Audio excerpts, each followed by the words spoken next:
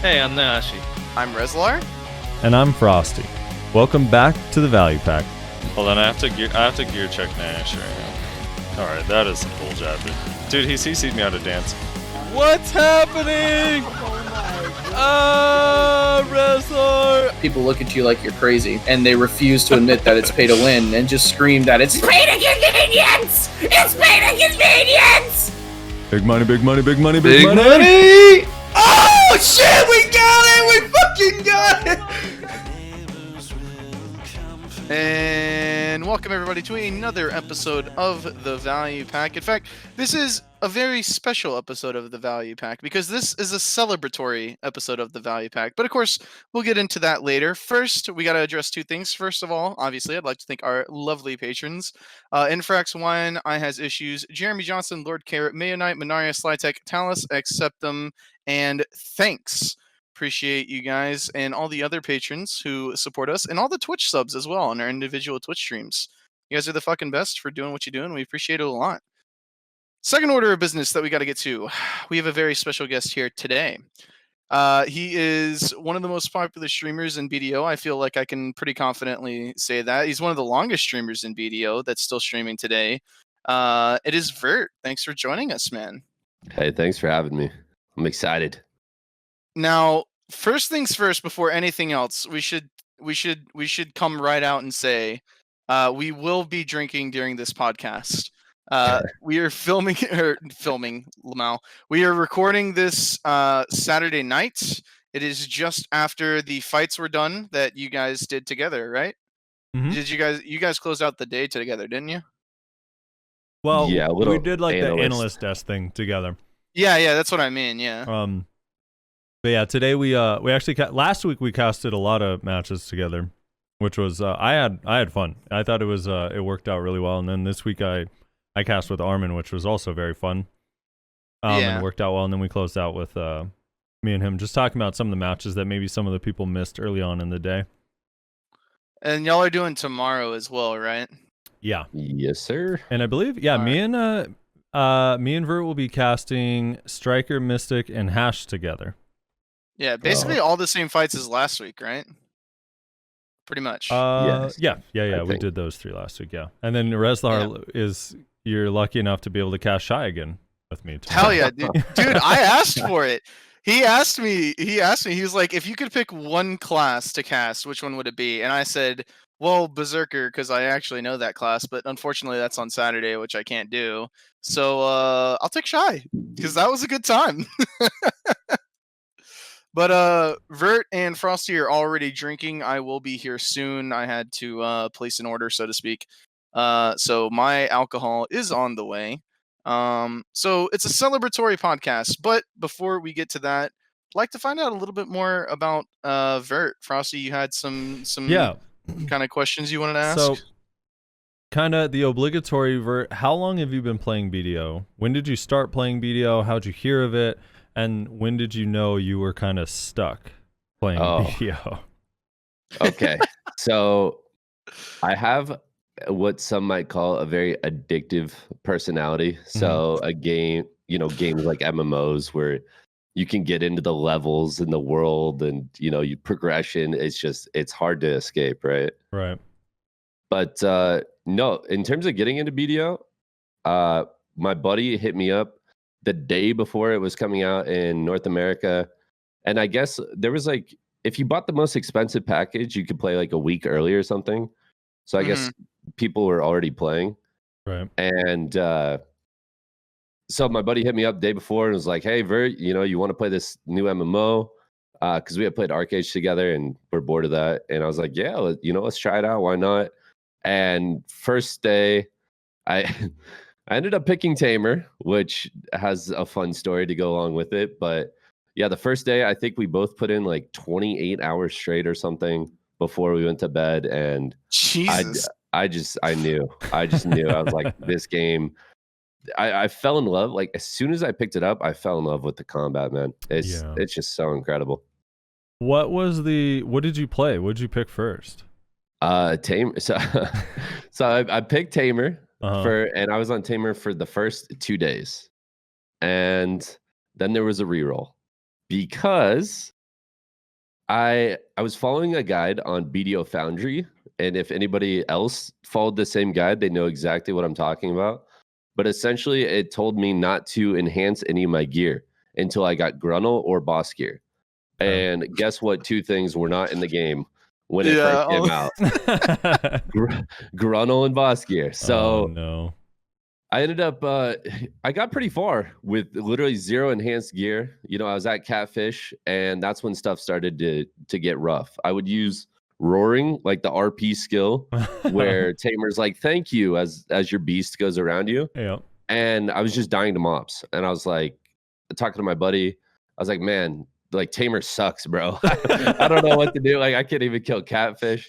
And of course, he was playing a Ranger, like 90% of the population. Yeah, yeah. And so he's like, "Oh, don't worry about it. You know, come down to the Marcus Shadow Cave. You know, I'll boost you a little bit." And so I was like, "Okay." So I hopped down there, and these mobs hit even harder than Catfish. And I ended up dying to stalactites, like the stalactites falling from the ceiling in the Marcus Shadow Cave.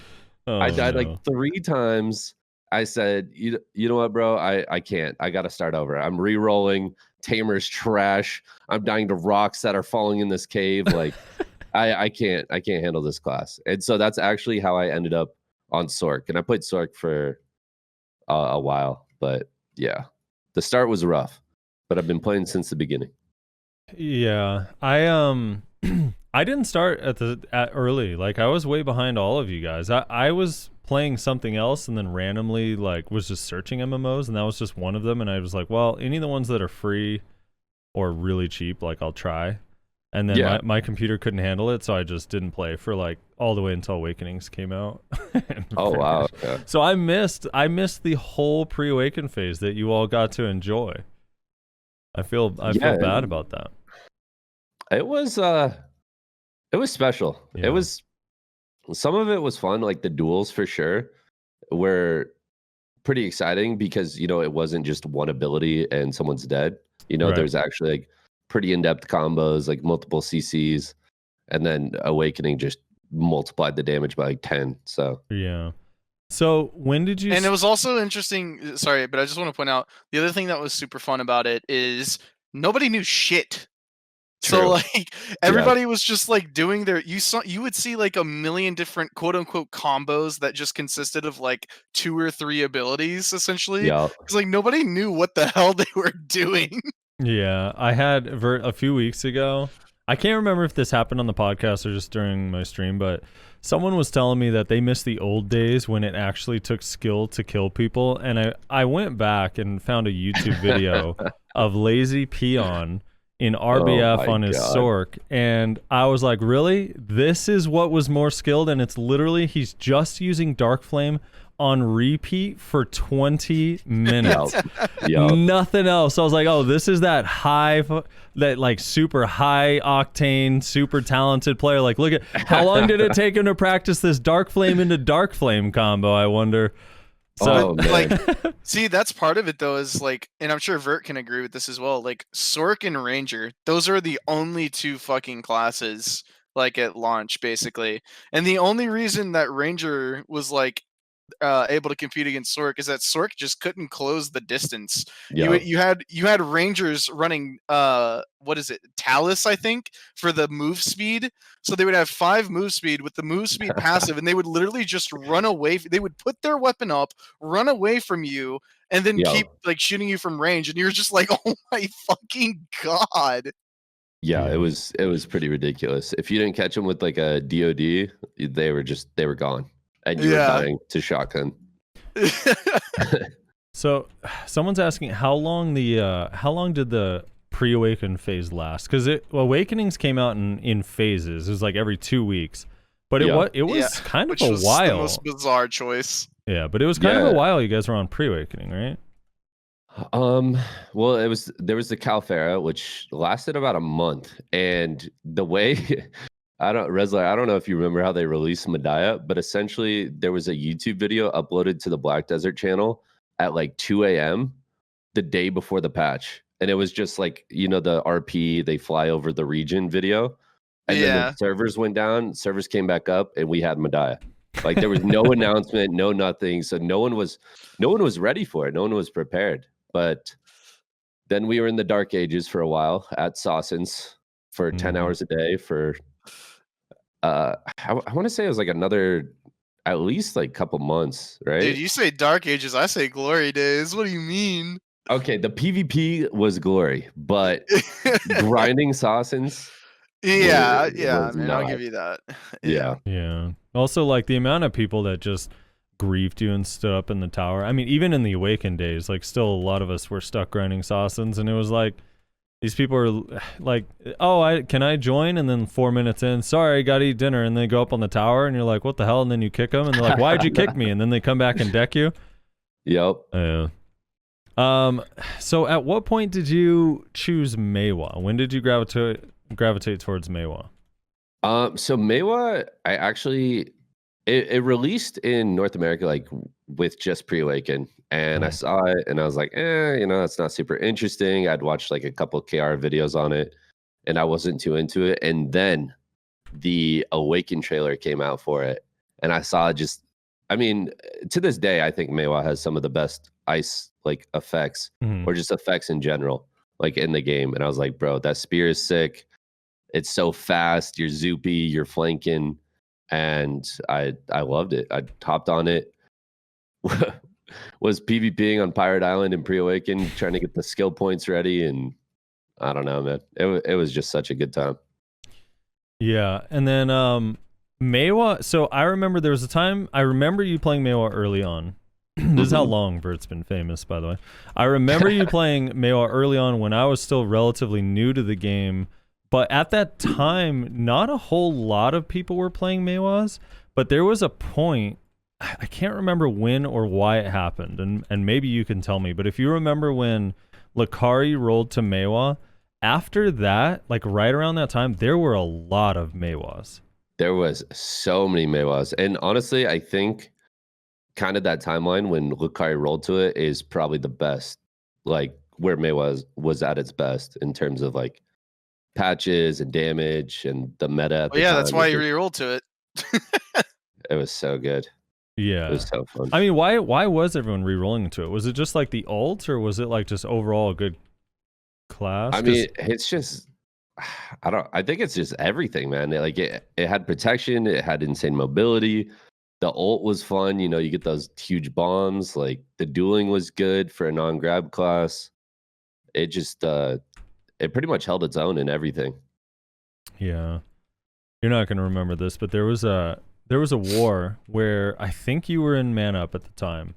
A siege. You were in Man Up at the time. Our guild, Reslar, I believe, was in there with me. Our guild decided to place. Someone asked us to place on I think it was the demo was coming back. AKA like FML, but they were calling themselves demo. Yeah. They had just made a comeback, and they planned to 1v1 barcode on Serendia, and we went there, and we had to Zerg out Man Up first. And there was a point in that war, we were grouping up to push Man Up, and you literally came from the back, and you basically killed our entire guild with just your ult. Yeah. Like, everyone died, and I was like, oh my god. This is embarrassing. I feel horrible. Dude, that was bad. It was like I was definitely like ahead of the gear curve at the time, like by quite a bit, and Sieges reflected that so heavily. I mean, Man Up, like, Man Up shot calling at the time was Lakari yelling big damage, and it's similar, like Snake was super powerful in Medaya, and like, it was, people were just getting gear checked essentially for a couple years there. And mixed with the Meiwa 100 and, its ability to flank and everything and set up plays, it was so juicy. I have so many just bomb clips of that. I find it funny that you talk about Lakari shot calling, because like people today will like look at like Lakari shot calling and be like, he's not even really shot calling. But what people don't understand is that he didn't need to. Yeah. Like the gear differential was so enormous that he didn't have to like actually shot call like you have to today. Yeah. He just had to tell people which direction to throw their abilities, and entire guilds just died. Yeah, it was a mix. Like, so Man Up right after merge was, it was like maybe 30% Man Up, and then it was 30% Mango Bay, and then it was, the rest was Relevant, which was my guild from Orwin. And like we had gear, but we were just also like stacked with just players that like knew what to do and knew where to be. It wasn't your, I feel like I see it so often, and it might be the fact because like tag system and the meta is like so heavily like, if you want to join this guild, play wizard type of thing, that you see a lot of players that kind of look lost. Whereas before, everyone is, they're on their class, they feel at home, they know their role, they know what to do. And you had a lot more standout players, it felt like, that were just very impactful. So fast forward a little bit. Mm-hmm. SUCC changes happened. God. It was huge news. It was huge. It was crazy. They completely redesigned the SUCC system, all the way from changing protections and CCs to changing how the CC system works. People forget the only way after you put someone on the ground to get them off of the ground to re-CC them or extend your combo was to grab. You couldn't re-CC from the ground. So you had to do like Musa's. I don't know if it was the same for Mewas, but Musa's would go stun, stiff, stun, and then float, and then do their damage on the ground. Ninjas would extend their combo with a grab halfway through. Tamers, same thing. You tried to save your grab for after. You like weren't even really going for the grab as a catch because you wanted it for the extension. So CC changes come out. They change the rules. They change the CCs, the protections. They kind of remove everything from Awakening. There's no longer protected CCs on any class not named Wizard or Witch. How was that experience in that time for Mewa? Oh, God. Also, can we just point out that they decided to remove protections before CCs? Yeah, it was a 2-week patch. They removed protections first and then the CCs. That was rough, dude. That was rough. My guild, like, we lost so many members because that whole week of wars where people were just getting CC'd over and over because they removed all the protections and not the CCs was like, it was hard to keep a guild together for that first week. But how was your experience in that, Vert, and on Mewa, and just for the guild that you were in general? So this was like, these 2 weeks were like the darkest times I've had in BDO. Like it was really bad because back then you had Dr. Positive and Good Vibes who were hosting the BSL, and that patch went through the week, like the following weekend was the finals of the tournament, and I was fighting Vanguards, who was a warrior, and they gutted Mewa, and I was fighting a warrior, like, which is already our like worst matchup possible. So I went out there, I tried to do everything I could in the first fight, just impossible, like an impossible matchup at the time. And then the second round, the gates lowered. I literally weapons away, walked out to the middle of the arena. He killed me, and I don't think I played BDO for like a week and a half. Like I took a break from my stream. I was so upset, man. It was crushing, absolutely crushing.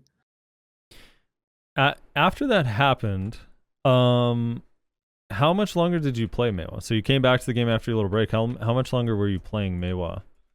I'd probably say after that, I put like another month or month and a half into it to like try and make it work, and the class felt just so bad to me. I was in the BA, I was in Node Wars, Sieges, just nothing was working. What was the biggest thing on Mewa that felt bad? Because it was also coupled with the stamina changes. Well, I mean, they quite literally took like everything away, right? They did the stamina changes. They went as far as to remove the super armor off pedal drill and like leave it as a stun, which the ability literally doesn't work without protection because you have to fly through the air and you're just getting hit by every CC before you land. They took the direction off pedal bloom, which was, our massive damage, and left the CC on that, and it just didn't make sense as a kit anymore at that point. All right. What was your first reroll? That's I think that's right when DK came out. And so, I was like, new class, okay, maybe I'll be a little less. Actually, No. So DK came out a year before. Yeah. DK came Yeah. out the year prior, exactly 1 year before the CC changes. Okay, It was so, right after Mystic came out that the CC Yeah, changes happened. That's right.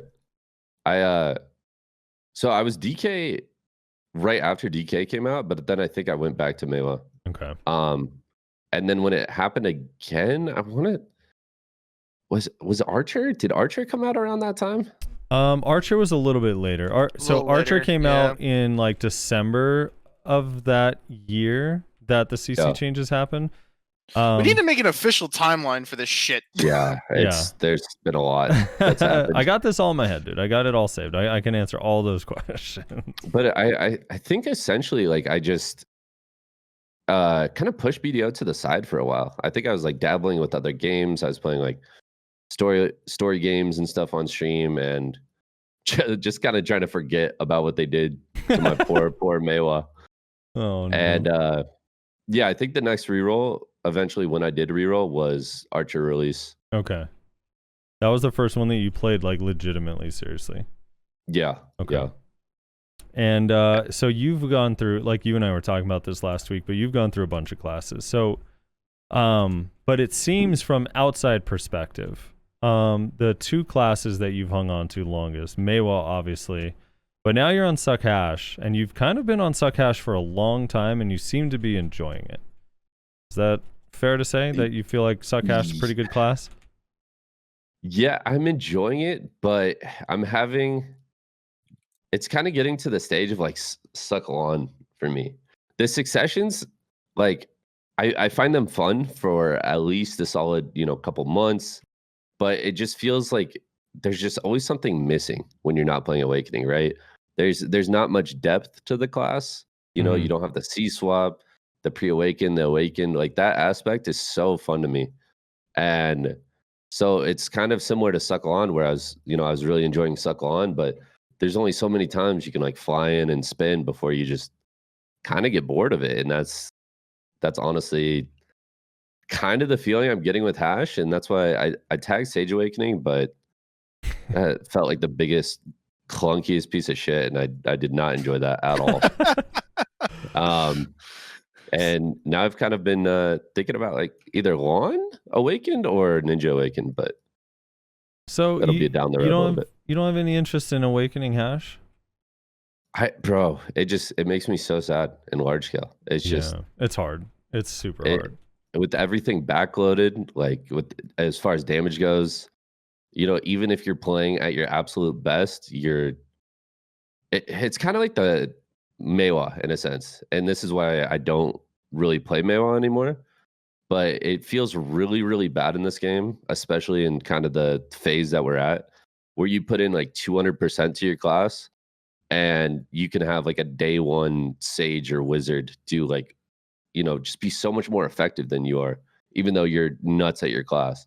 Yeah. And that's kind of the vibe that Awaken Hash gives me. So I mean, I kind of feel the same as you about SUCC Hash. Like I got bored pretty quickly. I still think it's like kind of fun to grind on and play occasionally, but yeah, it's like there's not a whole lot of depth. And yeah, exactly. Awaken Hash has a whole ton of depth, but the problem is it doesn't fit in the current way Node Wars are played out, which is just mostly ball v ball. Because I actually do think that Awaken Hash and the way its slow damage comes out would feel fine if we were against Flex with Flex. Like you're with a Flex group and you're against other Flex. But the moment a Sage or a Wizard or a Caster or something with big AoEs, a Guardian's thrown in there, the 1vx is just impossible on Awaken Hash. Yeah, exactly. And that's kind of going back to what I was saying with Mewa is like you kind of get the same feeling. Like if large scale had these true objectives, like if you were spending the entire time, let's say like hunting flags or hunting cannons or stuff like that, like the class actually feels pretty good and it's fun and can perform. But the second you have to do anything close quarters, like if you have to go into a castle or into a fort, it's just your class becomes irrelevant. And you know, nothing feels worse than trying your heart out, bro, and just getting bullied. Just straight up getting bullied. If you That's how had, I feel with my Black Star gear. if you had the reins, if you had control, to change something about Awaken Hash, because I think the style suits you, right? Like it's actually like kind of cool and fun. So if you could change something about Awaken Hash to fix it for Node Wars, like what would you change? Man, it's tough to just be like, you know, one change would fix it, because I think the concepts and like just kind of the way the abilities come out it's just not great. Like it needs more front loaded damage, and it needs that front loaded damage to hit like a real skill. Like it's fine if you have these animations and stuff, but don't give me like a 10-second RP animation where I'm swinging my arms in the air like a helicopter. Like unless I'm fucking flying into the air and I could fly into a castle, like I don't, like what is the point of that, you know? Yeah, I've always felt like on at least in my experience in Node Wars, if they just made Ensnaring Sands a legitimately good skill for large scale, and then maybe like, is that the shift left click? Yeah, that's shift LMB. Yeah. It just comes out so slow, like slow. Like you would think based on the numbers and like the animation that like that's one of those skills like, oh dude, you got to get away, like look what he's doing. Right, yeah. But like people literally, I mean, classes you wouldn't even think. Like I'll have a Succession Kuno sit and trade me in that, and I lose the trade. So yeah, it just feels, the front loaded damage. I do think the style is like pretty cool, and you can still utilize the pre-awakening and stuff. It's just Ensnaring Sands. But the other big thing is not being able to move in Owl's Breath is such a big difference. Yes, it makes the skill feel borderline useless. It feels RP-ish, as you say, in Awakening compared to SUCC, whereas like SUCC has real value. You can walk over stun traps. It's more difficult to track you. You can disengage or engage. Not having that feels bad. 100%, and that's like one of the best tools, if not the best tools outside of Arid Assault right now for SUCC Hash, is because it's essentially a super armor stealth, right? Unless people have effects on, which it's pretty rare. Like there's a couple like Zerkers here and there that are like, yeah, you know, I have effects on you. You're easy to grab. I'm like, well, fuck you. Stop grabbing me. But yeah, no, overall that skill is so good. Good disengage, good engage, you get stamina back, and it literally makes the kit, in my opinion, in large scale. How is SUCC Hash in 1v1 in your experience? Oh man, it suffers from the rock paper scissors 100%. There's matchups where it feels like you could never lose it, even if you were terrible. And then there's matchups you feel like you can never win, even if you're the best player in the game, you know? Yeah. Like, obviously, the shield classes, the, you know, gauntlets, it's winnable sometimes, you know, if they leave gaps. But, for example, I was fighting I think his name starts with like a M, like Mandarin or something from Cho, plays SUCC Mystic. Yeah, he's like always on our shit. Anyway, it's like an unwinnable matchup for me. I fought him like 100 times in a row. I think I won one matchup because he like messed up. Yeah, I know who you're talking. He's a Soul Basher abuser. It's terrible. Soul Basher abuser. Dude, 3-second cooldown with a 4-second super armor. What is that, dude? Yeah, it's crazy. So, I what mean, what are some of the ones that feel it's highly advantaged in? Really any class that either has a lot of frontal or relies on a lot of frontal. Because it's like, you know, I joke about it, but if you're in Battle Arena, you know how the icons pop up? I tell people basically, you know, blue means go. As soon as you see a blue icon, you're pressing Arid Assault, and you win the fight off that. And there's classes like if you pressure like Sork, you know, eventually they have to block, makes that matchup pretty easy. You know, basically any stamina heavy class that you can force into a block is just, you end up winning the fight. Right.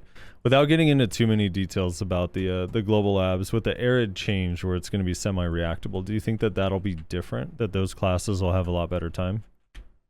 Yeah, I honestly like. I don't think it's going to be super impactful or a big change in large scale outside of like maybe if a hash has like bad positioning and gets caught before it goes off. But I think 1v1 is where it's truly going to be impacted in a negative way.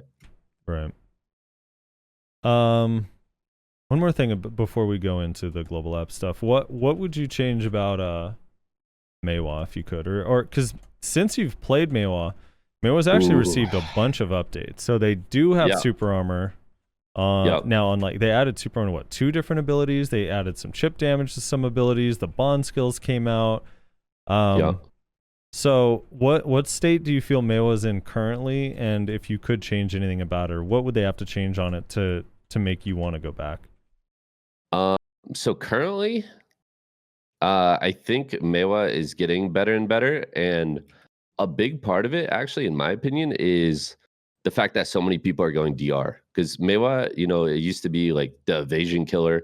You would float someone, sticky snowflake, float them, sticky snowflake, right? And you could just kill anyone with evasion. But they nerfed that, right? And so outside of that, her accuracy rate is actually pretty bad unless you're e-buffed. And so you don't do a lot of damage in large scale, like with your heavy hitters. And so the more people go DR, the better Meiwa's actually getting, which is pretty cool in my opinion. But in terms of what they could change with her, I don't want to get into the whole like grabs versus non-grab situation, but some sort of parry for grapples would be great, so you could at least deal with that. And then a long time ago, they took away our iframe on sleet steps, which is the little side skirt. Yep. And and without that protection, your iframe is on chase, which honestly puts more holes in the kit than it actually protects your class. Like it's a walking meme in the Meiwa community. It's the one. So I always make fun of the Meiwa complainers like Nyashi because we have them on, so we tease them every day. But we me personally, I've been saying for a while, like if I could change something with Meiwa, like obviously there might be more stuff, but I feel like the most impactful change that you could do to Meiwa that would make them read the patch notes and actually feel incredibly hyped is to just give them either on sleet steps or something and a completely separate cooldown iframe that they can use at will when they feel like they need it that's not locked to chase. Yes, exactly. Speaking of, I completely forgot to mention Nashi's not joining us today.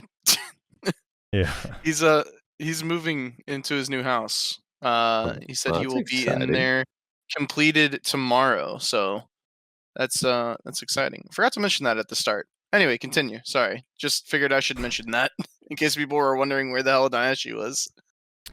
So this grab parry you speak of, or how would that work? Yes.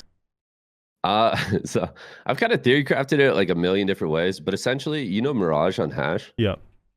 If they had a skill similar to that it doesn't necessarily have to, like it could react in a stun or a knockback or a stiff, whatever. Just something to make grabs less impactful and classes that don't have grabs feel more important and feel like they can actually do stuff in those scenarios instead of just getting run down, So like Mirage, you'd have to time it. Yeah, exactly. So because one of the most frustrating things is if you have like a grab Andy, right? Like you have a 1-point Zerker, 1-point Warrior that's just walking at you in RBF, just walking and just rotating their grabs. And it's just like, I can't really do a whole lot about this, but if there was, an ability to parry it and react and essentially punish them for being sloppy with their grabs, then I think it'd be like game changing for, classes that struggle like Meiwa, DK, etc. Classes without grabs. Yeah, I kind of like that idea. What do you think about? I mean, there's a lot of people that said this on Musas and Meiwas. If they gave Meiwa and Musa a grab, I mean, obviously it would help. I'm not gonna deny that it wouldn't help, but I would rather see grabs have a counter than more classes having grabs, in my opinion. Grab as it is for most classes and with the damage in the game, it's kind of just an I win button. It's like you're CC'd. Okay, now I can set up my next combo perfectly, barring resist, of course, but it definitely feels like an I win button in most cases. Does SUCC hash need a grab? No. SUCC No. hash has its own I win button. Yeah. Yeah, that I win button's pretty hard countered though by some classes. True. What's your least Yeah, favorite I mean, match? so are grabs. What? Hello? Sork? I mean, it's not hard countered. What? You think grabs hard countered by Sork? I think grabs are hard countered by iframes, considering you can't grab them. Yeah, but the problem with saying they're hard countered by iframe is the counterpart would mean that the person loses, and if you fail a grab on an iframe, does not guarantee that you're going to lose. It just means in that moment you're probably not going to win.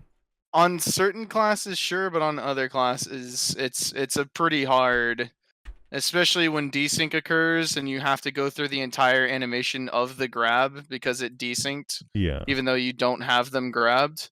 Sure. What was I gonna say about hash? Hi, grab Andy here, by the way. Just wanted to point that out. No, see, my problem with that argument is the patch that we got this last summer that gave grabs priority over iframes. Because you used to have like, you would have desync or you'd have like the forced choke animation that happened for a while. And they finally decided, okay, you know what? We need to essentially get rid of this tie. Like if someone grabs and someone iframes to counter it, grabs are prioritized now. And as someone that plays a lot of classes that have iframes but don't have grabs, it's absolutely miserable. Yeah.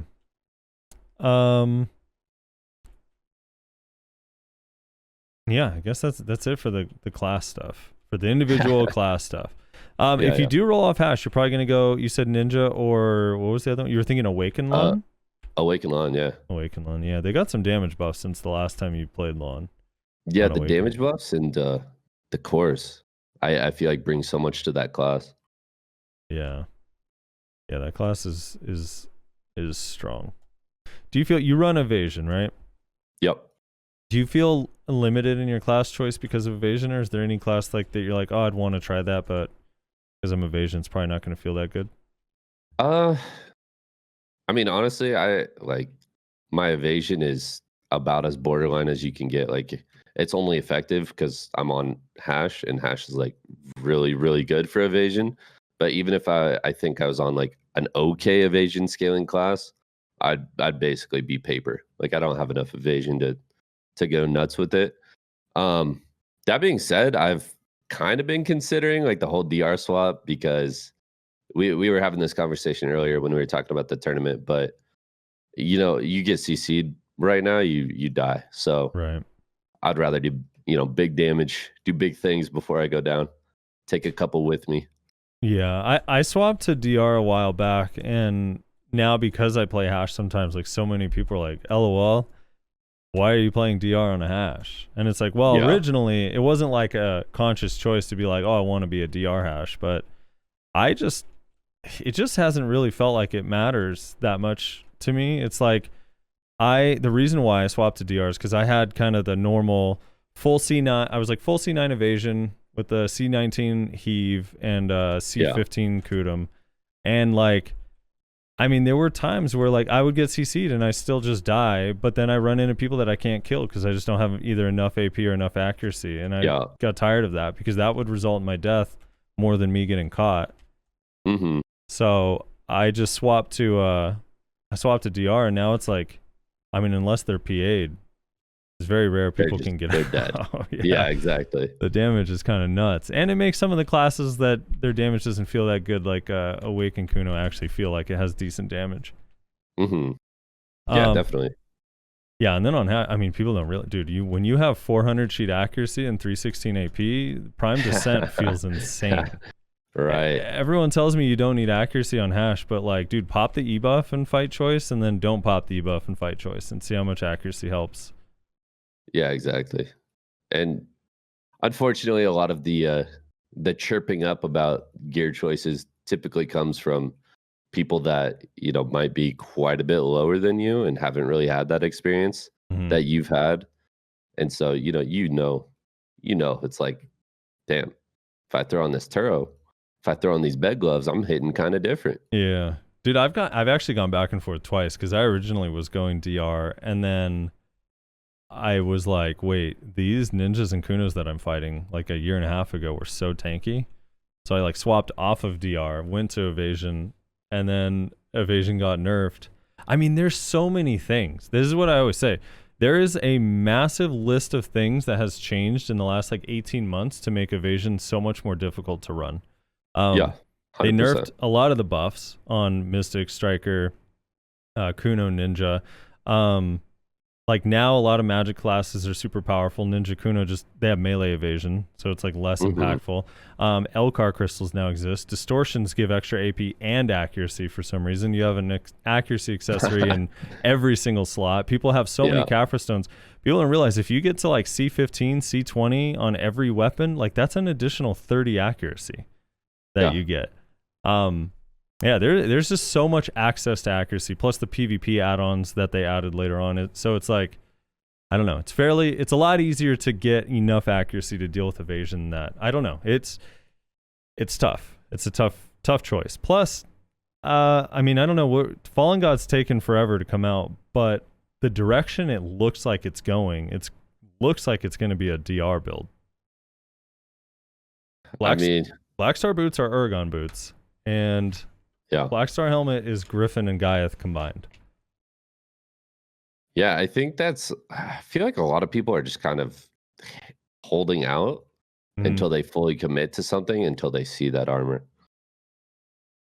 Because I mean, that's kind of where I'm at. I'm like, okay, the Fallen God chest, could go either way with the falling pieces. And it's just like, do I spend all this money to swap to DR and lose money on the marketplace, lose some Caphras? I don't know.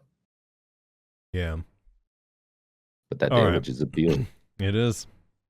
It's kind of cool. It makes Maywa feel like it hits hard, I bet. Okay, relax. Relax. Imagine Dude, SUCC Maywa damage is wild though, right? Like, yeah, it is. It's very good. Nyashi for a while was running like off in Lieber, and he had like 306 sheet accuracy, and he's taking choice down to 5% in a combo. And I'm like, what? What is happening? All right, so we got a global lab patch. We got a big fat global lab patch. So I want to get your guys' opinion on where do we want to start here. So I'll give the little breakdown. There's the class balance changes. There's the new crystals. There's the new Node War Siege DR buff thing. And then I think that's it. But that's a lot of stuff. It says that's it, but yeah, it's Christmas. It's literally Christmas. Yeah, it's kind of insane. I think we should start with taking a drink because I now have one. Hey. So cheers. I'm gonna start with taking a drink. What's your drink? You got some White Claws. You drinking White Claw? You get a little sixer? You got some White Claws, bro? No, rum and coke, and I made it a little strong. Holy shit. I don't. Should we just start at the top and go down, like the actual notes itself? We could do that. Or do we want to rank these in terms of like hype, and then like go small to big or big to small, or I don't know. What are we thinking? What are we feeling? Let's just roll down it. Let's roll down it and go from there. All right, so let's fast forward down to, we got some new crystals added to the game.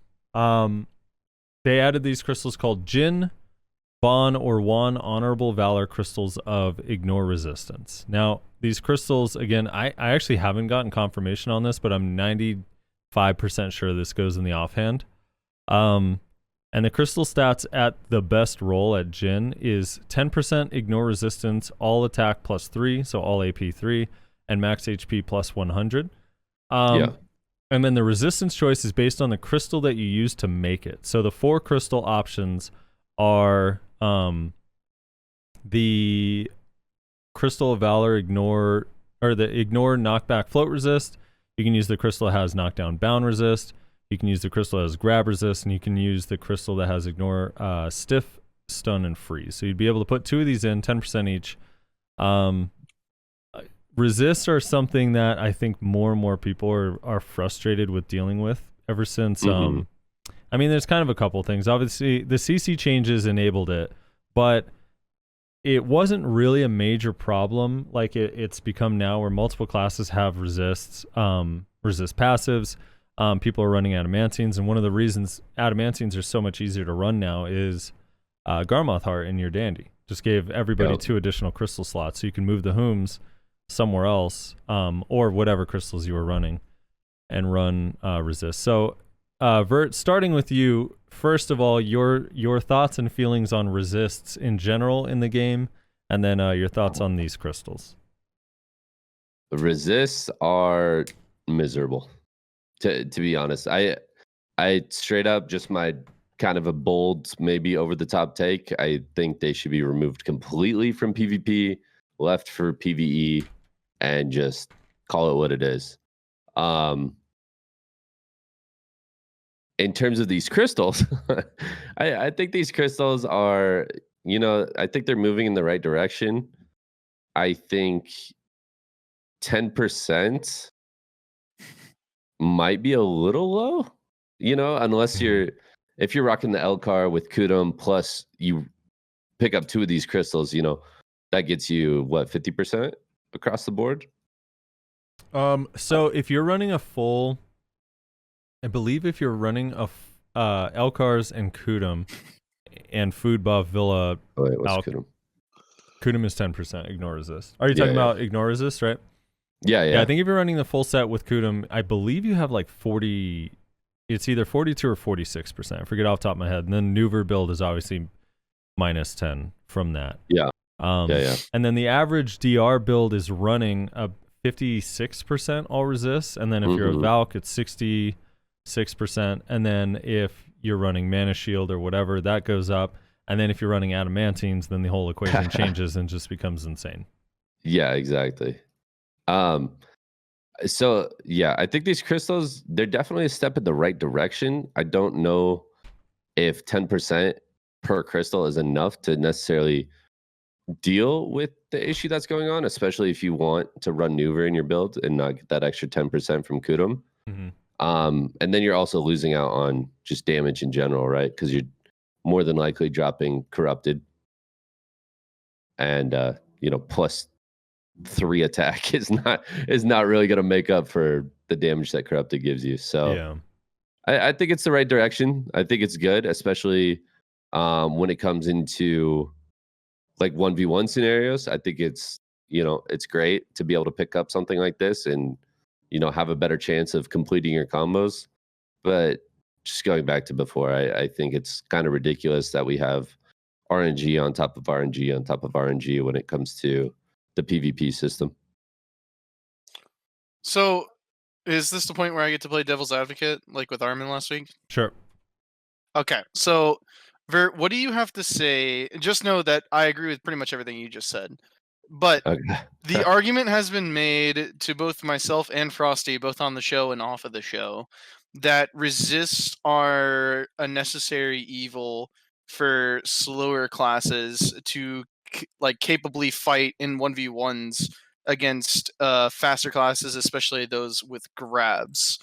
And now keep in mind that is a tame version of what is usually said, which involves calling us a bunch of slurs. But that's the tame version of it. So what do you say to that argument that it's kind of necessary for the slower classes in terms of their 1v1 capabilities against these uber fast grab classes? Well, I mean, I don't even think grab is that. That's not really in the equation right now, that people are complaining about, is it? I don't think anyone necessarily stacks grab resist, right? No. Multi's the only one. Yeah. So I mean, there might be a couple people out there, but I think the big one is KDs, and I think the issue lies on the fact that it's not necessarily the first CC that's catching you. KD, it's very rare that anyone would ever lead with the KD unless you get caught by a Grim or something like that. But I watch more specifically, like I watch Mac a lot.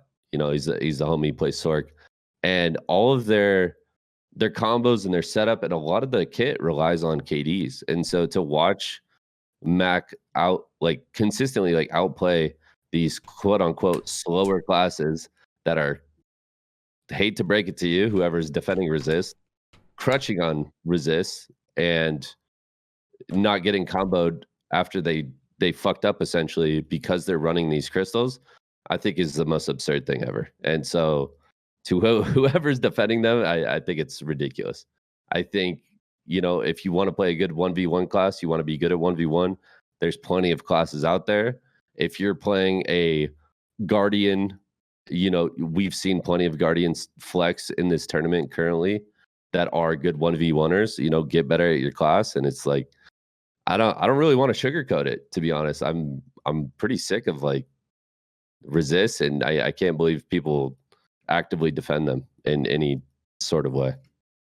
Yeah. So one of the things that we've kind of talked about as a possible like compromise with the resist system, right? Mhm. Because if you say like, well, you know, if we want to compromise between these two positions, one compromise that we thought about, and I'm sure that you've thought about it too at some point, is what if we just make it to where resists don't work on the ground? So while you're standing, sure resist, but the resisting on the ground, man, that is just the Yeah. worst. Yeah, because that's where all the reversals come from in a Yeah. fight. So Yeah. like what would you be like happy with that? Do you think it's still like just not enough? The whole system needs to be thrown out? Like kind of what are your thoughts around that like proposal of a compromise? Okay, so again, similar to these crystals, I think it's a step in the right direction. What I would like to see personally is instead of while they're on the ground, then resist become whatever. I think it should be after the first CC lands. So let's say someone catches you with like a stiff or a stun, and then they go into their combo. You know, as long as you're already CC'd, I think resist should be out the window because it's just as frustrating having someone standing and you go for a follow up CC and they grab you right then and there because they resist whatever, you know? Yeah, and I do think whenever Frosty, because I think it was Frosty who first came up with that thought. I think whenever he first came up with it, he specifically said while you're CC'd. I'm the Yeah, one yeah. who said while you're on the ground. But same difference. Yeah, 100%. If you're stiffened, I would assume or I would hope that it's the same thing. If you're Yeah. stiffened, you don't have resist. Just like if you're knocked down, you don't have resist, et cetera, et cetera. So yeah, I Yeah. mean, I don't know. That just seems like a solid compromise to me that everybody can go home going, you know what, I didn't win, but you know, at Well- least I didn't lose, I suppose. Let me And plus, like everyone feels bad whenever you get resisted when somebody's already CC'd, man. Oh, 100%. Like that's Yeah. that's not even like a slow class versus fast class Yeah, or yeah, like yeah. stacking resist versus non-stacking resist. It just If you feels are bad. PvPing in this game, when someone resists you, when you have them CC'd, you feel fucking bad. Yeah. Yeah, 100%. and when you resist someone else, I think like or when someone else's CC is resisted, like when you're on the ground, like all right, if I'm dueling my friend in BA and I'm on the ground and they catch me, I make a mistake, and then they go to float me, and I just immediately get up and smoke screen them because the float didn't work. Like, yeah, I won, but I don't feel good about it. It's not like I have nothing to brag about there. It doesn't feel good. I don't feel like I've improved or my skill got better or something happened there. Mhm. So two things. One with the slow class thing, because I've also heard that argument a lot. I actually think resist counter slow classes more than they counter fast classes, because if a slow class resists, I used this example last week, like a Succession Nova, for example. If you resist the re-CC from Fianchetto, like that's it. You don't have another CC. Like they're getting up and they're if they have a grab, you lose. It's over. Yeah. You just lost the match. And then the other thing is they already have this system kind of in place with potions, where if you are under control impairing effect, you gain additional HP when you use a pot. I mean, the same rule could apply if you're under control impairing effect. All of your resists are 0. You can't resist anything. Yeah. That way it's like, because you can react. Like if I'm a hash and I go to block jump someone that clearly was open and they resist, I still have time to react to that resist. Whereas like when they're on the ground, you're mid combo and you just did Al's Dominion, Dune Slash, and they resisted both. It's like, oh shit, I'm screwed. I might be screwed right here. Now I get Mirage. I mean, we saw it last week when we casted the fights where like so many people that's Mirage. Just Mirage gets it. Yep. Well, 100%. And that's, I mean, it's heartbreaking, especially like, I don't want to go too in depth with the tournament, but there's quite a few fights, especially with classes that have the like built-in resist where you see the resist come through. And there's been a couple fights that have been lost by potentially the better player because of those resists. And it's so frustrating to watch.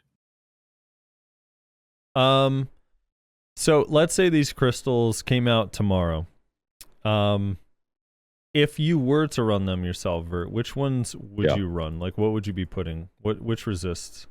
So let me reread the option. So one of them is float and knockback resist in the same crystal. The other one is knockdown and bound. Another one is grab resist, and then the last one is stun, stiff, and freeze. I mean, if I'm on my hash, I'm probably picking up, I guess, float resist if I was to go with it, since the hash's kit, well, at least Succession doesn't really have any knockdowns in it. But I think this is, the crystals definitely feel like they're more so targeted towards just directly countering adamantines. Because it's, I mean, you get the occasional like float resist here and there, but it feels like the resist conversation in general is very focused around adamantines and knockdowns. And classes that rely heavily on them.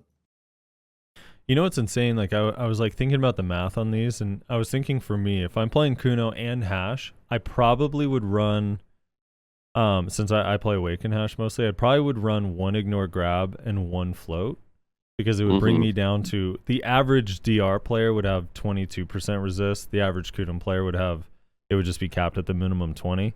But and then super high resist players would have, I don't know, somewhere between 30 and 40 at most. But the sad thing is, if you run 2 ignore knockdown bound resist, like they still have a 50% chance to resist if they're running out of adamantines. It doesn't even bring it low enough. Yeah, and that's where I kind of like talking about the crystals again. I think 10% it's too low. Like if you're giving up either double corrupt, or if you have valor or whatever you're running in your offhand, if you're giving up all that damage, you know, you should at least at the minimum be getting 15 to 20% per crystal, in my opinion. Like, I hate resist. Do you think the adamantine meta is going to change a little bit when the new Alucas crystals come out that have attack speed? I don't think so. I think at that point people will just drop Hooms. Yeah. I think adamantines are so powerful in the current meta when you have, you know, you're essentially denying like, okay, meteors don't really affect me, which is massive with all the witch wizards running around. Sorks, if they catch me, probably not going to be able to combo me. I'll get back up. You know, it affects a lot of very, very strong classes. And I think people will continue to run them, and they'll probably drop Hooms. All right. Rez, which crystals would you run if these came out tomorrow? Or would you even run them? I don't know. I probably wouldn't run them, in all honesty. Yeah, you got that busted passive. Yeah, that passive, man. Nothing helps. I don't know. There's just I don't know. I just don't think I would want to really move my crystals around. I don't really. If we assume that these are offhand, then I don't really want to get rid of my corrupteds, because that 10% crit, man, or 10% per crystal, so 20%. I mean, it's fucking huge. So yeah, I don't know. I don't think I would run them personally. All right, moving on. Here's another crazy one. Like a really, really crazy one. This is another one that I was like, hold on a minute. Because I didn't even think they'd get to this. Like, I know a lot of people are out there complaining about Wizard. I know a lot of people are out there complaining about Witch and the meta and like how it currently is. And I know a lot of people complain about slow stacking, but I didn't know enough people complain about it that they'd at least heard something on it. So in this Global Labs, they released the note, the bullet point under all classes, the upper and lower limits of attack speed, casting speed, and movement speed that increase or decrease the character have been applied. Attack, casting, move speed increase upper limit is 250% based on 100%. So if you have your base character's attack speed is 100%, after, I guess, popping like Alkstone and any skill buffs, speed spell, maybe even a pure Blackstone, yada, yada, yada, the cap is 250% increase. And then on the low end, attack, cast, and move speed reduction lower limit is 50%, also based on 100%. So, for example, if I get hit by Mystic Slow, which is 30%, and I get hit by Guardian Slow, which is 20%, that's going to bring me to the cap at 50%. So if they have add-ons on both of those slows, I'm not going to be slowed anymore by those add-ons. The cap is 50%. So starting with you, Vert, what are your thoughts on this cap, this change in general?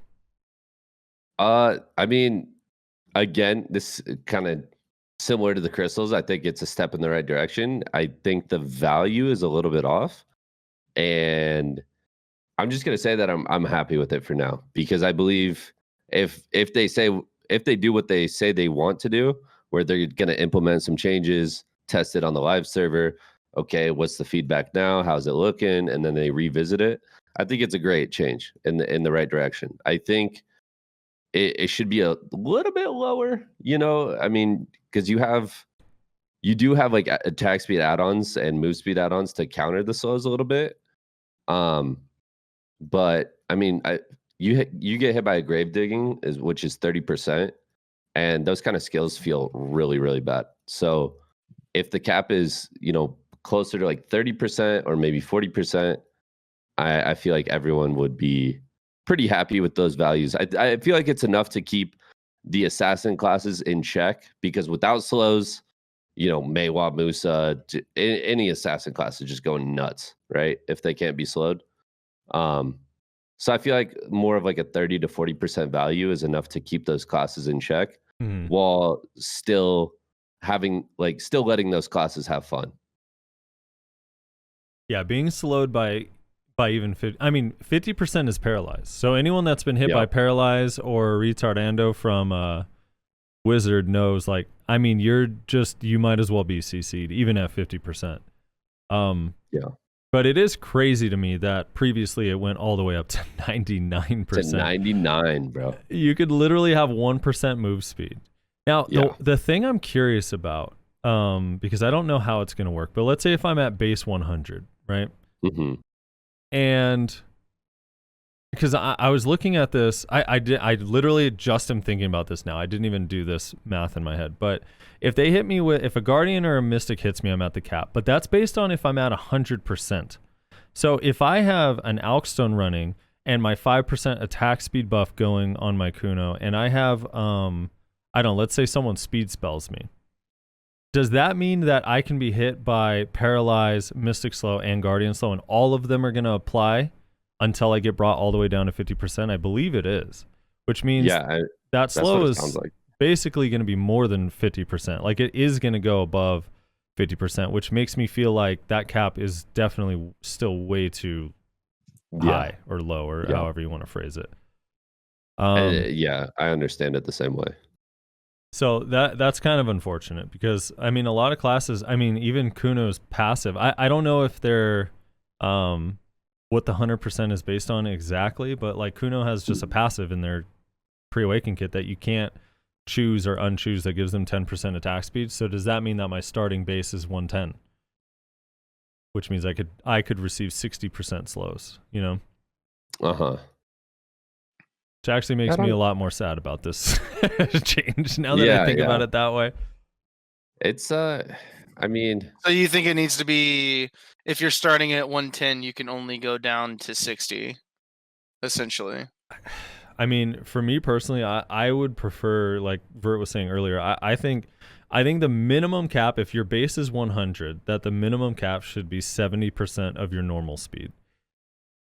That should be the absolute minimum cap. That way, if it is based on the way I'm saying, like you use some attack speeds and stuff, like if you get slowed, at worst, you're at 70% of your base kit move speed. Divios just brought up your 5 attack speed is equivalent of 20% attack speed as well. So that's something to keep in mind. Because why would that be? I'm bad at math. Help. Well, he's saying if you have 5 attack speed, technically you're starting at 120. Okay, I got you. Yeah. Right. So that means we could be slowed even more. That I thought So it was saying 5% attack speed. So let's say you have 5 attack speed, you have an attack speed buff on you for like, I mean, I don't know how much, 10%. So you're starting at like 130. That means you can be slowed at 80% if we're assuming that that is how that works. Yeah, that makes me wonder when this comes if we'll even notice a difference at all. Yeah, I feel like it's rare that you ever get slowed more than 50%. So, yeah, that was kind of my thoughts, is that when this patch goes through, I don't think you're going to see any difference in terms of like, oh, it's not as bad.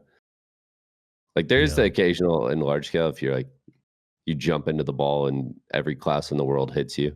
Especially, man, the thing that kind of put it over the top for me is they keep introducing like Guardians like unique slow, or like the RP, like lightning effects have slows on them for some reason.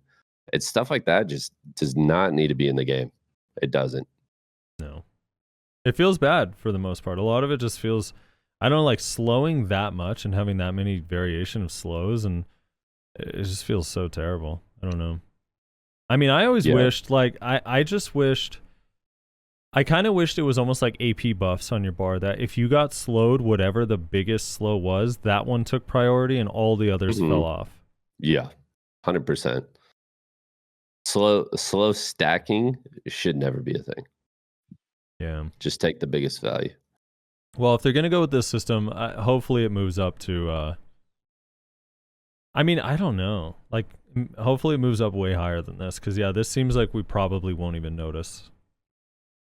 Rez, any thoughts on the slow stacking cap thing? I mean, I'm glad they're doing something. Like, doing something, even if it doesn't have an effect, is better than doing nothing and not talking about it and just ignoring that the problem even exists.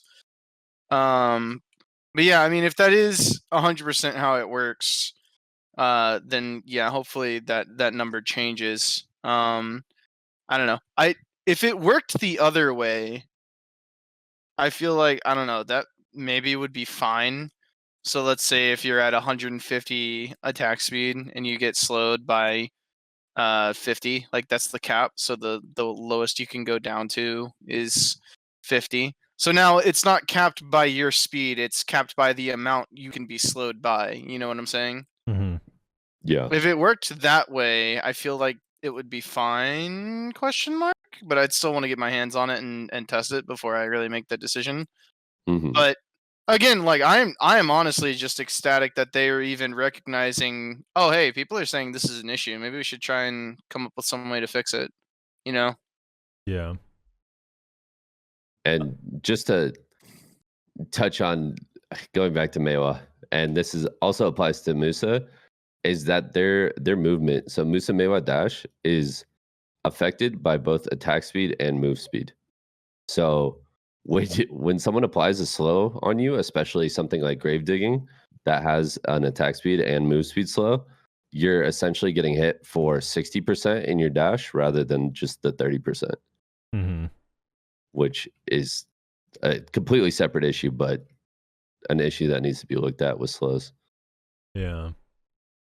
Yeah, a lot of the movement abilities are considered as normal attacks and are affected by attack speed. And move speed slows seem to have a higher percentage on average. It's a lot easier to apply super high move speed slow. Yeah.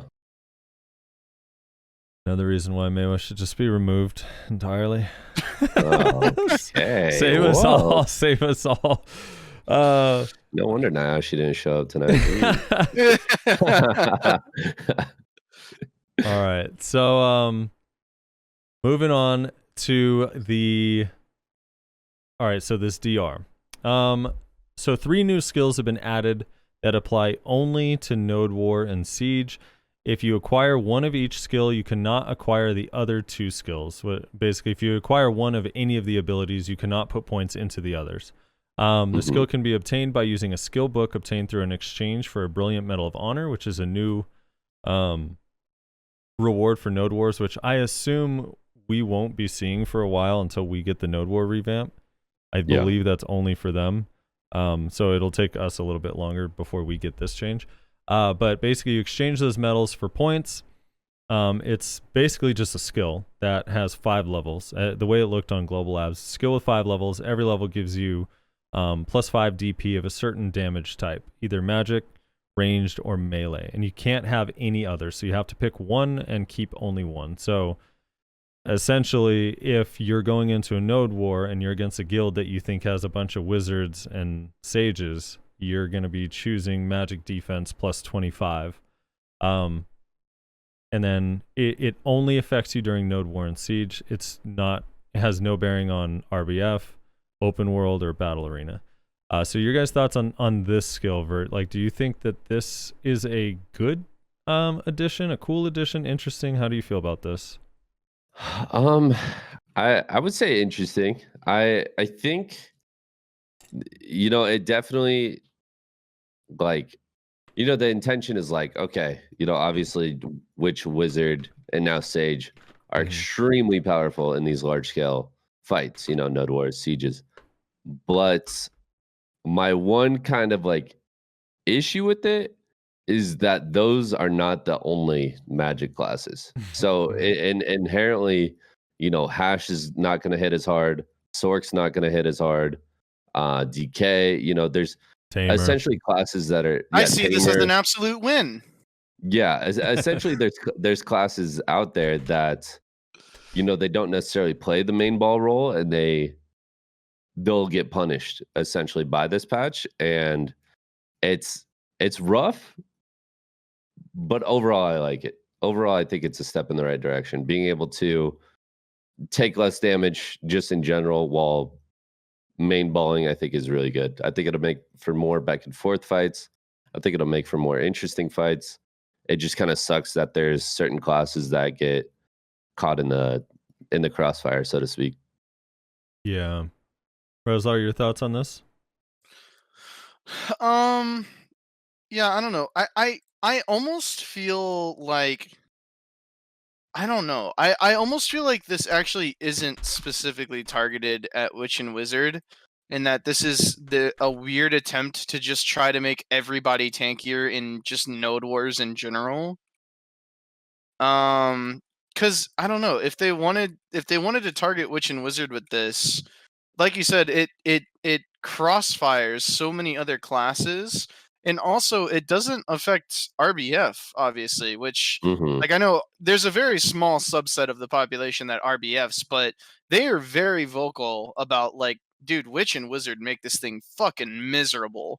And this doesn't help with that. So I almost feel like we might look at it as like, oh, this is for Witch and Wizard because it's like, obviously you're going to take magic damage for Witch and Wizard. But I actually don't know if that's their intention with it. But I don't know. I think it's fine. I think it's weird. I don't know. I feel like if you want to make people tankier in Node Wars, like, why not just ramp up split damage? I don't know. That's just the way that I look at it. Is it's like, okay, if we want to take down like damage of these ball classes in like large scale fights, we want people to live longer in the ball fight, right? Then just ramp up split damage, and that way you can target it among specific classes too, right? So you can put huge split damage values on Witch and Wizard, less so on like other ball classes like the melees and stuff like that, and then everybody just survives a little bit longer in the ball v ball engagements. So I don't know. I don't think it's a bad change. And I kind of like that they're trying to do something different. And once again, I'm just going to point out that I think they're listening. Like, this is another example. Like, there's going to be a theme this podcast. I think they're listening. They're hearing that people are saying, dude, these like ball v balls in Node Wars are miserable. You just go in and die instantly. And so they're like, okay, well, how can we try to solve this? So again, I'm gonna say that points for listening and trying to solve a problem that the players are saying they're having. I don't know if this actually does, or to what extent, but props, props where they're due, I suppose. Yeah, I'm trying to look at this a little bit more. I was like sitting here thinking like, what could I say that looks at this like a totally different way? And here's kind of my thinking on it. This is like, obviously balance changes are slow, right? Like they happen, it seems to happen in phases.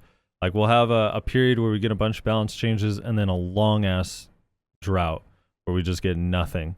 And I'm wondering if this kind of helps with that chance that the meta changes dramatically one way or another, and now you can, at least temporarily until something's done, feel like, oh, well, now everyone is running Archer in their guild, or Ranger, or whatever, and it's really difficult to deal with, so at least we can all throw on this range DP to help deal with it in the meantime until something gets changed. Like, it's almost like a subtle way to, like, shift how strong something is without Pearl Abyss actually making a change until they actually do make a change. That being said, I really hope that they don't think that this means that they shouldn't make changes quickly because that would be rough. Like we've kind of been waiting forever for a lot of changes, and I don't know. I don't want this to slow down their process of balance changing. I know I've been saying forever, like I think changing metas is fine. I always saw a lot when I sent that letter, a lot of people are like, well, it's stupid to complain about wizard or witch because there's going to be something else that's powerful that takes its place. And it's like, yeah, that does always happen, but at least if it's changing, it's interesting.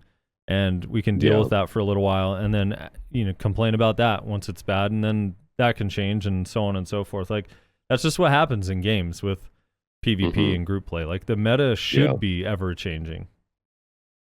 Yeah, I think that's where most of the frustration with the whole suck witch and wizard thing came from, is that it went on for too long. Like originally people, like 3 months into it, you're like, damn, witch wizard, they're pretty strong. 3 months later, you're like, okay, this class is getting a little annoying. And then here we are like a year later, like, please God, delete it from the game. I can't, my sanity.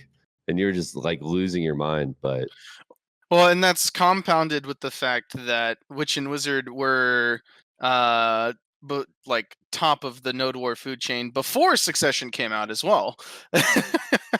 Like Awakening Witch and Wizard were still top of the food chain when it comes to Node Wars, at least before Succession came out. So yeah, 100% agree with you there.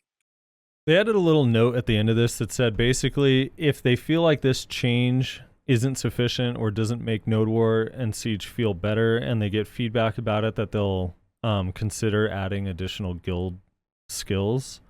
I assume they mean the passive ones that are for Node War and Siege only to like help deal with this kind of stuff. So we'll see. I guess, I don't know. That's an alternative option to just changing modifiers. If they do continue to add more active guild skills, please, for the love of God, I'm not a GM anymore, but I can tell you GMs everywhere need this. You need to be able to hotbar guild skills. Please. Yeah. Please, for the love of God, you need to be able to hotbar guild skills. Like, I don't think it's as much of a problem now that anybody, like any officer, can pop most guild skills. So, like, you can try and have somebody else do it if it really bothers you that much. But God, it would just make life so much easier. Yeah. Trying to shot call and lead your guild while managing all the cooldowns and having to open your menu every time. That's just miserable. Yeah. So if I'm going to take the super positive, like, silver lining of all of this so far, I'm looking at this like, okay, they've acknowledged that people are complaining about resists. At least they know that people don't like it. They've acknowledged that slow stacking is a problem. They know that people don't like it. And they've acknowledged that people are dying too fast in Node War, whether it be because of WIZ Witch, Sage, or whatever. So that's kind of interesting. The more insane news, though, is the class actual balance changes. So I'm just going to run down I'm trying to think of the best way to do this. I want to start with the casters because it's the biggest thing, and then I'll go back to the top of the list. Yeah. Can we just touch on a smaller thing first that I found kind of hilarious? What's up? As like a quick breather between the caster hate. Remember last week when I was like, should they implement a rule about this V glitch? Because there's no way they fix this before the finals, right? Uh-huh. And then Pearl Abyss put on their fucking sunglasses and said, "Hold my beer." And then all of a sudden, That's V amazing. glitch is now fixed the week after. Yeah. Dude, the thing that's crazy about it is how did this not come up during the KR tournament? Bro, they were cheesing it hard. They were cheesing it. So did you guys watch the KR tournament at all? Dude, it was like every grab class would V and come out right next to their opponent every single match. And it's like, it's crazy that it didn't get fixed before the NA tournament, but I'm glad they addressed it now. Did they have like casters like they're doing with us, like community like casters essentially? Yep. Yeah.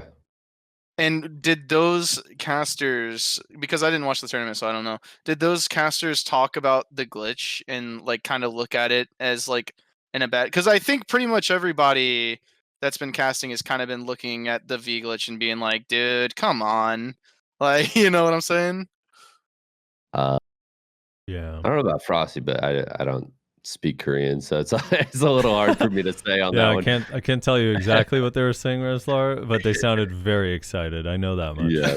Yes. No, listen, man, I didn't know if maybe people were talking about it on Reddit or something. I don't know. No. But I don't know, because like that's the only thing that I could think of is that maybe like whenever it happened in KR, it was treated as like not such a big deal. Whereas over here, people kind of look at it as like a super cheese, like, I don't know, just like not really a fair thing. Maybe the difference was in KR. The players watched it happen and they're like, that's crazy. What a good idea. And then we're over here, we watch it and we're like, dude, what the fuck is this? This is some bullshit.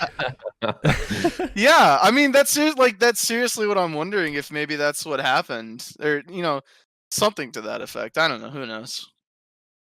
Okay. It feels like every single time someone claims that the Koreans think extremely like opposite of what we do, it's just a lie. So they probably were saying the same thing that we were saying about it, in all honesty.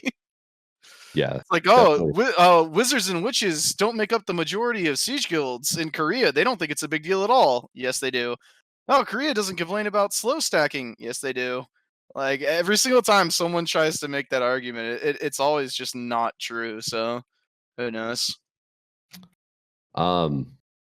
Real quick, I Frosty and I were talking about this a little bit earlier, Reslar, while we were doing the tournament. But do you think after the change to where V, like, you can't bug it anymore, do you think V in its current state is like a good mechanic? The way it works? Let me give you an example real quick, Rez, because I think Rez wasn't able to catch the matches because he was super busy. But let me give you an example of some of the stuff that took place today. So in one of the matches, Sork v Sork, a Sork V'd, and they were kind of in like the smaller circle area, right? So the Sork V's, and he's really low HP, and when he's coming out of V in the stun animation, the other Sork just throws Dream of Doom at him and he dies. Yeah. I mean, this is exactly what we talked about last week with Armin, right? Armin brought up the fact that once that circle starts closing in, if you don't V-glitch, you're actually like, you're fucking yourself. I mean, in reality, because you're completely stunned for like a second. Just a huge fucking sign over your head saying, "Hey, CC me." And yeah, I mean, it's unfortunate. I still think that, and I think it was Armin who said this last week, like that animation just needs to be iframe, and then the second you come out of that animation, you need to be like weapons at the ready. If you don't want to get rid of the animation entirely, that's probably the next best thing that you could do, in all honesty. So you're saying while they're sitting there kind of stunned, that animation, their opponent should be able to see them visually, and they're in iframe until they can actually use their weapon. Yeah, I mean, isn't I believe Armin said something to that effect last week? Did he not? Something like that.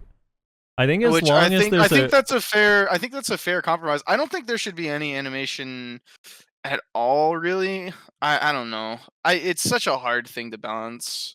the only thing Maybe with the you don't have iframe, any animation at all, but you start with your weapons put away, so you can't just like instant fuck somebody. I don't know. I don't know what the solution is.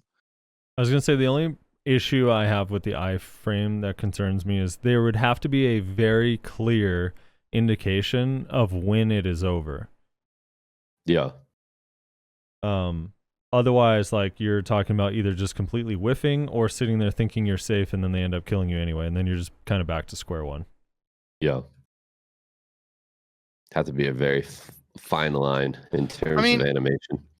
Well, I mean, could they just make the animation shorter? Like, could it just not be like a whole ass, like, you could go make a sandwich, come back and eat half of it before you get out of the animation?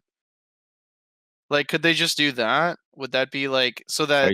Are you talking more like just like a traditional like CC break or something like in other MMOs? Or are you talking about the animation when they come out of V? I'm talking about the animation when they come out of V. Yeah. So instead of it being like a stun, like make it just like a stiff or slightly less than a stiff like duration, essentially. Like way harder for somebody to like react to it. You know what I'm saying? Mm-hmm. Yeah. I don't know. Like I just don't know because it's like it's such a fickle bitch Ooh. to like try and balance properly. Interesting idea coming from chat. They said, what if when you come out of V, it's like a freeze where you're super armor and you have the like 80% damage reduction? Oh, and then you see the little block of ice melt off, or you have like a bubble around you. That would be the indicator.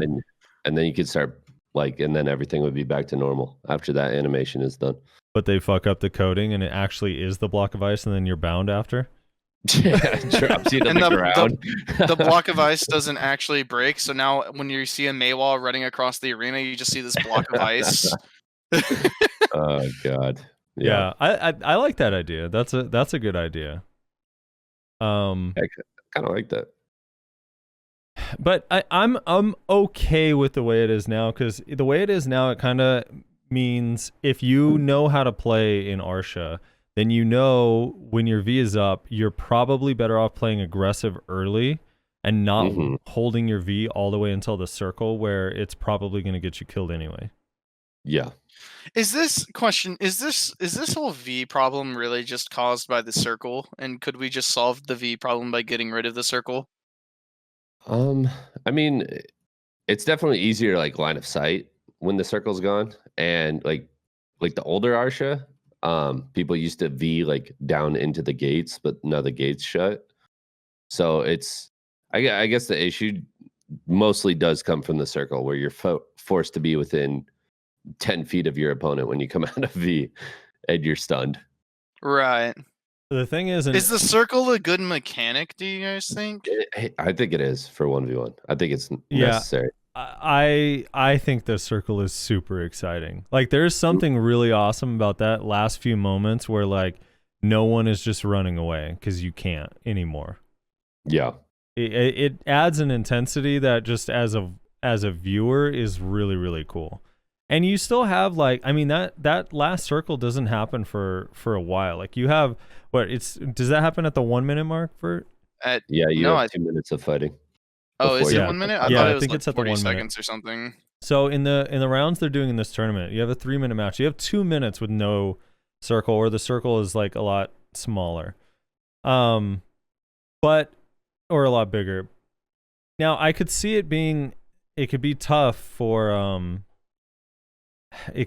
ranged classes later on in a non-mirror match duel. Where, like, let's say, for example, a SUCC ranger gets locked in that circle against a ninja. It's going to feel pretty rough. Yeah. Mm-hmm.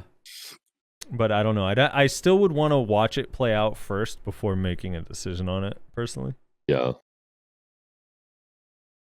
In the mirror matchup, I think kind of like you were saying, Frosty, it's like extremely exciting. Mm-hmm. You know, essentially you give these two opponents, like, they have a whole gladiator arena, and then by the end, you know, it's a cage match, and it's just like they're forced to trade, they're forced to fight. You know, one mistake loses it all, and it's the just excitement goes through the roof in that final circle. Yeah. I don't know. So the V thing is, yeah, I still it's better than it was last week. Let's just say that. Where poor Valkyrie is looking around like, where is the guy? Did he DC? Up, I lost. It's it was sad, you know. So this has not been addressed still, even though this I think was given in like feedback to PA. But the whole like flagging to extend your V definitely still exists. And while casting a lot of the matches, I see people come out flagged up, and I'm like, what were you trying to do there, bud? Like, where are you trying to go? Yeah. Trying to get the extended V, get more health back. So that's definitely something that needs to be looked at still. Yeah, the V should probably be, if everyone is aware of how long it's going to be no matter what. I mean, even if you want to leave the longest version of V and just that's the universal option, there is no short version, would be kind of nice. I don't know, some uniformity at least. Yeah. All right, one last thing before we get to the caster, because I'm curious now, since we're talking about V, your opinion on this. Yeah. Your opinion on escape in Node War and Siege. In Node War and Siege, I don't mind it. I feel like if you're gonna escape, you know, you want to blow that cooldown and put yourself all the way back in town. For most regions, I think that's fine. Personally, I would just like to see escape removed. Like you're not able to use it while in combat. Like escape in my mind is a function for strikers and mystics that Wolf Fang or Wolf Frenzy, whatever it's called, like into the walls of Histria. And that's why the mechanic is there. I don't think it should be an in combat thing. So like if you're in a node war, for example, and you get stuck inside a rock, you know, that's fine, escape. But if you're in a node war and you already burned your V and you're trying to save your perfume and you're on, let's say, like Balanos, where the run back to the fight is not that bad, then 100% you should not be able to escape.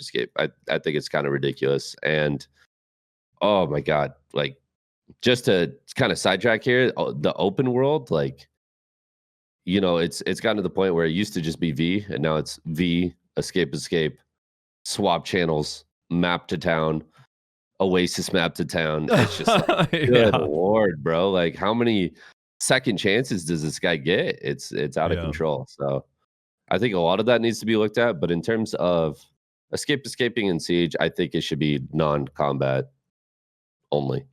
So here was a solution that I came up with. I didn't even think about it with the maps, but yeah, the map is an issue too. So it could apply to the maps the same exact way. But basically, if I hit escape, because like you said, it's for if you get stuck. And I myself, I've been stuck as a Kuno player. Tendon Cutter teleports you into walls all the time. Yeah. And sometimes you get stuck in a wall where you are still actually in combat because mobs, for whatever reason, can still hit you or whatever. So I think escape would feel better if it was when you use it, there's like a countdown of 5 just full seconds. So if you get CC'd in a node war and you escape, like that timer begins and the person still gets to completely go to town and finish you off. Because otherwise it's like, yeah, or even 10 seconds, you know, something long where like escape is designed to unstuck you. In every other game, it's called unstuck. And here it's like, I get to keep all my buffs and make my KD look better than it should be, even though I keep getting caught. Yeah. That's actually interesting. So Divios just said, so for about a year on global, escape has had quite literally what you just explained. It says now processing for about 5 to 6 seconds. And then, you know, as long as you're not attacked or whatever, then you are teleported. Yeah. No, he's not wrong.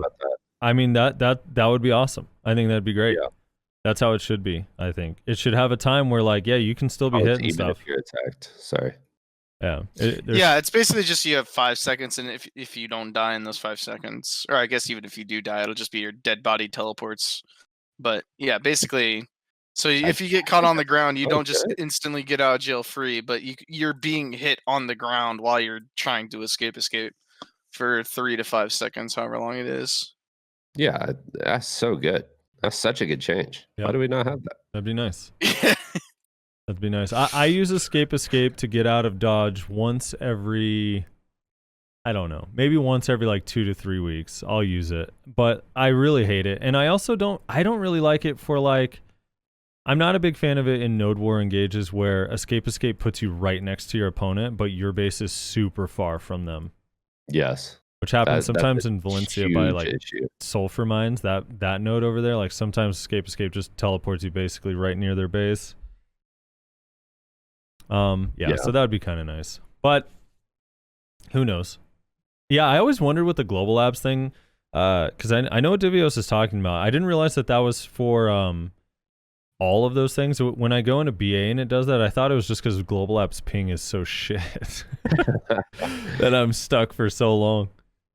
Okay, so kind of to continue this side tangent, what do you think about having node and town spawns in general during a node war or siege? Because there's certain like regions or nodes where people will be like, "Oh, just spawn town because you're 5 feet from their base." Do you think that should ever be a thing, or should it just be fort and your flag? Me personally, I would prefer just fort and flag, honestly. I mean, even with the town spawn thing devalues killing someone's supply depot, because you just spawn town and grab your horse, so it doesn't really matter. Yeah. That one feels well. I mean, when they spawn town and it's super close. I mean, dude, there's so many things. I hate the safe zones. We just had to deal with the safe zone the other day. I hate safe zones in Node War and Siege. Yeah, man. I hate the town spawns. All of it. I merked into a Balna siege last weekend for like the first time in like 3 years. That's the worst. I was like, one. bro, how do people fight here? Like every weekend, this is people are like, I was like in a safe zone. I'm coming out, block jumping someone, killing someone, fucking teleporting right back into the safe zone. I was like, okay, this is so cheesy. Dude, some of those farms like don't even make sense to be safe zones either. They're like just in the middle of the battlefield. Yeah. I think there definitely should be a reevaluation of like where safe zones are, especially in the farmlands. But I actually hard disagree with the no town spawn thing, in all honesty. Now, the thing where you die outside of the node and now you get to node spawn 5 feet away from their base, yeah, I don't think that should be a thing. If you die outside the node, you should have to spawn town, honestly. But I feel like the whole, yeah, but if your base is next to town, well, don't build next to town. I mean, you get to place the fort. It's not like it's built Yeah, for that's you. true. Sometimes you're kind of forced into that, Yeah, right? Like, dude. I mean, there's a lot of like people there. advantaged places and disadvantaged places. That's like, I completely disagree. Like, just not building next to a town because they could town spawn. Like, a better solution would just be remove the town spawn. Like, what if you want to go to the town? You should have to spawn at your fort and actually go to the town. It should be like a task. You should have to sacrifice. Like, oh, okay, we need more, I don't know, supply depots or recovery centers. Like, you should have to hoof it over to the town and get your shit. Because you're in a node war. And the safe zone thing is actually, or not safe zone, but the node war being outside of the barriers should be fixed in the node war system, because they're extending you're no longer going to have a non-war zone during wars, except for like towns, like actual major cities. So if you die outside, there's not like node war borders anymore. But here's the thing, if you remove town spawn, you're literally just going to like reverse what you have currently. You're just going to have guilds trying to build next to towns, because here's the thing, if you are a fucking 500 distance away from town, if your base gets stripped and you run out of rebuilds, you are fucked. You're telling me now that that defensive person has to run 500 distance to town to go grab their shit, grab their horse, and then run another 500 distance back to base, whereas the person who's next to town just gets to walk 5 feet? Like, you're literally just reversing the polarity with that. They make it so you can't buy shit in town during wars. I don't know. I don't really see. It's not really like, sure, it's solving that problem, but it's creating literally the same problem in the opposite direction. I mean, then just So, make it so I you don't can't. They should just. The game should force that you can't build anywhere near a town. Then, I mean, honestly, like, or something, because it's just like the town spawn thing. Like, let's say, for example, I mean, I don't know. I'm trying to think of a node, but the other problem is town spawns don't always take you to like a major city. They take you to Kusha or Glish. Yeah, I Tariff. mean that's another problem, right? You know, it Which would be a I think different there's a story. huge. Yeah, if it took Yeah. you to Velia or Heidel every time. Yeah, I mean, I think there's a huge problem, and I would tie that into the same thing with like safe zones. Like safe zones just need to be complete. Like they need to take another look at safe zones at this point. It's been a really long time since they were first drawn up, and I feel like there's enough data and there's enough player opinions. If you started asking people, that you would end up changing a lot of things about like where safe zones are placed. And I think towns are a part of that as well. Like what's considered a town and like what's not considered a town. Where you have stable keepers would probably be another one, in all honesty. Yeah. Like there's just a lot of things that they added in the like at the beginning of the game, and they didn't really think that much about it. They certainly haven't thought that much about it since, which is fine. I don't blame them, but like I don't know, you could definitely like there's a lot of changes that should probably be made.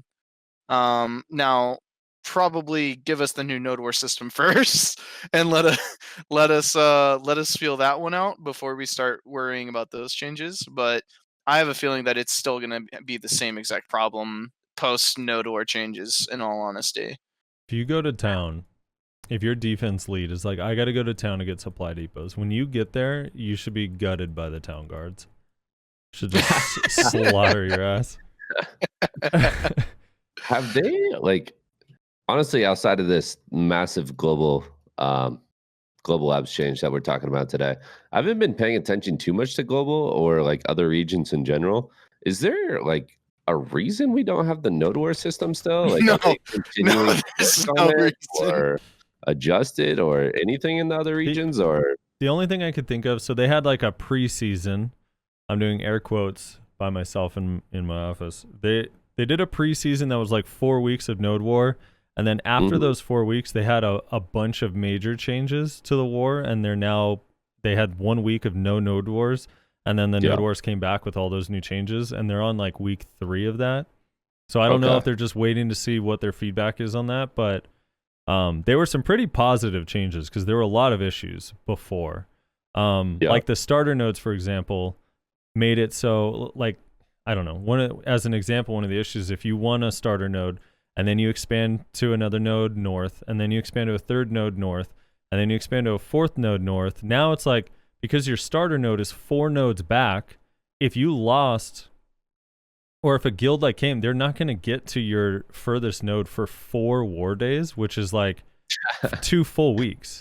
Yeah, that's insane. Yeah, you potentially wouldn't have a fight depending on how everything else goes on the other nodes for weeks. So they got rid of the starter node thing, so now you can kind of like just jump on any node you want.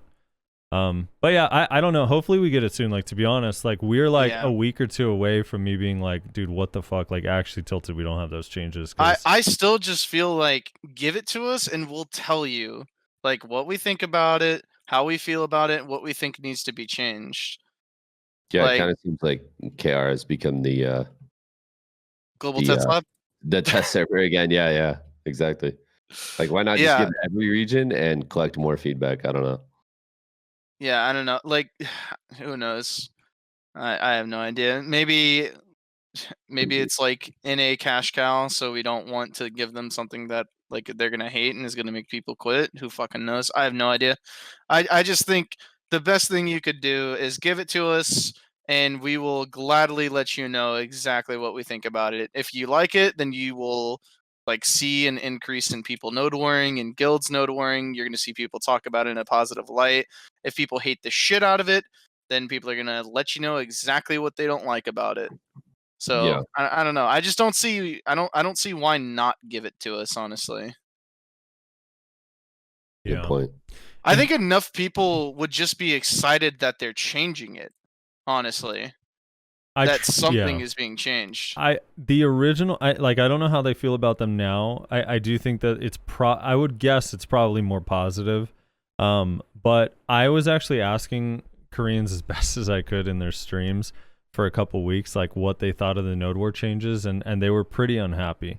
And they had a lot of things from bugs where people weren't able to respawn at their forts because of the thing, like they didn't go back to the correct fort. They had issues where, I mean, they had like 2 guilds that literally just owned 6 nodes and hadn't gotten a fight since the first week. So, Jesus.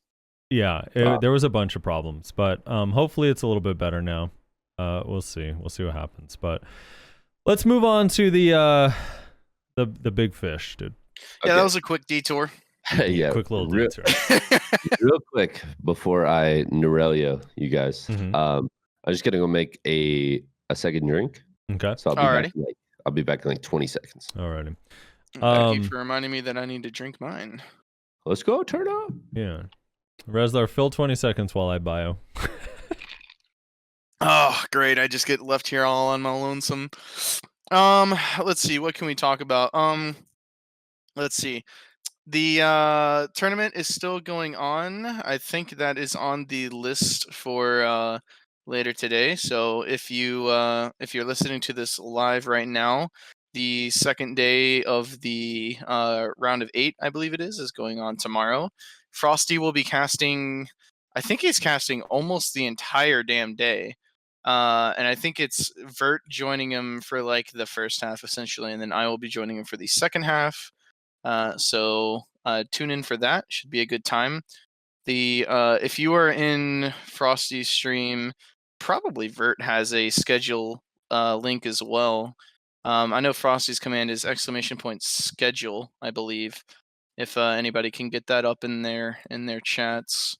So tune into that. It's a good time. The fights have been really exciting, and tomorrow we get to do the shy bracket. So tune into toddlers just annihilating each other's skulls with boomerangs and kicking each other in the shins.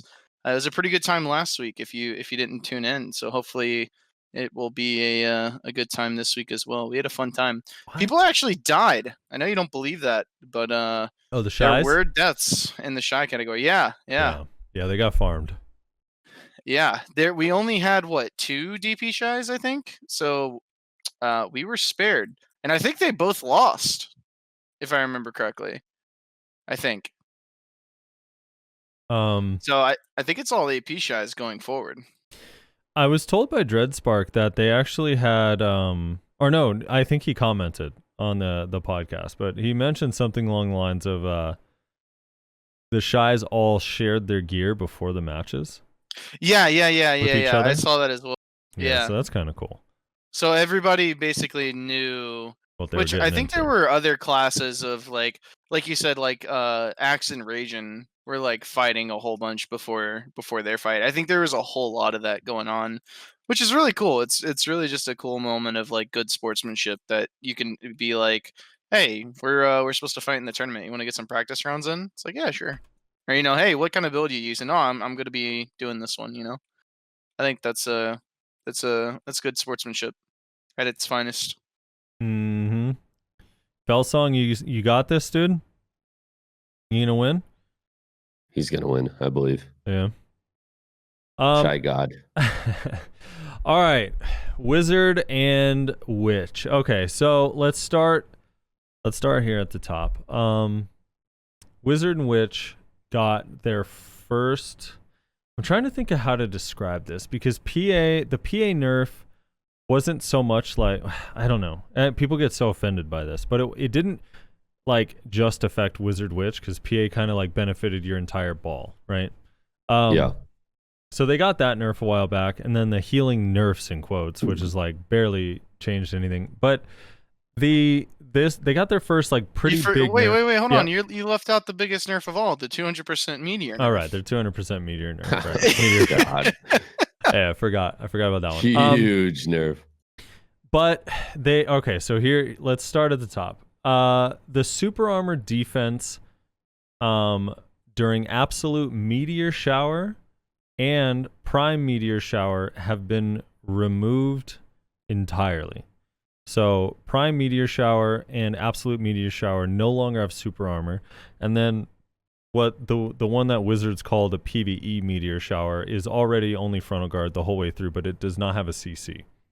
the one that does more damage. So the meteor shower that we all know and love that stiff and ticks you 10 times and then knocks you down no longer has super armor. And then on top of that, they reduced the accuracy on Prime Voltaic Pulse from 30% to 12% and also removed the super armor from Prime Voltaic Pulse. So this is both for Wizard and Witch. Prime Voltaic Pulse no longer has SA. Meteor no longer has SA. Vert, your thoughts on these changes? Do you think that these changes are a good direction? And what was your reaction when you first read these changes on that fateful Thursday morning, which was, I don't ever want to forget this, April 29th, 2021?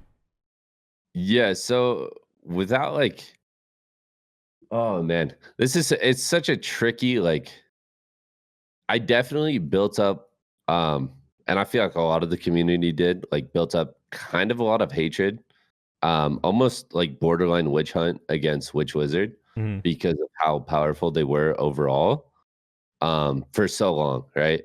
So it was hard not to feel some type of way, let's say, towards that class. But I think Pro Abyss came in and they made very, very smart changes. You know, they didn't necessarily gut the class. They didn't ruin the class. Essentially, and I know we're going to get to this later, but including the Valk and the hash changes, I feel like these nerfs were very smart in the sense that they don't ruin the class. They just make you they require a higher skill cap now to use these skills that were adjusted. When it comes to Meteor, when it comes to Voltaic, you can't do these reckless dives anymore. You can't, in the middle of a Zerg, throw your hands up and drop a Meteor. And same thing with Air Assault and Shield Throw from Valk. But they, in a very smart way, they nerf them without making them useless. And I think it's just, positioning is going to become so much more important, both with Meteor and Voltaic. And I thought it was incredibly smart how they handled it. The class is still going to be very good. It's still going to be incredibly impactful in large scale and, arguably smaller scale. I just don't think they'll have that insane ability to just rotate skills 1 through 7, have them all be protected and have no negative consequence, essentially. So I think overall, PA did a phenomenal job with these nerfs. Reslar? Yeah. So at first, I kind of didn't like them. I didn't think that they were enough. And then the more I sat there and thought about it, I was like, this actually might be too much. And now I've kind of gotten I actually think these were really good changes. I think Vert basically nailed it on the head. I think that they were really smart, targeted changes that, while they're not going to demolish the class, it's still going to be the number 1 class in Node Wars, by far. But it's not exactly what Vert said. You're actually going to have to use 2 brain cells now, right? I mean, Is that what Vert said? I took SUCC Wizard into a Node War and got 30 kills and 4 deaths in a fucking 45-minute Node War. My first Node War, the only PvP I'd ever done before was 1 GVG. That is it. I mean, the class as it is right now is just so brain dead easy. It's insane. And the amount of damage it pumps out, how protected it is, how much movement it has. And I think it's exactly what Vert said. If you are a really good Witch and Wizard, you're still going to be able to do really, really well. It's still going to be a really powerful class in Node Wars, especially if you are a really good player.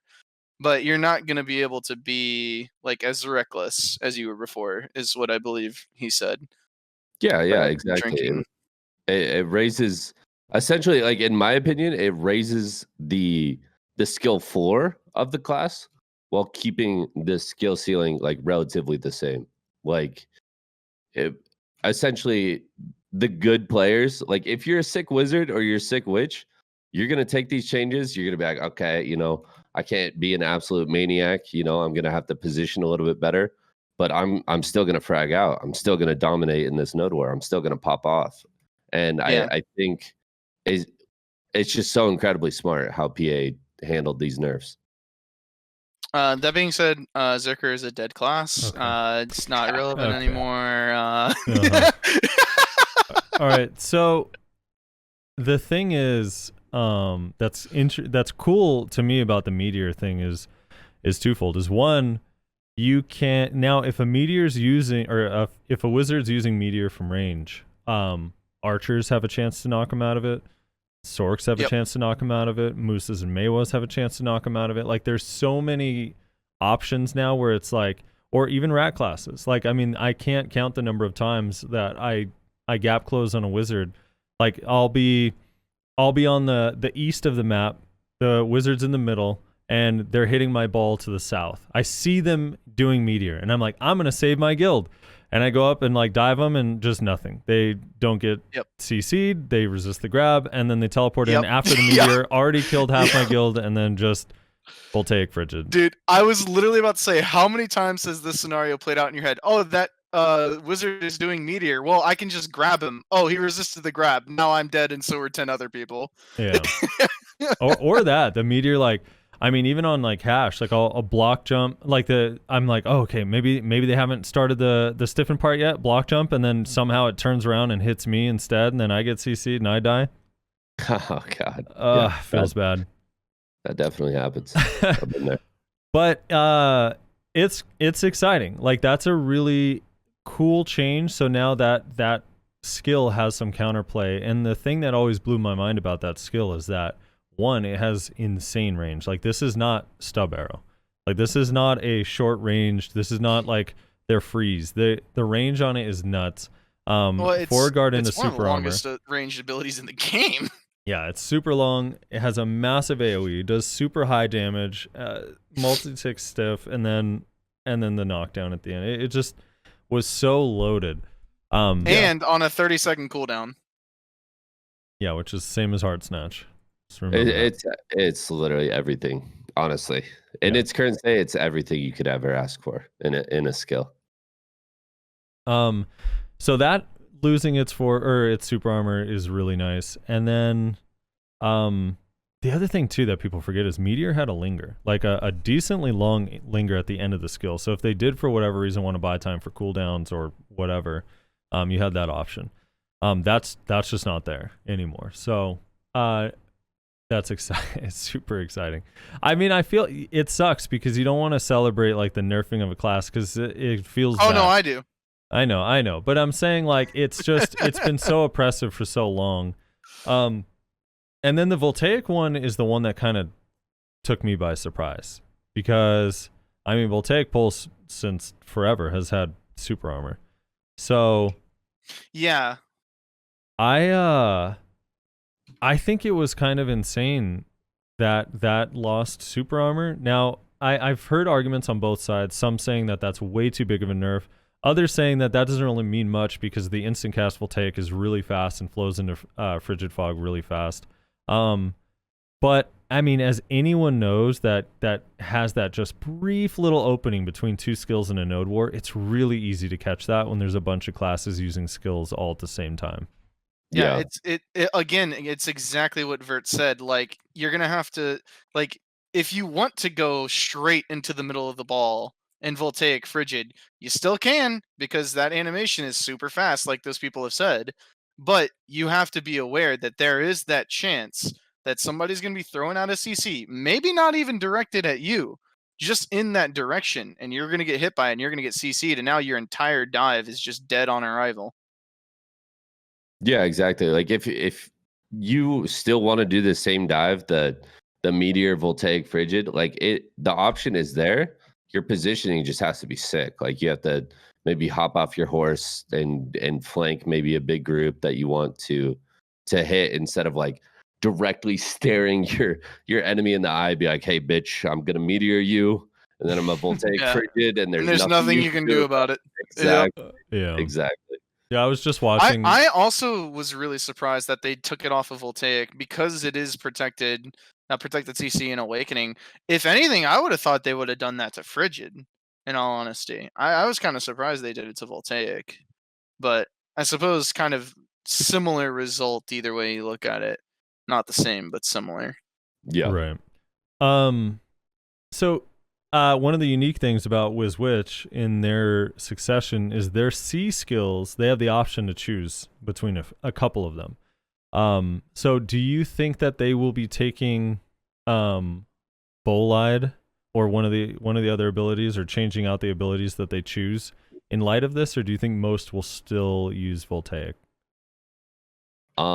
Just from the couple wizards that I talked to, since the NERF was talked about, said Bolide is essentially useless. Like they've messed around with it, and the damage isn't there. You know, it's just compared to Voltaic, it's very bad. Yeah. Even when Voltaic doesn't have the protection.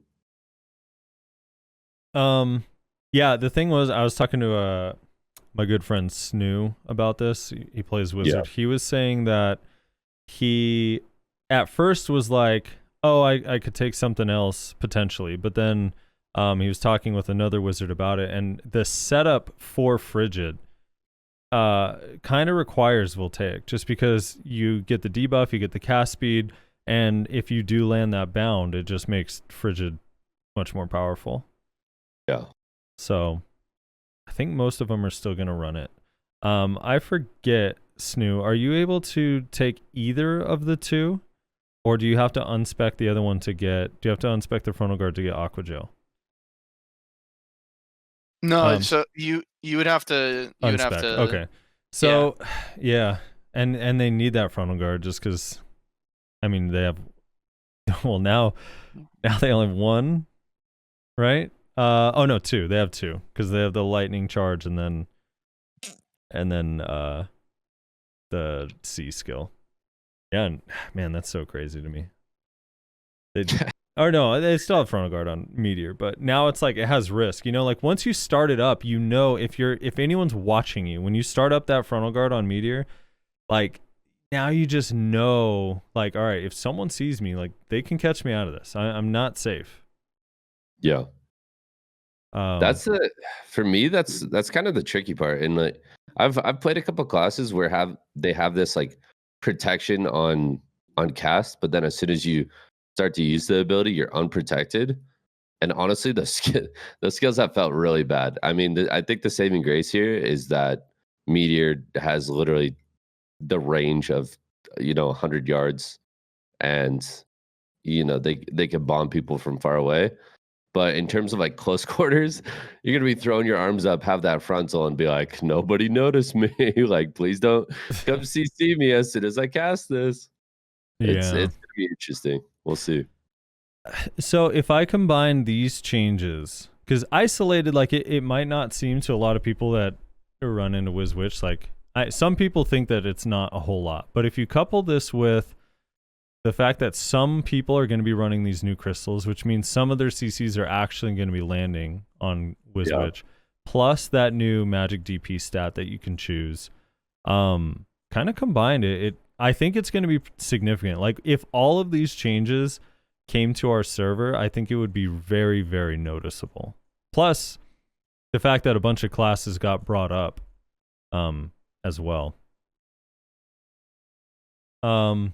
Now, on top of this, Awakening, Wizard, and Witch got a couple minor buffs. So did Succession Witch, got their prime magical evasion cooldown reduced from 4 seconds to 3 seconds.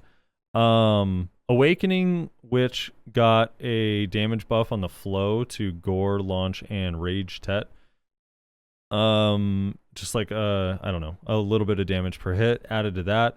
One of the more interesting change is Aqua Jail. Now, I haven't tested this but on Global Labs, but the wording basically says while using Aqua Jail, you'll be able to use magical evasion, which means I believe you should be able to cancel out of Aqua Jail with magical evasion now. You won't be locked during the entire animation, which is really nice. And they also buffed, well, a couple.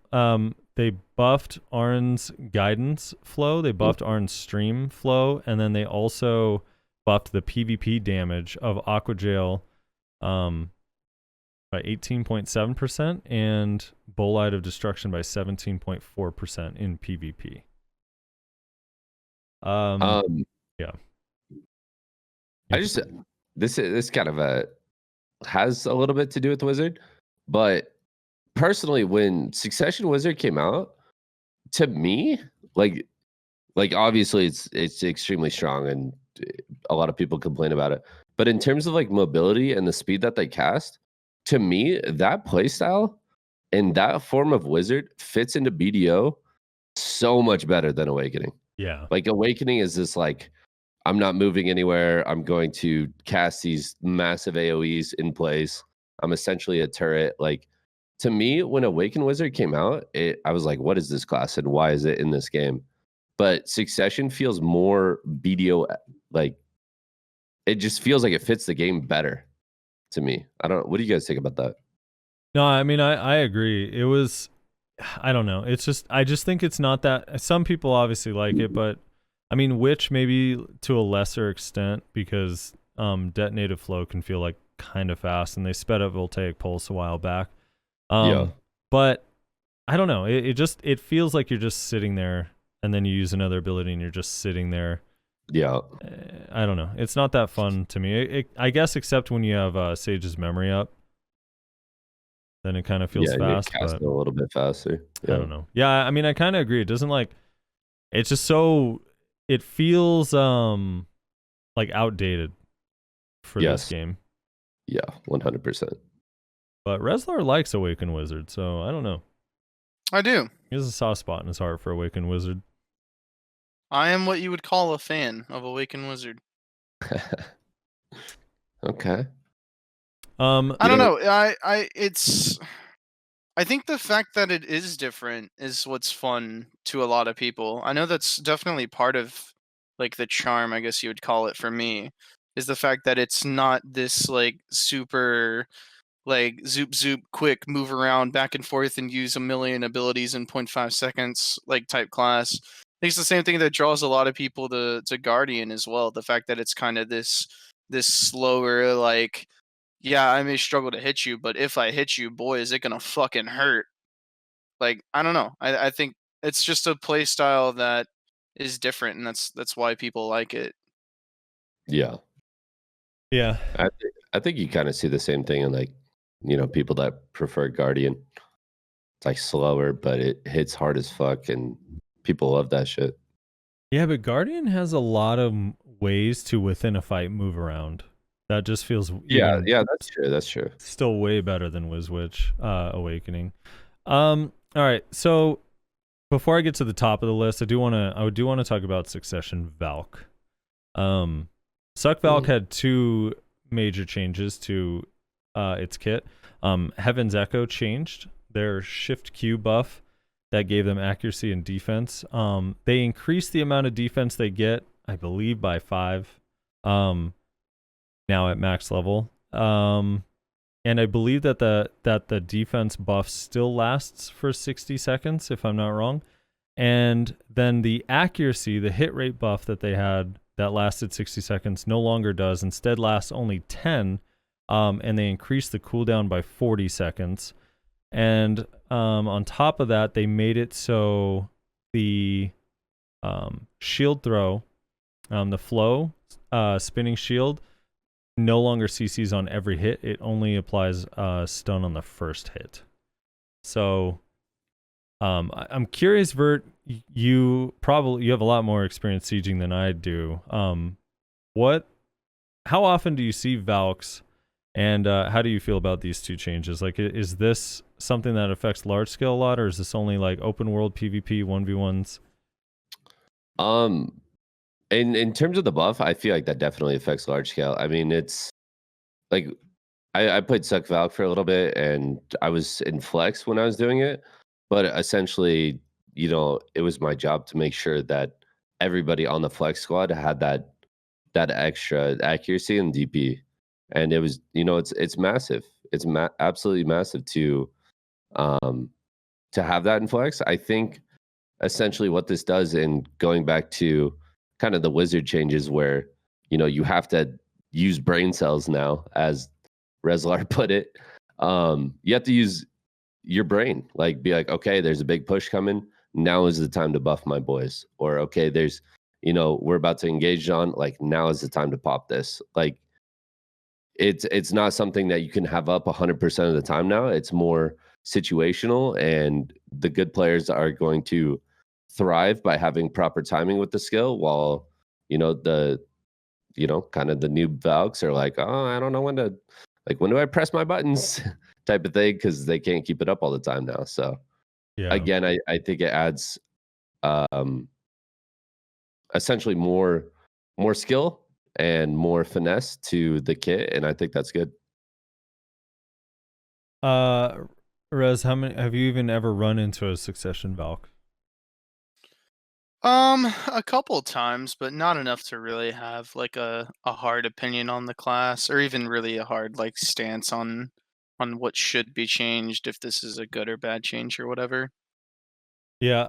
So the Heaven's Echo change, I don't know. I don't hate the change. I know a lot of Valks are pretty upset about it. But it's not like a change. It's not one that I would have really thought about. It is like a group buff, so it's kind of a nerf to the group buff stuff, like you said. But the shield throw thing, I love that change, because that multi-tick, I mean, that thing like just finds your desync. it finds and hunts down your desync every single time. And if you have, I mean, you could go from you could do the most protected rotation and it'll find the opening. Yes. It's the worst. I also wish that they would change the animation on it slightly and make it a little bit bigger to actually reflect the hitbox of it, so you know where the CC is, because it hits just outside of the hitbox and it can be kind of tilting. But speaking of the hitbox, how many times, Frosty, have you been on hash and you've block jumped behind a shield throw and still gotten hit? Yeah, and you got stunned. It's insane, bro. It's Yeah, especially with Judgment of Light. Judgment of Light doesn't even, like, it moves with their camera. They don't even have to mouse move it or anything, but it doesn't reflect the movement for any other player. Like, I have a clip of me, like, moving, like, way behind a Valk that started Judgment of Light, and I get stunned, like, a mile away from him, behind him, while you see the entire Judgment of Light animation in front of them. And I'm just like, why? Why doesn't it at least show me that it's coming? I've noticed that with a lot of new skills. People like mouse to move, like Hash's quicksand in succession. They'll be like looking one way, and then you get KD'd, and you're like, hold on. Yeah, they were mouse to moving it. Yeah, they need to fix that. I mean, it's kind of irritating. Like, just show clearly where it's going.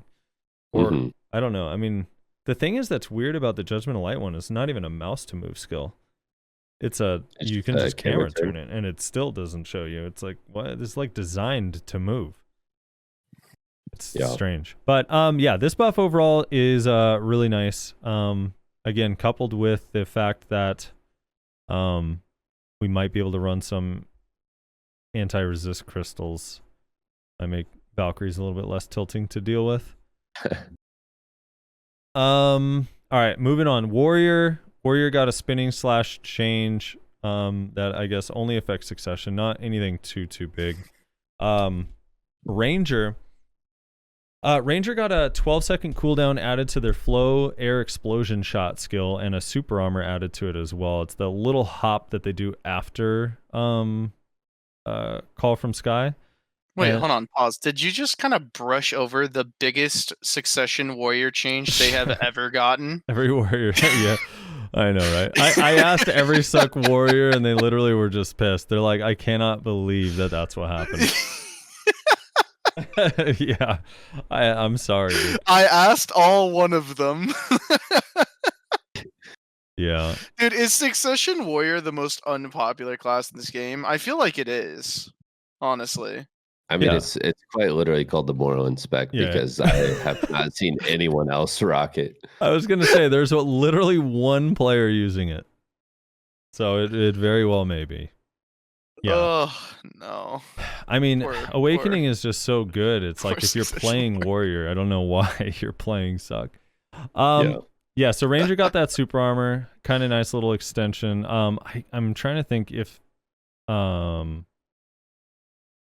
let's see. So flow air explosion skill shot is activated when you right click and hold after flow call from sky. When let's see, so they changed some of they did this with a few classes. We'll talk about the Mayo ones too, where some of these skills that if you used them while they were on cooldown, their cooldowns were getting reset over and over and over again, so they never actually came off of cooldown if you were like spamming it. They also changed let's see, tearing arrow now has knockback on the first hit instead of the last hit.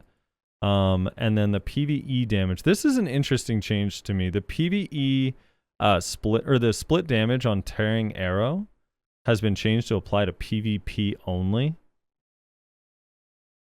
Okay. Hopefully they do this to archer as well. Some of the archer skills. Is that archer's issue when it comes to like endgame PvE? Is that everything has split damage? I mean, they have a lot of things. No. I'm about. sure it's the fact that archer can't back attack. Yeah, it's because they can't back attack. That's their biggest complaint. I think it's just, I mean, honestly, at the end of the day, it seems like with the range classes, the range ones are never really going to get back attack. I always tell archers that are complaining about back attack, archers and rangers. I was telling this to Anfield the other day in his stream. I was like, I asked him about the ranger changes, the PvE changes they got a few weeks ago, and he was like, well, you know, it would be nice if we just got back attacks. I was like, look, dude, I have back attacks on Kuno. It's not that good. I'd rather just have damage, dude. Even when I go to their back, I don't do any damage. So I don't know. But the split damage thing would be at least a step, you know, to make the damage consistent. In PvE, having your damage split because there's a bunch of mobs kind of does suck. Yeah. When using Prime Razor Wind skill is not on cooldown. The forward guard defense has been changed to apply in the standby position. So you don't have to be shooting. So this one had like a wind up, and I guess it didn't actually give you the forward guard until you started shooting, and now it'll give it to you a little bit beforehand. But you will consume stamina if you're just holding it. So that's kind of nice. And then Awakening, they got the evasion rate of their E buff buffed by 5%. Cold Blade now instantly activates the first 2 hits. Wind Step, which is their iframe, the R&B skill, when they use it, moving backwards moves them a lot further. I was testing this on Global Labs with a friend of mine. I don't know. It's probably like they move like 15% further if they use Wind Step backwards. That's just their iframe, right? Yeah, that's just their iframe, and it actually like connects together a little bit more smoothly when going backwards. There's less of a pause. Ooh. So Okay. Yeah. So that was that. Sork, they also got a couple of the cooldown refresh rate issue fixed. Their E-buff in Succession now has all accuracy plus 12%. They changed their passive, their Prime Agent of Abyss passive, to now, instead of just giving them 200 mana, it also gives them 100 stamina. So they have one more iframe before they're out. And Awakening got 12% accuracy on their E-buff as well. Violation will now restore stamina while using the skill when it is used not on cooldown. So this is actually a PvE change mostly. It still has the stamina cost. It's just that while you're moving with it, you're recovering stamina when you're using it when it's not on cooldown. Because normally it does not. Keeps your stamina locked. Nightmare. They can now hide in Nightmare for 5 seconds instead of 4. I don't understand this change. I honestly don't. I'm trying to think of what possibly Sorks were sending in to Pearl Abyss as far as complaints that would warrant a 1 additional second on Nightmare. Did you I was joking with Mac about this, but did you watch the KR tournament for Sorks? I did. I watched most of it, yeah. Yeah. So essentially, Mac thinks there's something bigger going on in KR where all the Sorks are throwing on purpose for buffs. And I believe that's where I think that's where this Nightmare buff came from. No way. Bro, there was in the finals of the Sork tournament, they were catching CCs and doing combos that I like literally don't exist. Like they would CC someone and then they would like iframe around and not like punish the CC. It was weird, bro. It was weird. Either they're like 4 years behind on Sork, or it was. They were nervous. Yeah, They're in the finals, man. It was nerves. Mm-hmm. It was desync. You know, Well, I always like this. Whenever I talk to Sorks, or like you see Sorks talking on Reddit, and they all say that in KR that Sorks say that Sork is weak because they don't have desync, which I always just think is so funny. Wait, what? Yeah. Who says this? On Reddit all the time. Oh, Reddit is phenomenal. Reddit, no, Reddit, the Sork Discord, they strongly believe that they're weaker in KR because they have less desync. It was really funny. What? I mean, kind of true. They got that nice connection over there. Mm-hmm. Zerker. Rez. Dead class. Everybody's re-rolling off of it. Completely worthless. Okay. All right. All jokes aside, Zerker got some interesting changes, and yeah, I'm kind of curious what you think. So I'm just gonna read through these and then I'll ask your opinion. One of them I'm gonna stop and ask you what it means because I don't understand it fully. So during the use of other skills, the bug that the skill is not activated when using Absolute Storming Beast has been corrected. When using the Smackdown skill, the phenomenon that the abnormal state effect was applied intermittently due to the motion of the skill, even though the grabbing failed, has been corrected. So that's the extension combo. Glitch grab gone. And then the 3-second cooldown, or a 3-second cooldown, has been added to Ultimate Frenzy Destroyer skill, and the preceding action of the Ultimate Frenzy Destroyer skill has been deleted, and the last continuous attack has been improved to trigger immediately. So you want to explain that to me? What does that mean exactly? Read that to me one time. All right, so it says the preceding action of Ultimate Frenzy Destroyer has been deleted or removed, and the last continuous attack has been improved to trigger immediately. So it's like when you use Frenzy Destroyer, Ultimate Frenzy Destroyer, it's going to use the last hit instantly. Yeah. So Ultimate Frenzy Destroyer, this is what I think that is. So we actually don't take Ultimate Frenzy Destroyer, which is what that's changing, right? Because Ultimate Frenzy Destroyer makes you do this stupid fucking animation that actually does less damage than just 2 like regular FDs. Mm-hmm. So nobody takes it.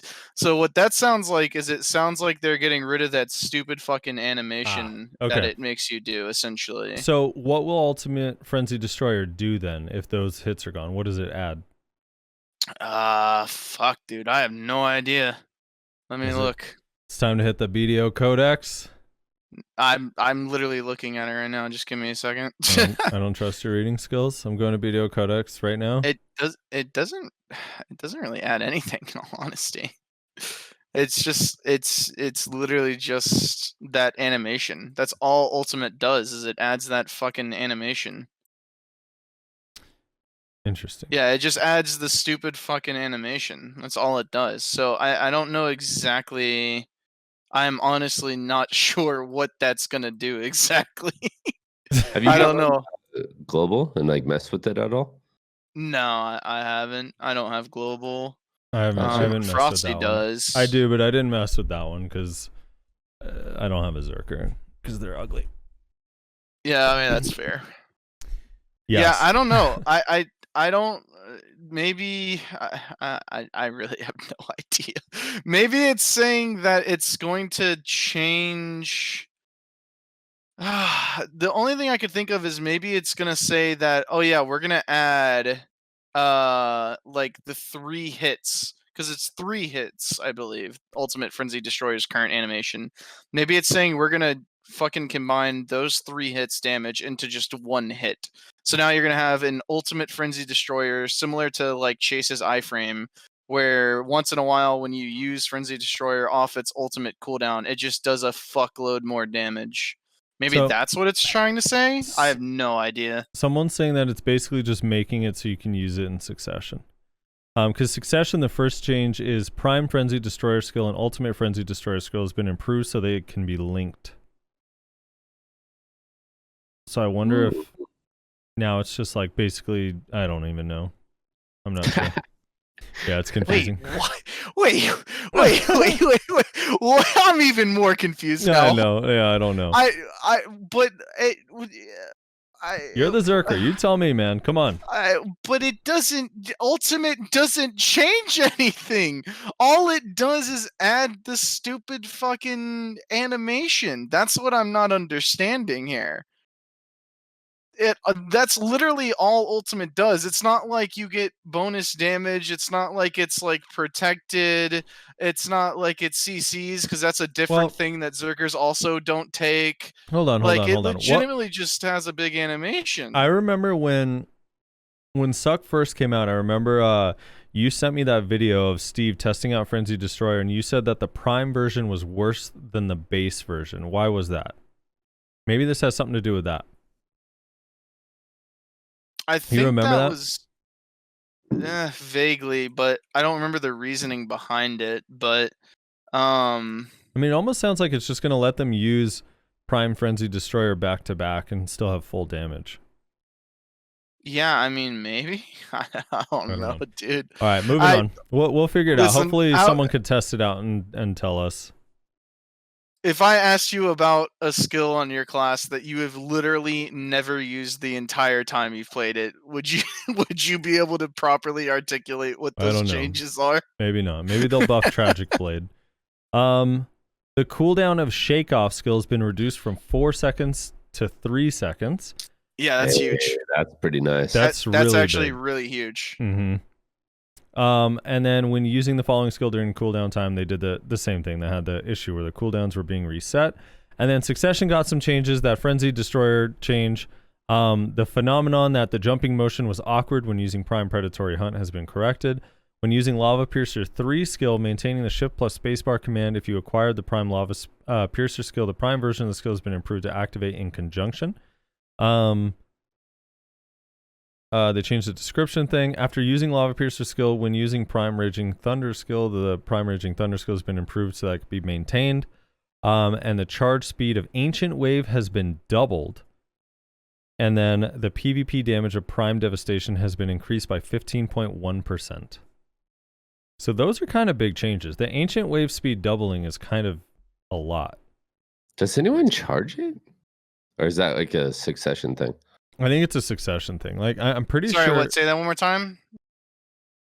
What are you asking? The Prime Ancient Wave in Succession. Like, do you have the option to not charge it, or you have to charge it? Right? Yes. If you cast it after certain abilities, it instant casts. So like if you cast it after like Stomp is one, it'll just instant cast, no charge. Okay. So they've changed it now to where the Prime Ancient Wave skill has been doubled. The speed of the charging has been doubled. That doesn't really mean anything. Okay, and then Prime Devastation damage. That's like saying increase. Reckless Blows charge got doubled. It's like nobody really fully charges it. Unless they're just styling on people. Is doubled not enough to make you use the charging version? There's no reason to use it, I don't think. I think it's not so much as charge, but the damage. Like the damage between the non-charge and the charge is like maybe like 100 damage. It's minuscule. Yeah. Yeah, I don't know. My thing is like, even if the charge does more damage, you quick cast it. Like even in PvP, like listen, I don't PvP a lot on SUCC, but the little bit of that I do, I never just sit there and charge it. I'm always quick casting it. Right. So I don't really know context you're charging it or where you would want to be charging it. I just don't know. Does Prime Devastation already do more damage than normal Devastation? Or is it the same? I think it's like relatively similar, but the thing is Prime Devastation's damage comes out way faster. Okay. Because regular Devastation is a pretty long animation, right? Okay, so this one is it's also getting its damage increase, so it should be pretty big. So overall, Zerker's viable now. That shake off thing is the biggest change, obviously. And I don't know what you're talking about. Huge. They removed glitch grab. It's a dead class. Mm-hmm.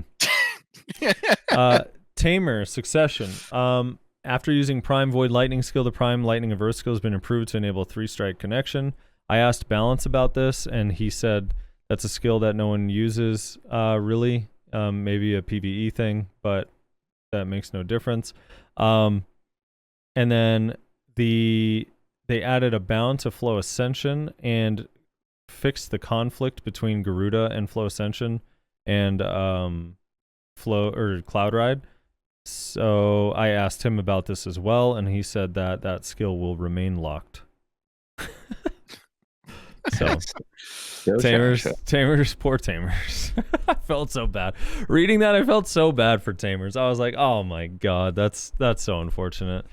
All of these like pretty significant changes, and then the Tamer one is just so sad. Musa. Hold on, real quick, just touching on Tamers. Yeah. Outside of like PvE buffs, like maybe a more comfortable grind, what do you think Tamers need? Because they're honestly like, I know, a high skill level Tamer is insane. Yeah. I think they need a second dog, honestly. I think, one dog isn't enough.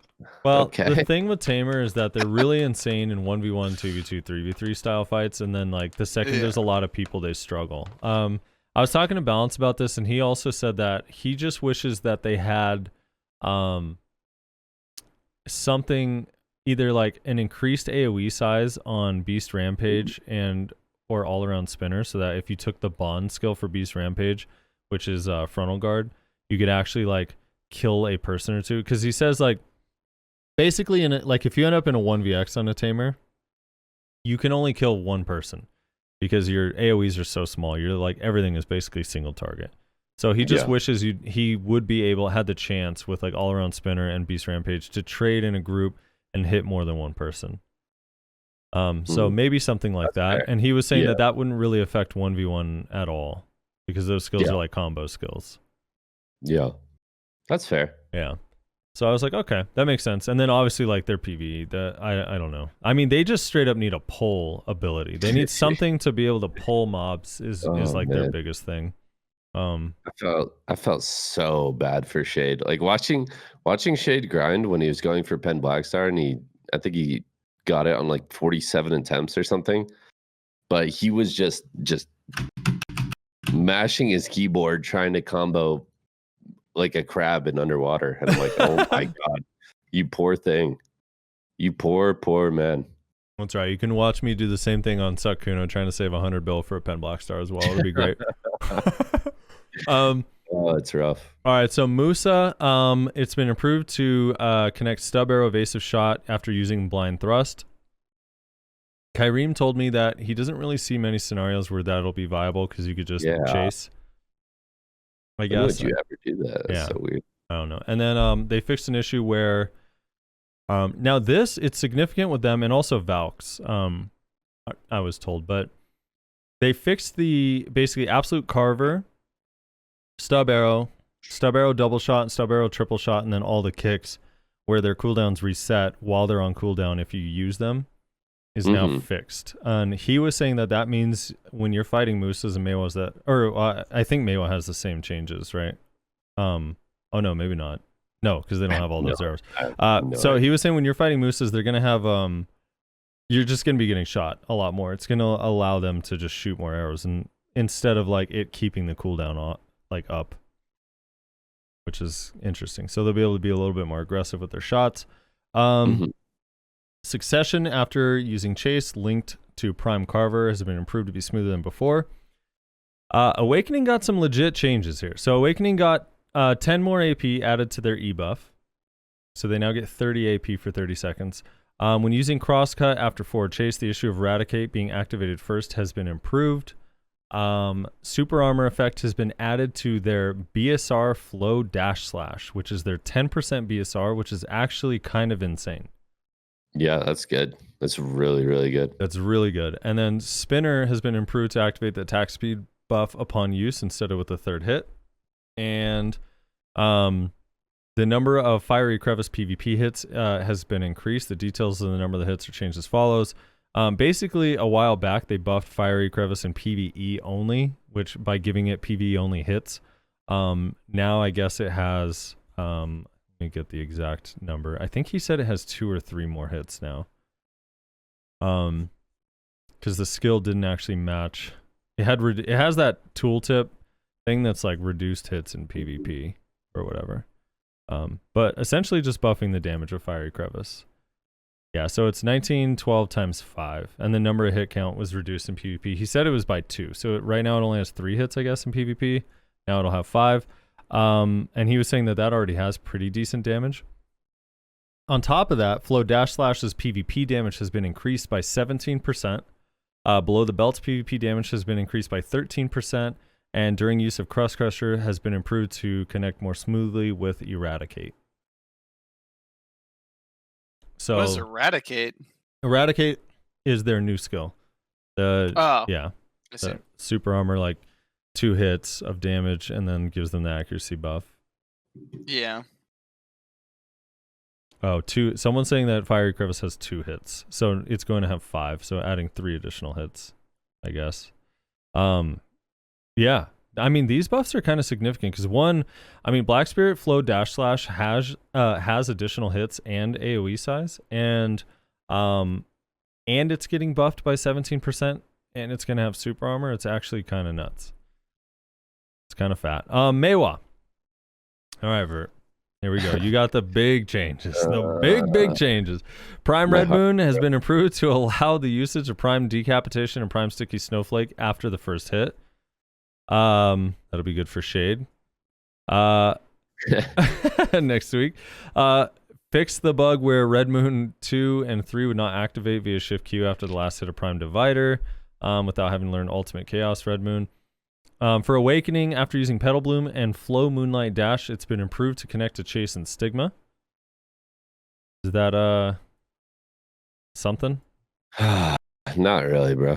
Like it's kind of been the TLDR of Meiwa changes for like the last 2 years. It's like, oh, now you can combo this a little bit smoother. It's like, okay, well, I'm gonna combo those a little bit smoother into my death. Fantastic. It doesn't. Yeah, pretty much gives you nothing. Yeah, unfortunately. Well, they fixed the bug where the Black Spirit Sticky Snowflake all evasion rate was not being applied. So there you go. You love to see that. You do. So Valkyrie, we already talked about the SUCC changes. The Awakening got a couple little buffs here. The speed linkage to Haste Elydium and Deathline Chase has been improved. Verdict Lancia, I don't know how to pronounce the other word, loose to tay. Skills last hit PvP damage has been increased by 11%. After using Terra Sancta skill, linkage operation to Blitz Stab has been improved. And the speed of linking Blitzstab to Promptness has also been improved. A couple little minor buffs for Awakening Valk. Yeah. I was just going to say, I don't know if it's me, but I think Awakened Valk is so cool. Mm-hmm. And I would love to see that class like as part of the meta. I wouldn't. I don't want to get vacuumed around and ulted. Yeah, that's what I was about to say. I don't want to get vacuum ulted more. Please don't. I No. also agree. It's a really cool class. Like design-wise, I think it looks so badass. And I've been like tempted to try it and play it, but it's one of those classes that I think is really hard. So I have to like actually invest a ton of time learning it. I don't think it's an easy class to play. You guys afraid of a little suck? A little. I think the problem is it's not a little suck. It is quite the suck. Dude, it turns you around and then bounds you, dude. It's so tilting. You start just breakdancing as soon as that vacuum hits you. It's hilarious. Dude, the thing is that's crazy is like that the whole like your character spinning around is like a PvE mechanic. It turns you into a mob. Yeah. That's how powerful it is. Yeah. Kunoichi. So Kuno, you can now put Suicide Fall on the hotbar. That's pretty big, isn't it? That is big. For Awakening, that's going to be huge. So in succession, they increased the PvP damage of Prime Shackles today by 12.8%. In the entire Kunoichi tournament so far, Shackles has been cast 3 times. So it'll be really nice. And then in Awakening, it's been improved that you can now use Suicide Fall, which is their grab, from the Awakening state, which is actually really nice for 1v1. Like really, really nice. Even I guess for large scale, if you're just picking people off on like the edges. Like basically you can go, I was testing this on Global Labs, you can spin into grab, you could go Dance Macabre into grab, you can do Half Moon Slash into grab. Like you basically can grab at the end of any of your abilities in Awakening now. And Kuno has a lot of lingering SA, so if you just trade with them now in their Awakening state, there's a chance they're just going to grab you. Yeah. Which is nice. And you could Ghost Step grab too. Or Lunar Dash Ghost Step grab. I have to feel it felt a little bit delayed. Yeah, I was testing it. It felt a little bit delayed on Global Labs, but I think the ping on there just feels so bad. Yeah. So, I don't know. It's probably going to feel faster when it comes to live. Yeah, that's one of those tough ones because I've messed around with that a little bit, like hotbarring a grab on a couple different classes, and it doesn't quite feel as good as like, you know, if you just had a traditional press E grab. Yeah. But hopefully, like you said, it's just a global thing and it ends up being pretty smooth. I was talking to Luna about this, and they were saying they just wish that they would remove, like, make the E buff a hotbar skill and then put the grab on E in Awakening, because that's the skill it conflicts with. Like I mean, SUCC classes have E buffs that you can't even use it. Keybind. Yeah, it has so to be quick slot. Yeah. That would be really nice. Ninja. Now Ninja got the same thing with Suicide Fall. They can use the pre-awakening grab from Awakening. They changed their Rabam skill, so this is a little bit confusing. So I'm gonna try my best to explain it, and hopefully ninjas don't get mad at me. But the 10% effective increasing attack speed for 10 seconds when using Ghost Claw is changed to plus 17%, and then the phenomenon that the attack speed effect of Prime Shadow Slash 2, 3, and Ghost Claw skill overlaps has been corrected. And when using Prime Shadow Slash 2 and 3, the attack speed increase has been increased to 10% for 10 seconds. So here's kind of best how I could explain this. Is basically like if you used Ghost Claw, which was 10%, and Shadow Slash, you had a 17% attack speed buff anyway, so they're kind of like consolidating that. So now, if you just use Ghost Claw, you have 17%, but it no longer stacks with Shadow Slash, and Shadow Slash itself kind of got buffed a little bit, and now it gives you a 10% buff instead of 7. And I think that the reason for that is because I was testing this on Global Lab. They don't note this here, but Ghost Greeting attack speed on hit no longer stacks with Shadow Slash either. Oh, okay. So I think that's why the Shadow Slash change happened. Yeah. The little buff there. And then in Awakening, Ashura's skill is changed from 15 to 20% accuracy for 30 seconds. They can use Suicide Fall from Awakening state. And then this change, which was kind of interesting. So they sped up the connection of Flashing Light to Katana Shower and Drastic Measure, but they made it so Flashing Light, which is their new skill, where they iframe backwards and then do kind of a hit in front of them. If you hold spacebar from Awakening, it'll go straight into instant cast Shadow Stomp. Yeah. Did you see the clip of this? Yeah, I did. It looks really cool. It looks so good. It looks really fun. Yeah. Yeah, that's using Stomp from Awakening is kind of crazy. Now, obviously, you know, if you see Flashing Light, there's a chance that they can Stomp. But it's still like they're not going to do it every time, and the cooldown on Flashing Light's pretty low. I believe it's 9 seconds. Mm-hmm. So yeah, you have to think about a Shadow Stomp every time they use this skill now, because it could come out. Whereas normally you're only looking at pre-awakening. Let me see if I could find a clip of this. There's a clip of someone doing the new skill into Stomp, and then did you see the block jump clip where he like tests the new attack speed? Yeah, it was like, was it super zoomed in? Kind of. I think that's just block jump being a weirdo and like zooming in super far, but okay, it looks like he like insta cast Serpent, which obviously is very, very strong with the new attack speed change that they got. Yeah. No, it looks so fast. Yeah, because Mhm. Ghost Claw, that's the thing. Like now, Ghost Claw is just going to be a pre-engaged skill. It has a 15-second cooldown, and the buff lasts for 10 seconds on Ghost Claw. That's 17%. But Does it have any protection on it? no, it's unprotected. And I can't Okay. remember if you can cancel it or not. I'm pretty sure you can. You can like exit early without having to do the whole animation, I think. But I don't so you get remember. the buff. Yeah, so you can pop the buff. So basically, it's like a little pre-engage buff. Damn, that's sexy. It's pretty nice. Yeah, a lot more skill expression added to Ninja because they did not have enough options. Everyone, Yeah, knows they that. were they were kind of limited before. Yeah, it felt so limited. All right, so the Wizard and Witch changes. Dark Knight, like Dark Knight's list of changes was nuts.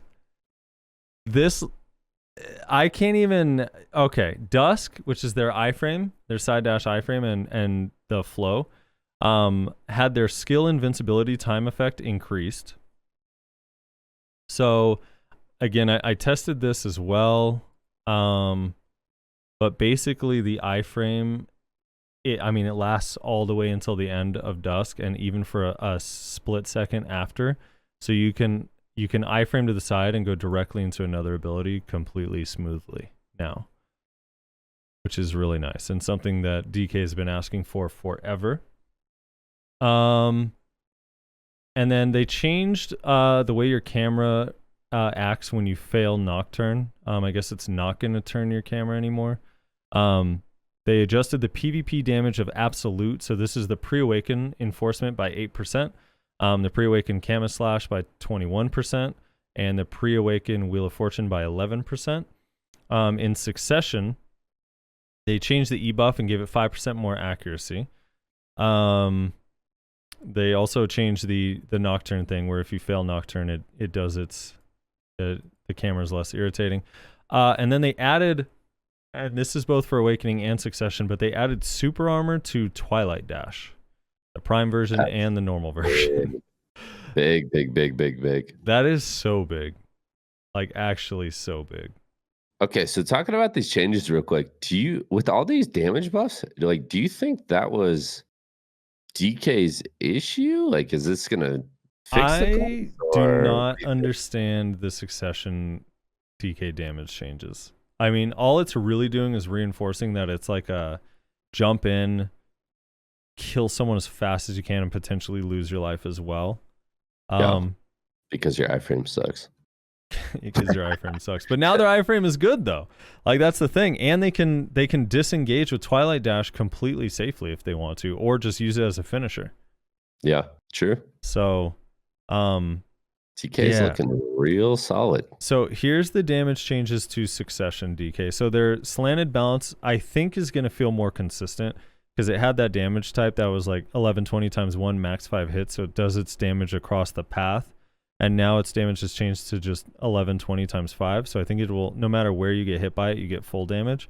Prime Airstrike has increased by 15.8%. Prime Camouflage has increased by 18.2%, Prime Wheel of Fortune by 11.5%, and Prime Spirit Legacy by 14.1%. That's so scary to me. I mean, my experience is fighting like rugs and multi where their wheel is already like half healthing me, so I'm just like, uh-oh. That's kind of scary. And then Awakening got their E-buff got buffed from 15 to 20% accuracy. Super Armor on Twilight Dash for them as well. Spirit Hunt speed of linking to other skills is increased. When the Flow Spirit Blaze skill hits successfully, the knockdown effect has been removed and a down smash effect has been added. So Spirit Blaze no longer has a KD. And then the PvP damage of Spirit Legacy increased for Awakening as well by 14%. Shattering Darkness and Flow Bombardment PvP damage has increased by 16%, and their new skill Dark Nebula PvP damage has been increased by 8.3%. The damage changes on Awakening, I'm less sketch about. I think that the damage changes on Awakening are okay, are good for them. Coupled with the iframe and the Twilight Dash, I think that's a pretty awesome change. Rez, you have any thoughts on the Dark Knight changes? Class does too much damage. No, I'm kidding. I don't know. It's another one of those classes that I really don't fight enough to like really have like a hard opinion on. You know, Hmm. I don't know. I think their damage is. I actually feel like they're pretty well balanced already. In all honesty, which I know is probably a very very unpopular opinion.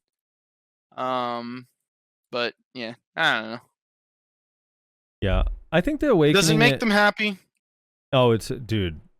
I'm pretty sure that is like the best day in DK land since like the launch of DK. I'm pretty sure like I mean these buffs are pretty significant. The iframe and the super armor is kind of crazy. Yeah, I think that DKs are pretty excited. They're pretty happy. They have a feeling of positivity about them. But the DKs are going nuts. All right, it's like Mardi Gras. They're losing their shit. There's parades, there's fireworks. Like they're happy. Yeah, they're super happy, which is cool. They should be happy. I'm happy for them, to be honest. Striker, the movement distance on Nimbus Strike has been increased. I was told by Hunter that it was by about maybe 10% further. It doesn't make too big of a difference. This, he said, actually did matter, though. He said the effective martial spirit skill has been improved so that it can be activated in the following skills: Prime Wolf's Fang, Prime Rage Hammer, Prime Wolf's Hunger, Prime Adamantine 1 through 4, Ultimate Crush 1 through 4, Ferocious Assault, Autumn Blaze, and Flow Crosswind, which is basically the thing that gives them the it like buffs them. I think it also gives them the move speed. I can't remember now. I think it gives them the accuracy and the move speed buffs. So now just more skills give them that buff. So they're not having to pop a skill they don't really even want to use. And then Succession, they got slight buff in PvE. SUCC Striker is struggling here, so they got plus 20 AP on their E buff. Wait, what? Yeah, they got plus 20 AP effect added to their E buff. And then since the last blow of Prime Wolf's Hunger skill, the speed linking to the massive suppression skill has been increased, and it has been improved to enable connection to the next skill while using Prime Wolf's Hunger skill: Rage Hammer, Knee Hammer, Adamantine, Crimson Fang, Prime Rampaging Predator, and Twisted Collision. So that's kind of interesting.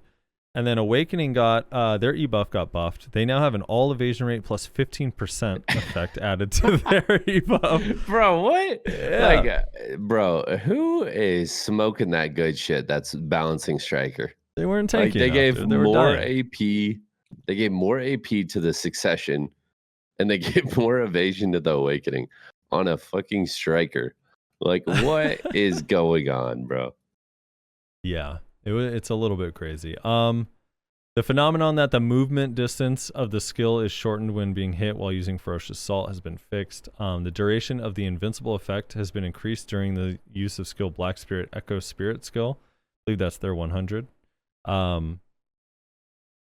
Echo Spirit. That shift Q. After using Twisted Collision skill has been improved to connect to Flow Crosswind. Which is kind of interesting. So that is the Striker buffs. Yeah, their E-buff engage is going to be a lot more potent right now. So a complaint I hear a lot just in my stream and just, I'm working other streams, etc. I hear a lot of Succession Strikers complaining about lack of protection. What do you guys think about that? Yeah, I mean, it's because in a node war or a large scale situation, their combo is not safe. And then if they just do their protected rotation, it's just not enough damage to like actually kill anybody. So it's not necessarily like a lack of protection as a whole. I think they mean just their combo. Yeah. Since you're kind of stuck like single targeting someone. Yeah.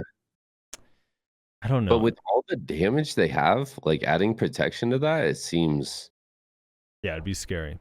Kind of crazy. I don't know. They're in that weird place where Tamer is, where it's like, I mean, if you gave them a bunch of protection, they'd be super scary. They'd actually become like an insanely good flex class. Yeah. Yeah, I don't know. It's I mean, it's hard to say. The leg drop ain't what it is in Awakening. Do you think they're just like power chasing at that point? Like they're nuts at PvE, so they just want to be sick at everything type of thing? Yeah, they're greedy bastards. Greedy bastards. I mean, the playstyle is so similar.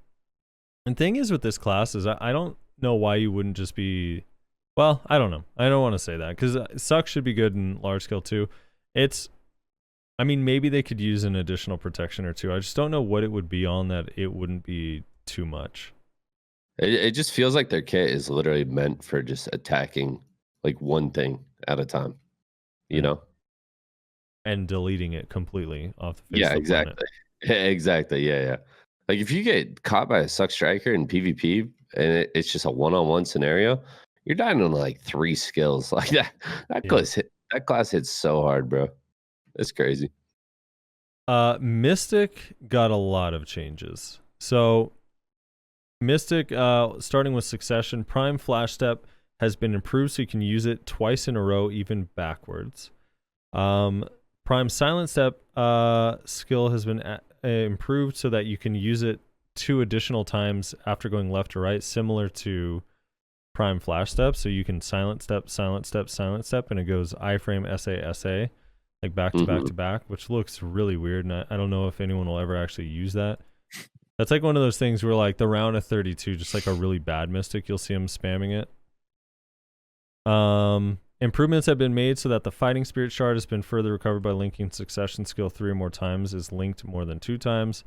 It's like just the worst translation ever, so I think that just means if they use like maybe consecutive skills or if they use certain skills, they'll get more shards back. But then the big changes. Here we go. PvP damage of the following skills have been increased. Thunder Pound, 30%. And now, Dude, the thing... crazy. Yeah. Now, I think, is this... You know what's weird is this one doesn't say... Yeah, I don't know. I'm assuming it's PvP only, but I actually don't know. I assume it's PvP only because the damage number would change. Oh, yeah, the PvP damage. I'm stupid. Yeah, okay, yeah, so... it. Thunder Pound has been increased by 30%. Sea Burial has been increased by 21%. Wave Orb increased by 21%. Rage Hammer 19%. Roaring Tiger 26%. Tornado Kick 32%. And Soul Basher 30%. These are... Now, you played Lawn when Succession came out, right, Vert? Yeah. These numbers going up or what SUCC Lawn got going down when it got nerfed? But it to be fair, it also got these going up. Yeah, and that's when it was like ridiculous. Like you would fly into a Zerg, start spinning and kill like 7 people and fly away. So it was so much fun. Yeah. What? I don't know. When everyone was not, dude, that's how. Do you remember the Salpuri mouse move engage and it was fully protected? Yes. Oh my god. Yes. I don't like. I don't know, bro. As a class, Hash does not deal well with Mystics already. Seeing these changes, I'm quite literally shitting my pants because already Mystic is like terrifying. They do a lot of damage in a proper combo. And so seeing these additions to Mystic, it's like, oh my god. Like I'm screwed. Yeah. The damage is good and it's getting better. The thing about these changes is it doesn't help them against any of the classes they sucked against, and it makes them even better against the classes they were really good against. Yeah. That's what it seems like to me. I mean, maybe they'll be able to trade more. Maybe like getting hit by just the neutral game Sea Burial and Wave Orb will actually be like, oh shit, like you don't want to get hit by this anymore, but yeah. I don't know. I mean, Kurumi says they're meant to help with mid to large scale. Uh-huh. But I mean, I could kind of see that in some of these skills, but yeah, they honestly, it's like, oh, they're meant to help large scale, but for 1v1, now you're just even more screwed. Like I used to have a hope of getting up after a CC, but it's looking crazy. So Thunder Pound is a forward guard stiffen with a knockdown on the last hit. That one's now going to do 30% more damage. Sea Burial is just a super armored damage ability. Wave Orb is It's a stun, but I know every Mystic probably just wishes it didn't have a CC and it was just fully protected. Rage Hammer is super armor with no CC. Roaring Tiger is unprotected but has the KD, I believe, still in prime. That one got the damage buff. Tornado Kick is just super armor, and Soul Basher is just super armor. Soul Basher one is so weird too, because it's like not a damage ability. It's like their like buy time ability, the kicking. Which one? Oh, Soul Basher is the kick. Yeah, that's the one that they grief They got hashes. 30 That's the 4-second super armor on a 3-second cooldown. Yeah. with 30 damage. Okay, so I'm just gonna get kicked in the face with super armor consistently. Fantastic. Yeah. Awakening got some interesting changes too. Awakening got plus 20 AP added to their e-buff, which I think is well deserved. They've improved the connection to Flash Step and Silent Step while using Infinite Fortitude, which is really interesting. So you can pop Infinite Fortitude and cancel out of it immediately with Flash or Silent Step, and then you have the PA buff and the grapple res on you for 5 seconds, even when you're not in the bubble. Really? Yeah. It remains on your character after you jump out of the bubble. So you can start the bubble, end it immediately, and you have about actually like 4 seconds, maybe 3.5 to play with that protection. Do you guys know what the cooldown of the bubble skill is? Just The like off bubble the top skill of your- cooldown, I believe, is 40 seconds, but I can double check just to make sure. Okay. That's kind of nuts, but also very strong. Mm-hmm. Yeah, it's kind of cool. I actually kind of like it. Yeah, me too. Like in a weird way. Like I don't know what really happened. Mystic went from like being just nuts, and then it definitely fell off. So I Yeah. think that's a cool change. So 30-second cooldown. 40 seconds is the tranquility buff. So yeah. Came out true. That one is kind of interesting. Yeah, well, the other thing too with Mystic is like they lost the Prey Hunt Stiffen, they lost the protection on Wolf's Frenzy, which made a big difference. And then just gear was different at the time. You could kill people because they had tech gear. Yeah, true. And then on top of that, they gave their vacuum 30% all speed reduction effects on Dragon Rip, not Dragon's Pit, but Dragon's Rip, the actual vacuum itself, which a lot of people actually confuse the two. Everyone thinks that the vacuum already had slows, but it's just because most people like throw the slow and then vacuum you Yeah. into it. But yeah, now it has its own independent slow debuffs. And then they buffed the PvP damage of Wave Orb by 11%, Sea Burial by 10%, Rising Dragon by 14%, and Flow Wave Orb by 31%. And then the flow is like, it's not anything crazy. It's the dragon hit, so it's like 864 times 5. But I think coupled with the Wave Orb buff might actually be pretty significant. But the big one to me is Rising Dragon. So I don't know if you've messed around with Mystic at all with when the core skills came out. But Rising Dragon's core skill adds a float, which means you actually get that air attack from Rising Dragon, which makes it hit pretty hard. So with this damage buff, might actually be quite nice. Interesting. Okay. If I looked at looking at this at a glance, the damage buffs that SUCC got feel like that's what Awakening should have got, and the damage buffs Awakening got is what SUCC should have got. So you think it'll just be more of the same, just people staying succession with Mystic? Yeah, SUCC's still just gonna do way more damage. Yeah. Just so much more, yeah. All right. Any Rez, got any thoughts about these Mystic changes? You afraid of SUCC Mystic meta? Yeah, I don't know. SUCC Mystic, I feel like SUCC Mystic is one of those classes where it's like, if it's a good one, it'll annihilate you, and if it's a bad one, then it's super easy to beat and deal with. So, I don't know. Does this really change that? I don't know. I don't think so, but maybe I'm uninformed. All right, Lon says the stamina consumption, or Lon has the stamina consumption of Dismemberment 3 through 4 and Absolute Dismemberment skill has been reduced from 250 to 150. That's the ability A or D and RMB that gives them the AP buff in Pre-Awakening. Both Succession and Awakening use this buff from time to time. I think Awakening uses forward R&B more, so this probably affects Succession more, but either way, it costs a little bit less stamina to get the AP buff. The skill Stately Dignity 1 through 3 has been given a new effect. It increases attack and movement speed by 3% for 15 seconds when using skills. So that's their Q, the pre-awaken Q AoE that like pulls mobs. So now when you pop that, it gives you 3% attack cast speed, and this actually stacks with the attack speed you get from Crescent Pendulum. Is that what it's called? The ARD and LMB skill in Succession, or the attack speed buff from RMB in Awakening.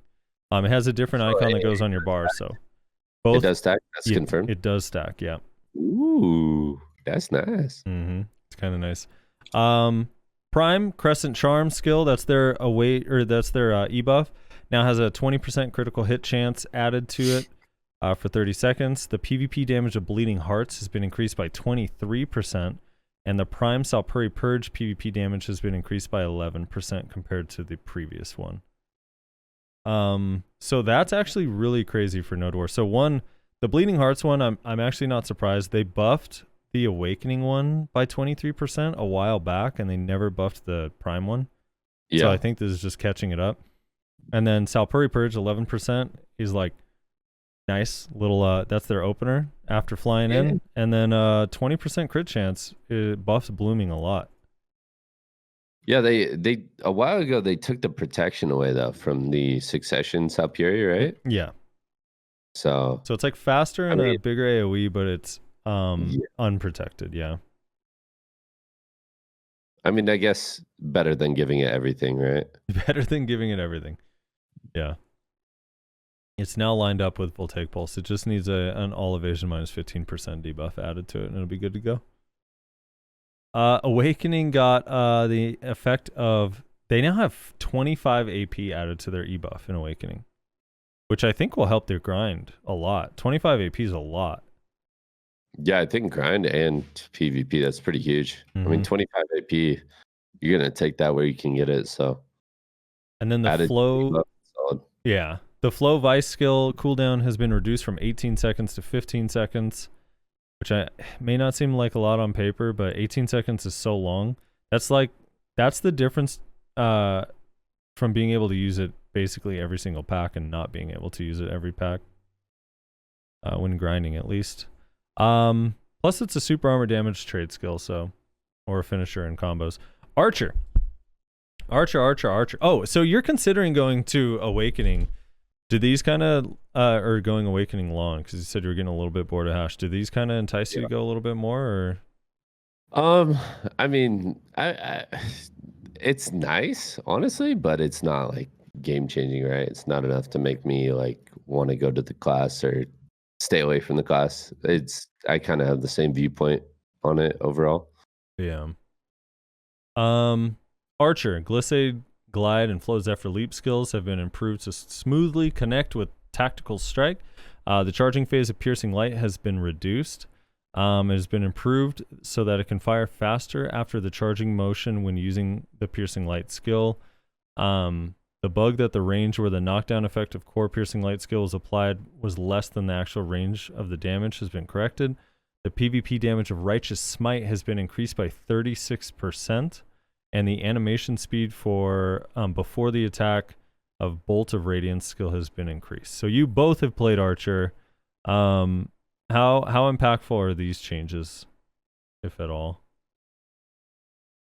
I mean, just from my opinion, I think like, you know, they're okay, but it's nothing that's. I don't think it'll bring Ranger into the meta. But I think people that are on Ranger already will appreciate the buffs, I guess. Do you think, though, coupled with the fact that they can now CC a wizard or witch that's using Meteor, might make a difference if there's fewer casters? Like, what makes Archer like out of the meta? Is it the casters, or is it something else? I mean, for me, when I was on Archer, it's. Oh, did I say Ranger? My bad. Yeah, you did. We knew what you meant. Sorry about that. Yeah, Archer in general, I feel like the overall like survivability is just it's lacking. Like right now, I feel like if you're an Archer, you get hit by a meteor by like a witch that's like 301, 305, it's like 90% of your health. And it's something that's, it's been that way since the class came out. Yeah. It cannot survive under pressure. Rez? I think you're not wrong. I think a lot of those problems got fixed with the new skill, though, honestly. I felt like when I was an archer, my biggest problem was staying alive, because not only are you having to deal with like range damage from other archers, SUCC rangers, and most importantly witches and wizards, but also the melee gap close, and like you can't just like double TP 5 million yards away and go straight into a meteor, you know. But I feel like the new skill alleviated some of that. I still think it's probably an issue, although I can't be certain because I don't play the class. I don't know. I think it's very possible that like Archer could become meta, especially with all the nerfs and everything. Mm-hmm. But I don't know. I don't see it happening, honestly. I think we'll see more of them. I don't see it becoming the I think we meta. will. Yes. Yeah, I think people will have a lot more fun on them if there's, well, one, these buffs, plus some of the other changes and the WIZ changes. People will feel less bad on it. I was told by Cine that the new skill now connects properly with Radiant Explosion, which was one of his biggest gripes. That's good. Yeah. Because that new skill is like really nice. I think like the comboing would probably be my main concern. Like, what does it flow into and out of? And like, I just don't know that because I haven't played the class since the new skill came out. So I just don't know that information. But I honestly think if you put a lot into that new skill, into like making it like a really stable and useful part of the kit, I don't know. I feel like it's probably fine. All right. So Shy got a couple things. Florin Leaves has been, every time I read these, I feel like I'm trolling every time. Everything I say here is actually written in the notes. I'm not making any of this up. It says Florin Leaves has been improved to recover additionally when hitting the Sprinkle Sparkle skill.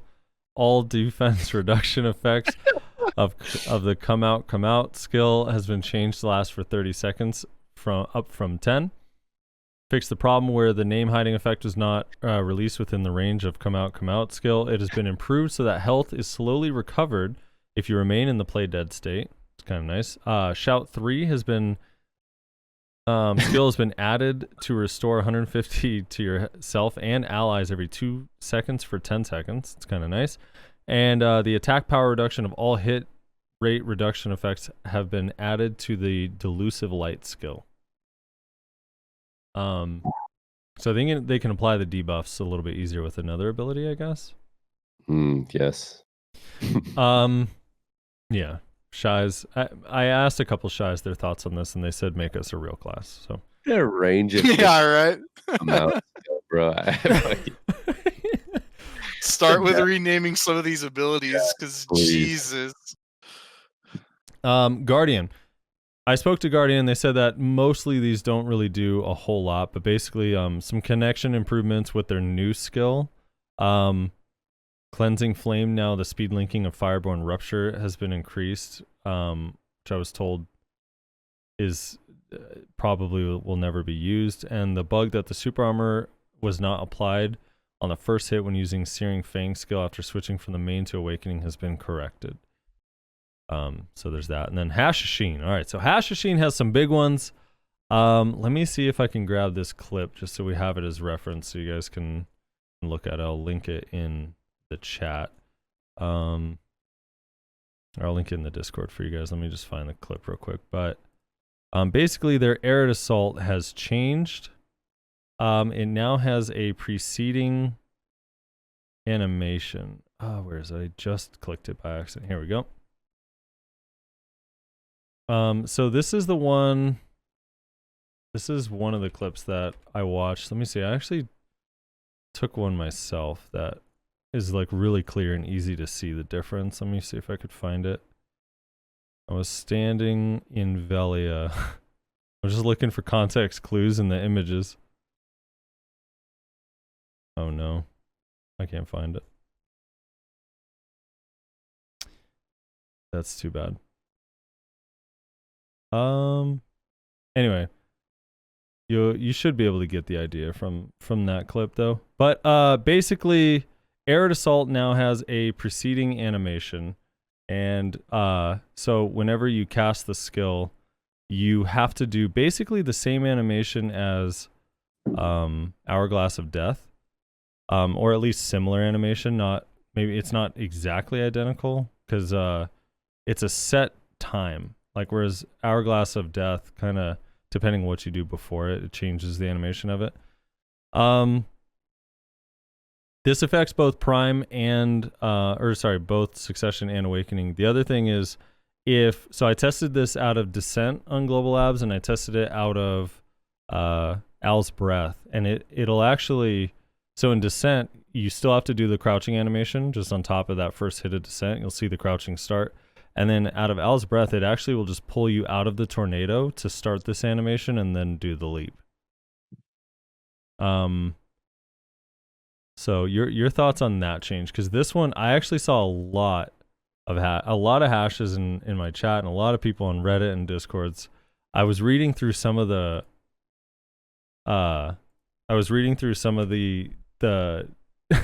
hash Discord stuff, and people were saying like all they had to do was make it so like do blah blah blah. They didn't have to kill the class completely, and I'm like, oh my god. So Vert, is this a dead class now?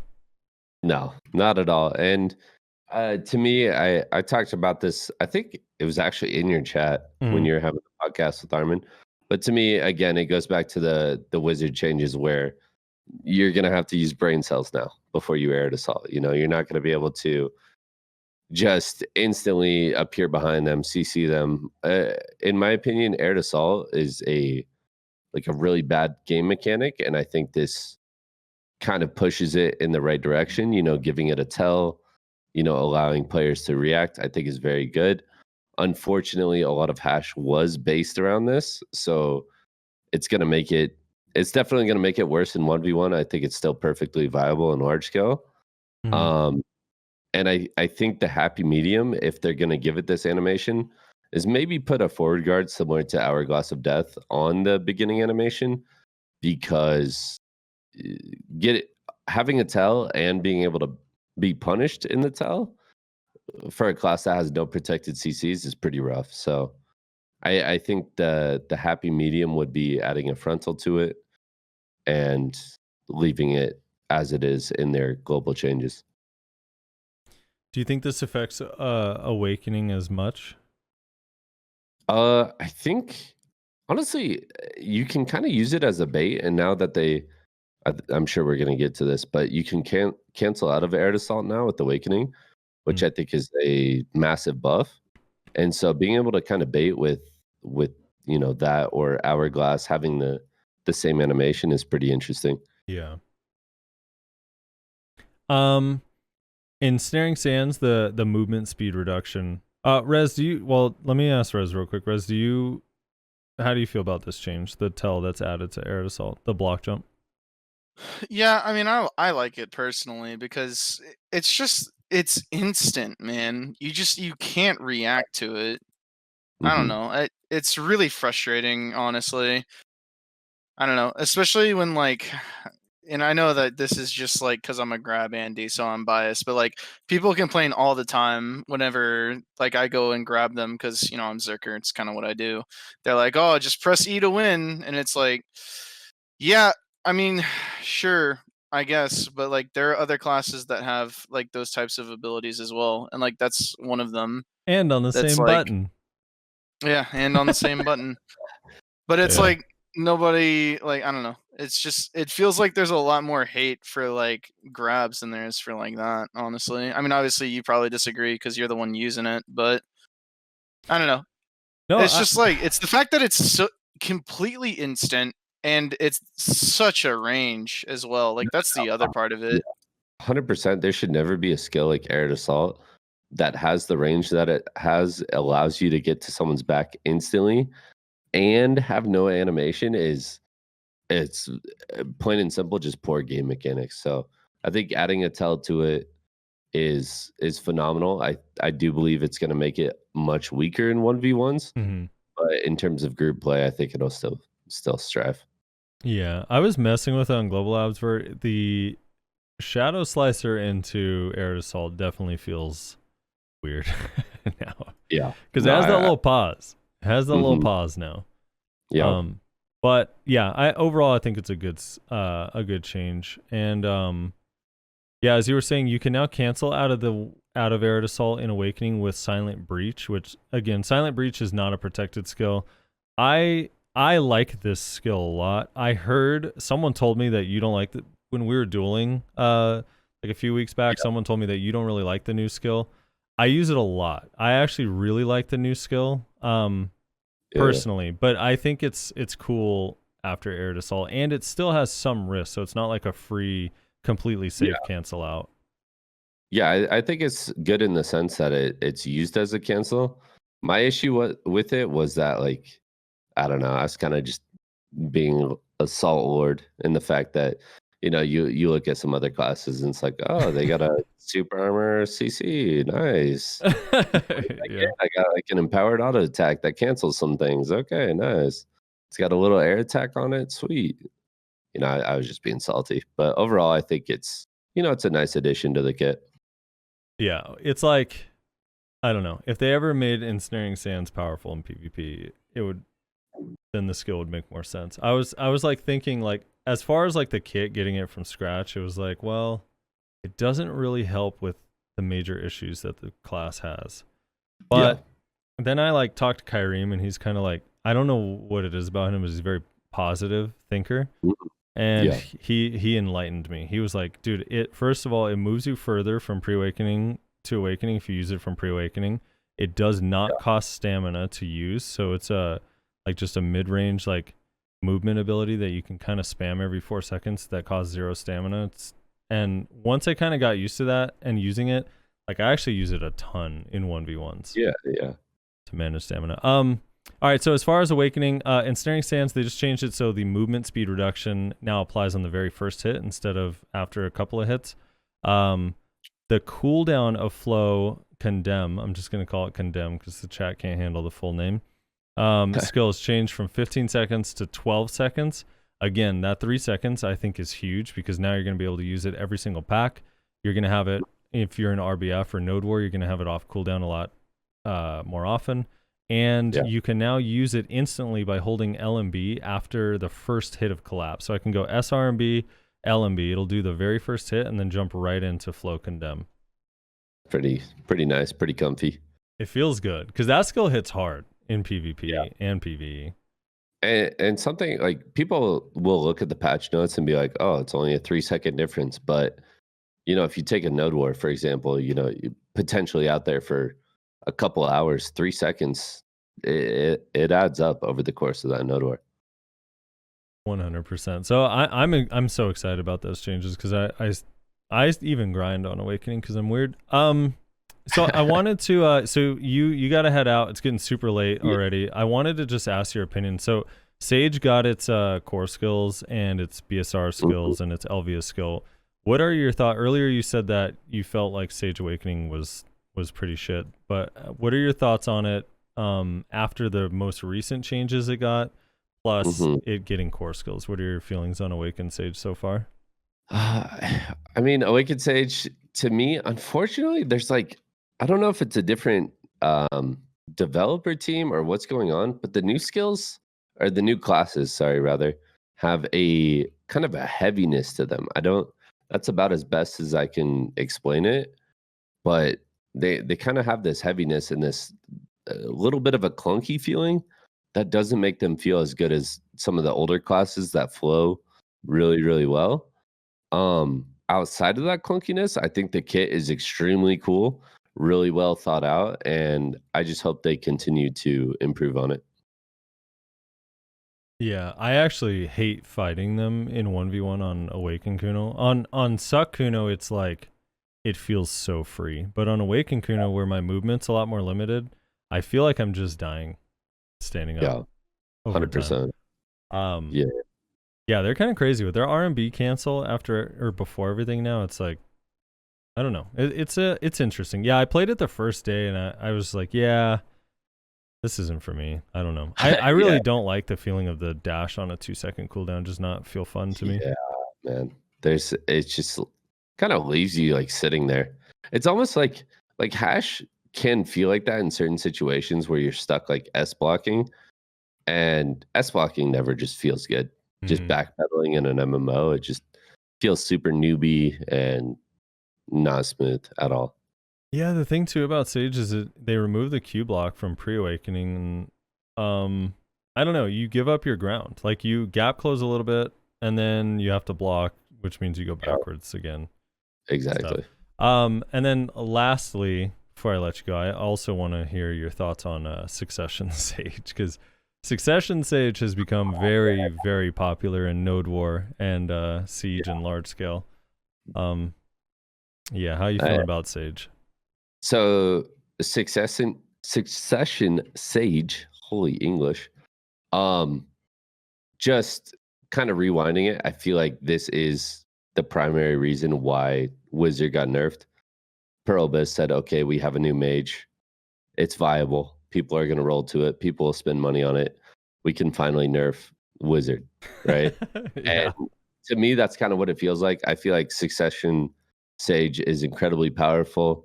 Yes, like the argument is like, well, it doesn't have the utility that Wizard has, but good Lord, it has damage, it has survivability, it has mobility. The stamina change that it got recently, I think needs to be reverted. 3 to 4 iframes on that class, I feel like is plenty. The 6 to 7 to 8 iframes it has now is disgusting in the sense that, let's take RBF for example. They can be in your base, and this is me watching Divios, watching Zethian. They'll be in your base, in your spawn, deleting your entire team, and they can use their dash, use their stamina to get all the way back to their side of the map without, like, there's minimal gaps in between that are mostly protected as well. So it's like, just, I don't know. The class overall makes literally no sense to me. The concept of the class is crazy. Oh man, I don't know. We have a guy in our guild named Drooling he has a lot of gear, but yeah, he in our last 2 wars, the guy under him is like 70, has gone in the 2 wars combined. If you add up their scores, is like 72 and 35 or something, and he is 96 and 0. Bro, it's crazy. He's like literally just not dying. It's so absurd. That class is so crazy. Yeah, that's literally the power that they've given SUCC Sage. Is like, if you do not want to die, you will not die on that class. Do you think the Rift chain changes will make a difference that are on these global labs, where the stamina now will reduce regardless of whether you're moving or not, and being able to see them if you have skill effects on? I mean, a little bit, but it's like the stamina changes. Like, there's only a couple people that were actually cheesing that, and then being able. Oh my god, I got another narc from Monchums. I'm molding. Congrats. Then the ability to see them requires you to have effects on, and it's just like, Yeah. Like, sure, it's nerfs, but is it nerfs enough to have any impactful effect on the class? I don't think so. All right, and with that, I'm gonna let you go. We're gonna continue. We got to get to the comments. We got to get to the comments, which are gonna be long. So, Vert, thank you so much. I mean, this was kind of a big one because the global labs were so nuts. So, thank you so much for hanging out with us for the last 3.5 hours. Yeah. I know we're gonna be casting together tomorrow. For the people that may not know, or are out of the loop, where can people find you, Vert? What's your YouTube, your Twitch, and all the places to find you? Twitch.tv/Vert. The YouTube, if you just type Vert and BDO, you'll find me. Don't just type Vert, because you'll find some Fortnite fraud or the rapper, But yeah, thank you guys so much for having me on. It was an absolute blast. I enjoyed this conversation. You guys are a pleasure to chat with, And thank you guys for real for having me on. For It was sure, a fun man. conversation. Alrighty. We'll see you around, Vert. I'll see you tomorrow. Yeah, sounds good, man. Have Have a a good wonderful night. All right, And bro. if you guys want to watch more Vert, please do. The links will be in the description for the people who are watching either the YouTube video or the MP3, the audio only versions, after we are recording this live. So that'll Alright. be in the description. So the couple things I wanted to address before we get to the comments. Nova Succession. They can now recover stamina while moving in their block, which is interesting. And Wait, say that one more time? Nova Succession can now recover stamina while walking in their block. Really? Yeah. That is interesting. Yeah. It is. I don't understand it, but that's now a thing. And Awakening, the range of the stars that appear when using the Star Ring skill explodes and attracts nearby targets has been changed to gradually decrease, and the pulling force has been reduced. So when their vacuum procs and actually begins to vacuum, the AoE on it now is a little bit smaller. The AoE starts at the normal size and then shrinks over time. Mm-hmm. And also you can get out of it easier. And the pulling force isn't as bad. And if you have if you can link together 2 dashes, it was relatively easy for me on Global Labs to get out of. If you can chain together 2 movement abilities. And then they changed some connection skills with their new skill. So the vacuum change, very good. I don't understand the Nova Succession change though. It's very confusing to me that would recover stamina. Yeah. That's a weird one. I'm trying to think in what situation that would be like super useful. I don't know. Yeah. I still just feel like, dude, if you get slowed on that class, holy shit. It's crazy. So Sage, real quick, here are the core skills. Spear Bolt, core Spear Bolt got forward guard. That's their forward F where they dash and do the stiffen. Okay. The core Enlightening got frontal guard. Enlightening Bolt is the let me codex this real quick. I actually forget that one off the top of my head. Also, it's late, I can't handle it, dude. Enlightening Bolt is SLMB, so that's the float. That one I actually really like because at max level, it's only an 8-second cooldown. That's a good skill too. That's a really good skill.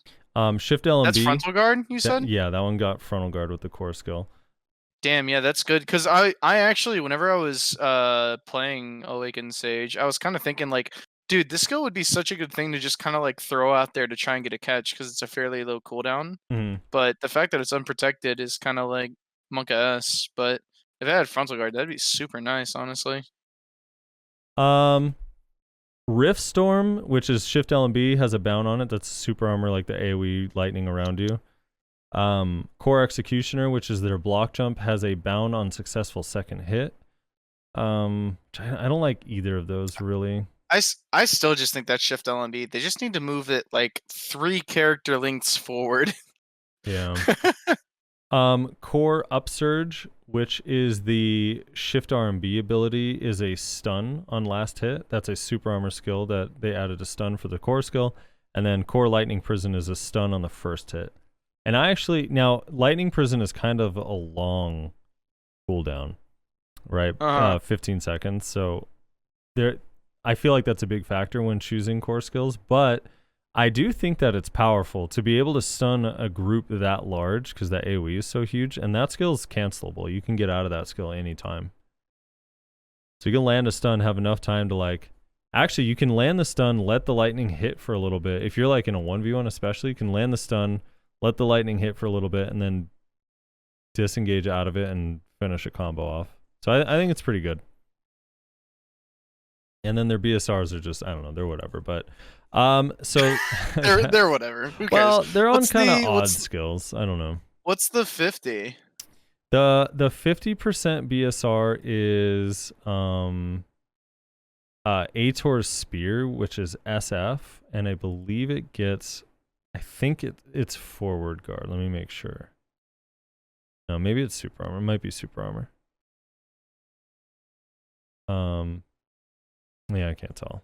It's either super armor or forward guard, and a couple extra hits. Which I don't know. That's nice. That one is kind of cool. But it's not like massive range. I don't think it's like game changing or anything. Maybe in 1v1. I don't know. But so that is that. We gotta get to 2 episodes of comments. Are you ready for this? We got a lot. We got a lot of comments. I think Right. we might maybe because it's 11:30 p.m. for me. Mm-hmm. I normally for reference, I normally go to bed at like 11. Right. Like 12 if I'm like staying up super late. A normal comment section, like on average, takes us maybe dude, I don't know, like an hour and a half maybe. Does it? And we have 2 of them. No. Well, Dude, we'll speed through these. Dude, We'll speed through these. We don't have Nyashi. You know, sometimes Nyashi goes on. We might need to rapid fire through these. Yeah, he goes on long. You gotta delete a couple comments on some of these too. I do. Okay, hold on. I can do that. Let me run to the safe zone Yeah. real quick. I've been GVGing for the last like 45 minutes. Yeah, if you couldn't tell. There's 2 you have to delete on the episode 107, and then you'll see them. They're pretty obvious. Okay. Let me look on this one. We're getting more and more of these super inappropriate Spam ones. comments. Yeah.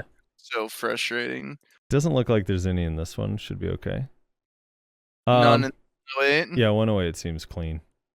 Okay. Clean and fair. One of them's clean. Well, it's like a dating site and something else. I don't know what the hell, dude. I like the fact that the phraseology is seems clean. Like it's an STD or something. Let's see. Also, here. I was gonna say if you could take a break, since I read through that whole global data, I wouldn't mind. I'll follow along on my screen so they're on there. But if you want to read at least one set of these comments, I can go through all of them if you want me to. Yeah, I'll take a little break. I gotta save my voice for tomorrow. Yeah. I feel you. Dude, okay, those 2 have been removed, and you said 108 was clear? Yeah, 108's clean. Alrighty. So let's start with 107. Yeah? All right. Yep. And we'll go all the way down. Newest first, scroll to the bottom. Down. Yeah, scroll to the bottom. First, let me open up all the replies and whatnot, I suppose. Read mores and all that stuff. Alright. Here we go. You guys are being treated to something today because I'm reading the comments. Alright, here we go. So Sixons says, "Hi, smiley face." Alrighty. What's up, Six? Will Motto says, "First time ever that I agree with Rezlar. I view this game as a game with user-created contents. Some of the best contents during the pre-Valencia days were GVGs and ganking people at world bosses. They took that away, so you can't PvP during world bosses anymore. The world is huge since Pirate Island came out. Everyone is so spread out across the world. It's hard to gank or PvP people. This game was marketed to have a PvP-focused in-game. Yes, the node war system is great, but some people like open-world PvP content. You do not have to participate in PvP if you do not want to. You can stay at level 49 or be in an undeckable guild. If the devs really want to cave for the Care Bear steamies, they should have just made some PvE servers like Arsha. I don't like these half-assed changes that wouldn't solve anything and make the game less enjoyable for people who enjoy it." I agree. I mean, I agree. I agree with the sentiment for sure. I mean, I just don't think it's steamies. I actually wanted to talk about that, and I'll try and keep it brief. But essentially, what I wanted to talk about is whenever I talk about like steamies making the game worse, I don't literally mean like if you play Steam, you're making this game like worse by being a Care Bear. Right. I mean that like in general, I think that there was a major shift in like the like. I don't want to say ideology, but I guess ideology of like open world PvP whenever Steam release happened. And that's not because, oh, if you play Steam, you think a certain way. No, it's because everyone who played on Steam at Steam release was a new player, and all new players look at the karma system and look at the fact that you can be killed in open world and go, wait, what the fuck? Right? So you had this huge influx of players that were like, oh, like this isn't like cool that you can be killed in open world or whatever. And then it kind of like it shifted like the ideology of like open world PvP. At least that's how I see it, and that's what I feel like has happened. Honestly, I mean, the game became more discoverable. It was kind of niche before Steam.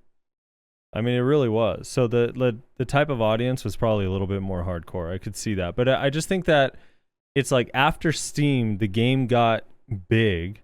I mean, you had Summit streaming it. You had Shroud streaming it. You had like even recently, like I'm a Cutie Pie streaming it, and a few others. And like, so it got people like know of the game, and it's a lot more casual people that are coming into it, and it caters more to casual people.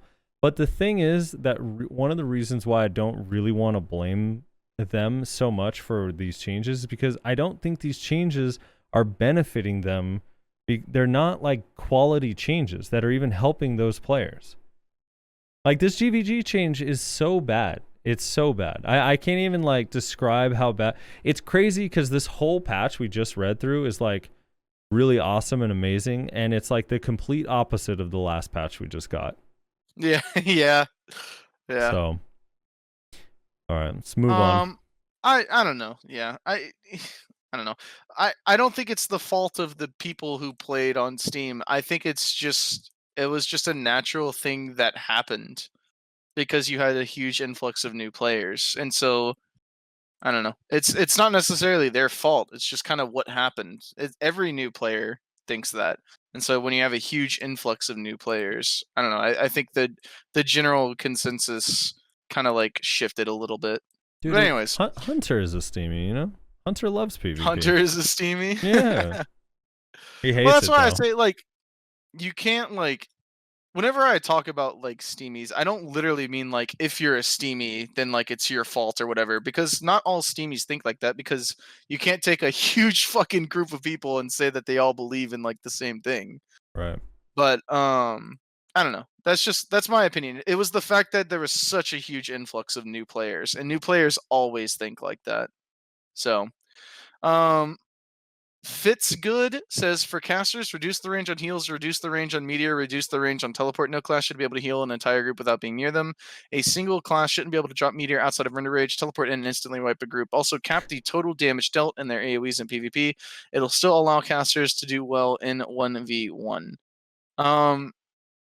I think healing is an aspect that people don't talk about very much with that class. I honestly feel like, and I think we may have talked about this before, but I really feel that they shouldn't have AoE heals, honestly.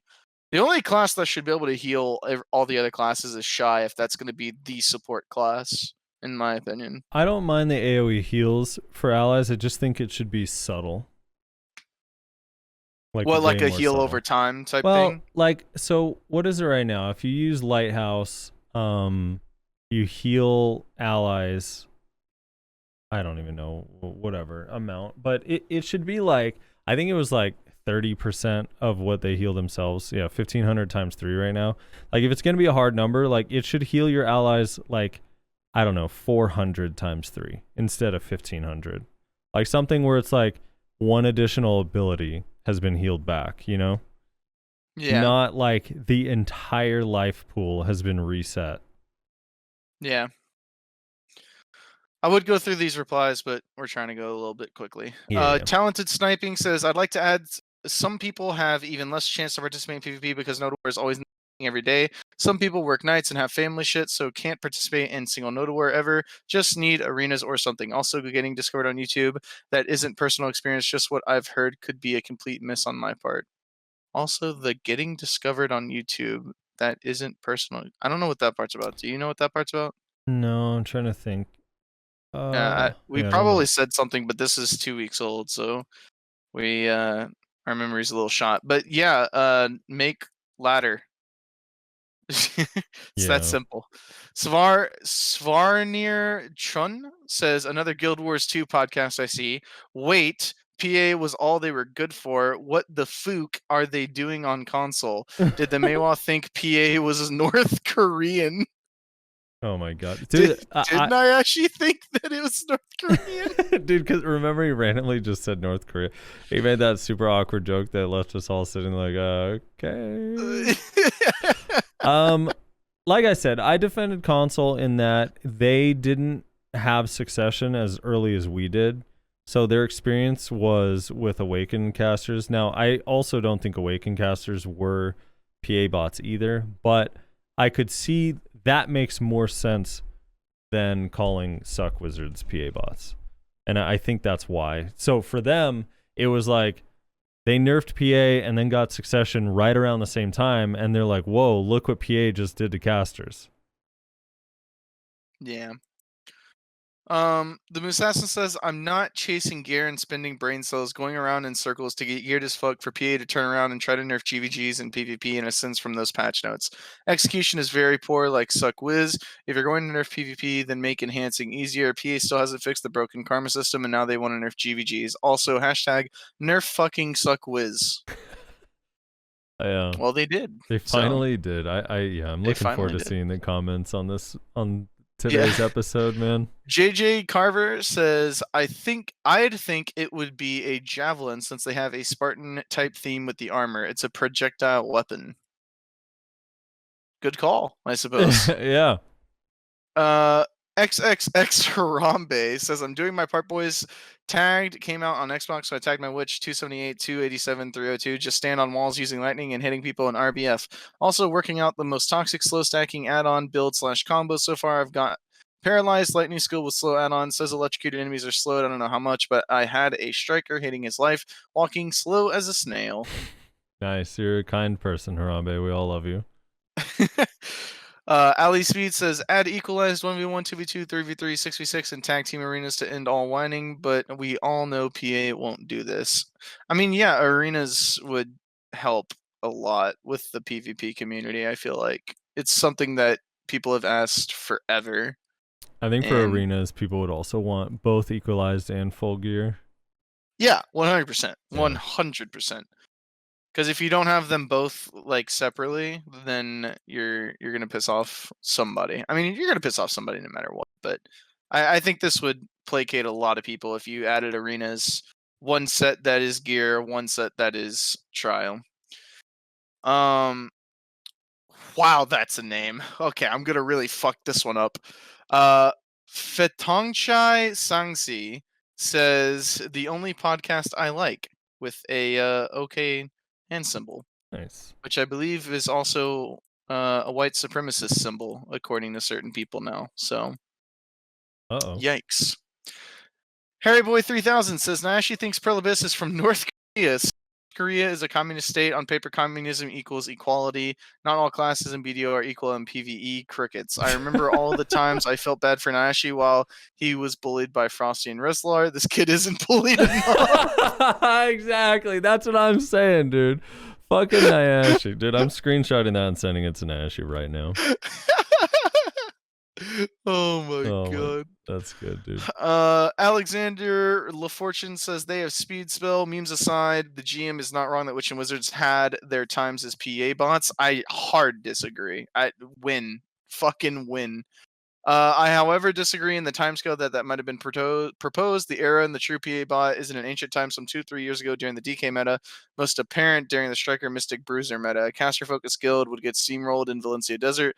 Black Rose was full of Strikers and Mystics being supported by a minimalist core of casters. Joe Nason had plenty of skirmish classes. Snakes had lots of wizard perched on top of Medaya Wall, so it worked there for range poke. Barcode was full of witches, and there was an enormous gap between them at rank 4 and the rank 3. Describing Witch Wizard as PA bot is accurate for the period when Voltaic Pulse took ages to cast, when wizard skills got ninja nerfed for numerous months, not talking about flow accuracy bug that lasted a month. There was definitely a time when Witch and Wizard had troubles justifying their place in Siege. This is when people started to describe them as PA bot, because you needed to keep them around for the essential engaged PA and the possible second PA. During that time, you made exception for Witch and Wizard, not because they were so strong, it was because you needed to force some guildies or have some new blood into that class to provide speed spells, heals, and PA to the group. And of course, after that, the gear exception was made because the class became so good again in Siege, still pre-succession time, and made that situation even clearer during the succession mage time. But qualifying mages as PA bots during succession era is not accurate at all unless the GM got some pretty unique data that we cannot see. I still disagree that it was a PA bot during that time period. Like, I see what you're saying, and like I agree that it wasn't as like powerful because of the like Striker Mystic like magic DR meta thing that was going on, but they were still like really powerful. I mean, Yep. you still wanted at least like 40 of them in your siege guild minimum. Yeah, like if I you mean- you still wanted more. That's the thing. Even in the bruiser meta, like you still did want a lot of casters. Yeah. So So I don't think it's But- just because of the PA. I but don't I don't know. disagree with his timeline. His timeline is right. Like the Yes, times he his timeline is described right, them yeah. as like the least amount of effectiveness that they were is correct. 100%. Yeah. 100%. You are correct. It's just we disagree about whether they were a PA bot in that time, but that is definitely when they were at their weakest. Lost Souls says best way to fix karma is to not have a chance of degrading your gear. Imagine degrading a pin black star. Let me say this. Here's where things kind of changed for them, and it did change for everyone, but it made a big difference with them. Is the Raboms and Absolutes. Blizzard became strong. Meteor became strong. They got Rabomb Fireball. They got the Rabomb Heals. All of the Rabomb skills and the Absolutes is what made it suddenly that class just went from like you're a support class with some AoE to like, oh my god, this is kind of scary. Yeah. Alexander Auxier says the new Node War changes are cancer. This is going to be a small benefit to smaller or less geared guilds getting rolled. In reality, this just gives all griefers another method of griefing your guild. I play this game for the combat. I'm not that good at PvP, but I do like it. If I want to avoid it, I don't need PA to care bear and protect me. PA just wants to cater to the quote WoW unquote genre of MMOs and their players. Now, while I did say that I'm not good at PvP, I'd go red/negative karma. Good lord, I have to change that thing. It wasn't, if the penalty wasn't losing my expensive crystals in the gear enhancement, it would be more appealing. Even with most people eventually killing me, it would be cool if we had an alignment system instead that had NPC penalties like the current Karma one, similar to Mass Effect with the Paragon or Renegade system for NPC dialogue. You could still interact with some NPCs as a Renegade, but non-Renegade aligned characters will not work with you. Oh, you linked that? Alright. You linked that comment to Nyashi? I had to, dude. It's too funny. Yeah, I don't have anything to add to that. Yeah, I don't. Are they catering to WoW players? I think they kind of are, but is that a bad thing? I don't think so. You know, this is like a super niche game, and I think they've taken a lot of steps to try and open it up and bring new players in. And it's not like it's just that they're trying to like protect new players from PvP, although that is definitely one of the things they're doing. Unsheathed 197 says, so his weapon could technically be a spear and a javelin. Spear is a broad term that covers many types of pole type weapons with some sort of blade on one end. Given his more Roman aesthetic, it is more than likely a hosta of sorts or short spear, which can be used for thrusting in melee combat or thrown as a ranged weapon. Either way, his costume, weapon, and ability look so badass, so that's all that really matters. That is true. That is all that matters. It does look really cool. Franks80 says, can we just nerf SUCC Sage already? I'd WIZ any day. At least you can actually hit them back. Yep. The Awkward Ninja says, I would like to point out that at 18 minutes, the awakening versus pre-awakening time discussion had been done a lot over time. People were already talking about this when DK came out 10 classes ago. Seems like it ebbs and flows between classes using both awakening and pre-awakening exclusively awakening. Like release awakenings were pretty awakening only until absolute skills, and then both skill sets were used. Yep. Yes, but no. Like a lot of classes when they got their awakening use pre-awakening movement still, even if they weren't using pre-awakening damage. So like Zerker, you still used Lava Piercer, right? You still used Shake Off. Granted, you can use it in awakening too, but I don't know. Right. It has kind of swapped back and forth. DK is kind of like that, I suppose, where you don't really need to use much pre-awakening, if any. Triconic says, guys, I got a question. Recently reached 300 AP finally, 303 maneuver, but I'll change belt the tongue guy and the neck to accuracy for 301 with one accuracy accessory back Zarka following that DR build, and I realized that my archer doesn't scale as well as I thought. I hit like wet noodles while Sages massacre RBF. I'm looking to pick a new side class for 1v1 GVG RBF. I want a class that would deal some proper damage. I'm a slow guy who can't handle high APM like Awakened Warrior Ninja, but I'm all good with APM like I had on my old mains like Musa, Lon, or Archer. Current picks are Musa, Awakened Striker, Awakened Hash, Awakened Lon, Awakened DK. Main Lon and Musa would need to learn the others from scratch. Can you help me picking out a decent class for the BF content that will hit hard at 301? I can always also pick my Guardian, but she isn't a class I'm looking forward to much to go back to.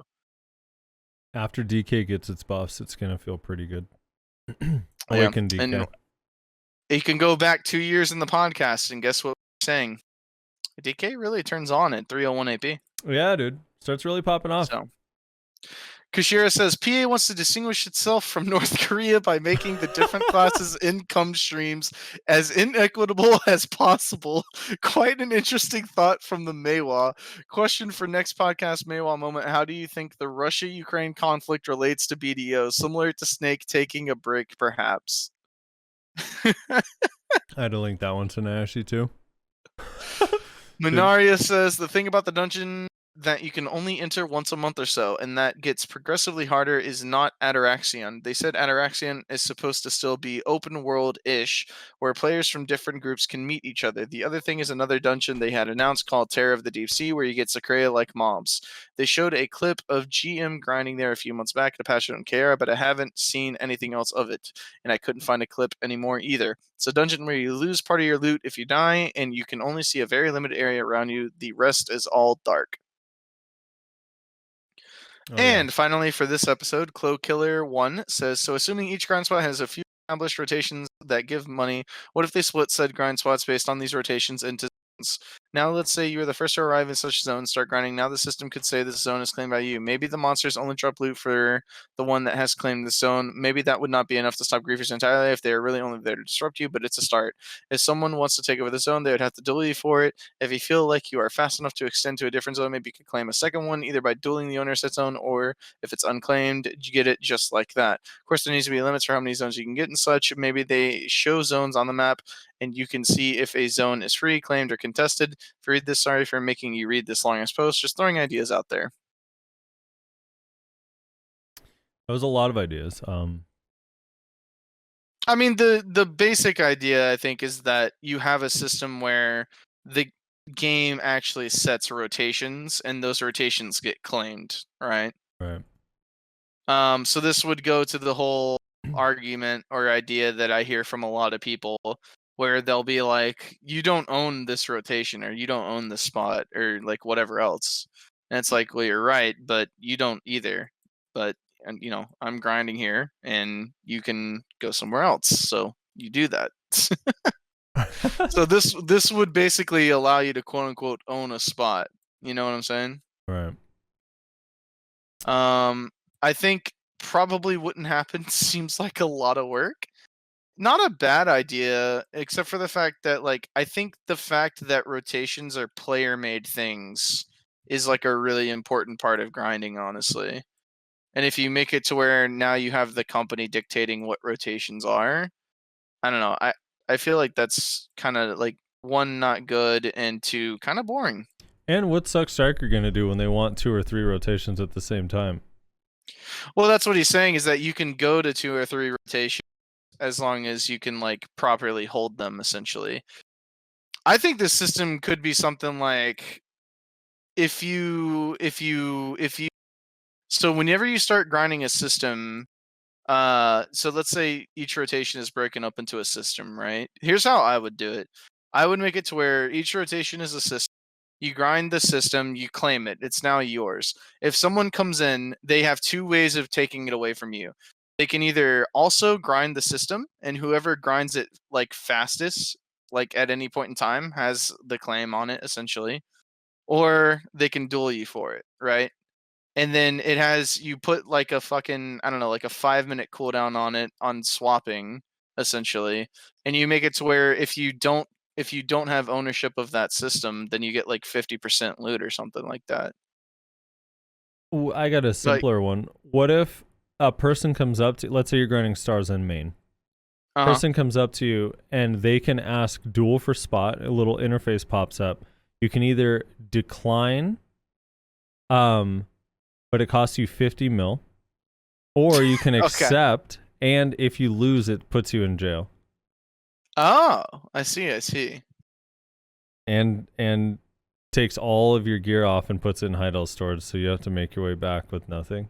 I honestly feel like if you walk up to somebody and duel them, it should just disconnect them from the game.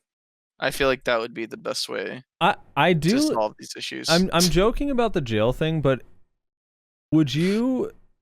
Maybe, I don't know how much it'd have to be, but if someone asked you to duel for spot, you could pay, I don't know, 25 mil to say no or something like that. But it doesn't, you don't pay it to the person. But it's just taken. Here's the thing though. I already just say no. It literally happened earlier today. We were grinding Castle Ruins during the podcast. Someone walked up, a group of 3 people walked up and said duel for spot, and I literally just typed in chat, "No, thank you." And just kept going, and they just left.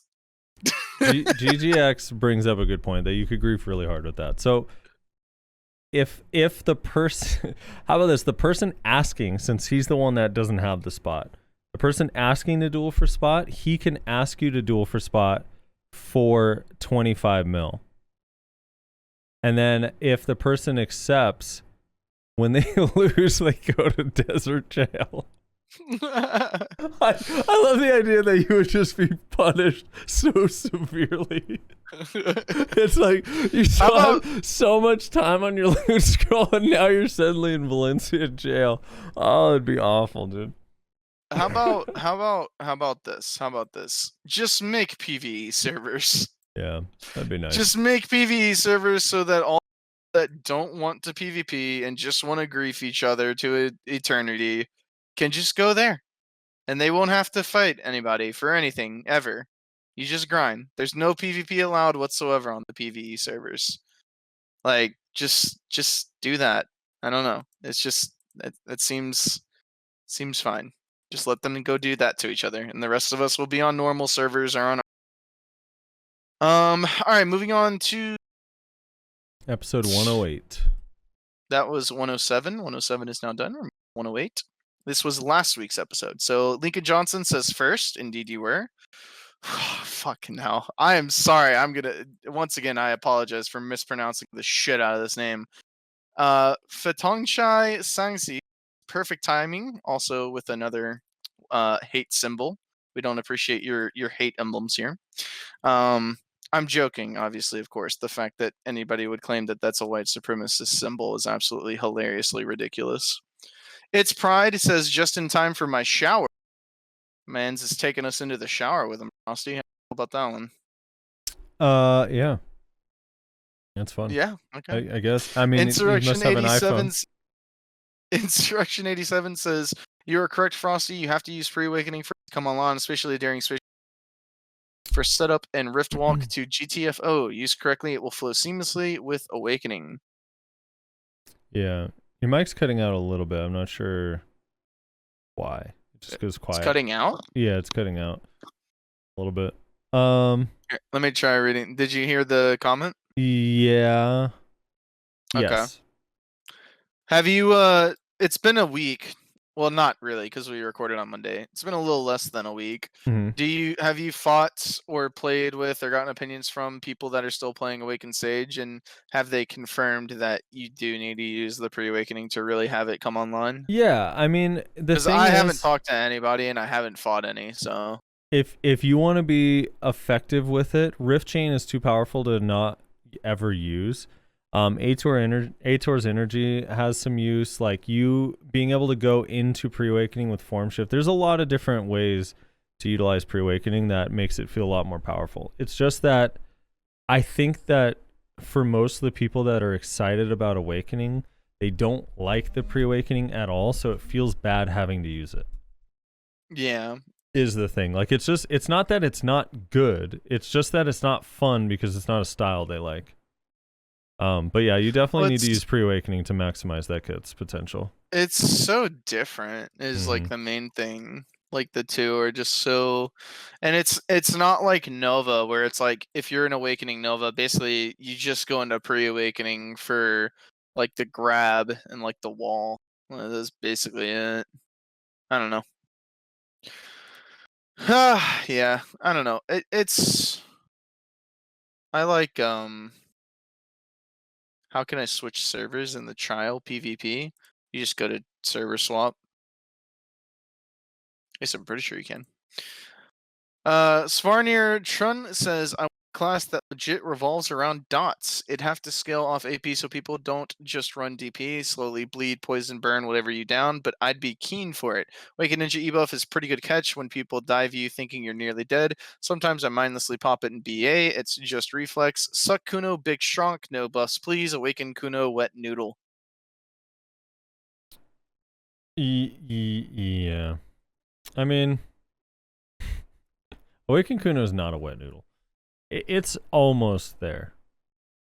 I would give Spin a slight buff and Lunar Dash. I just wanted to point that out. That has nothing to do with the rest of his comment, but I'm just saying that because that's the part that matters.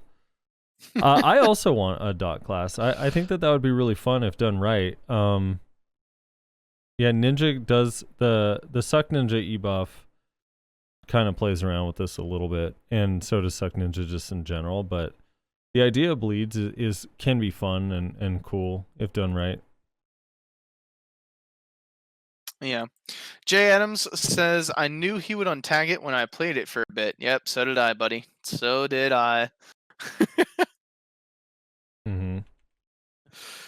He also says, Rez is right. Sage Grab is ridiculous if missed. Lock animation and it comes out like shit on a cold day.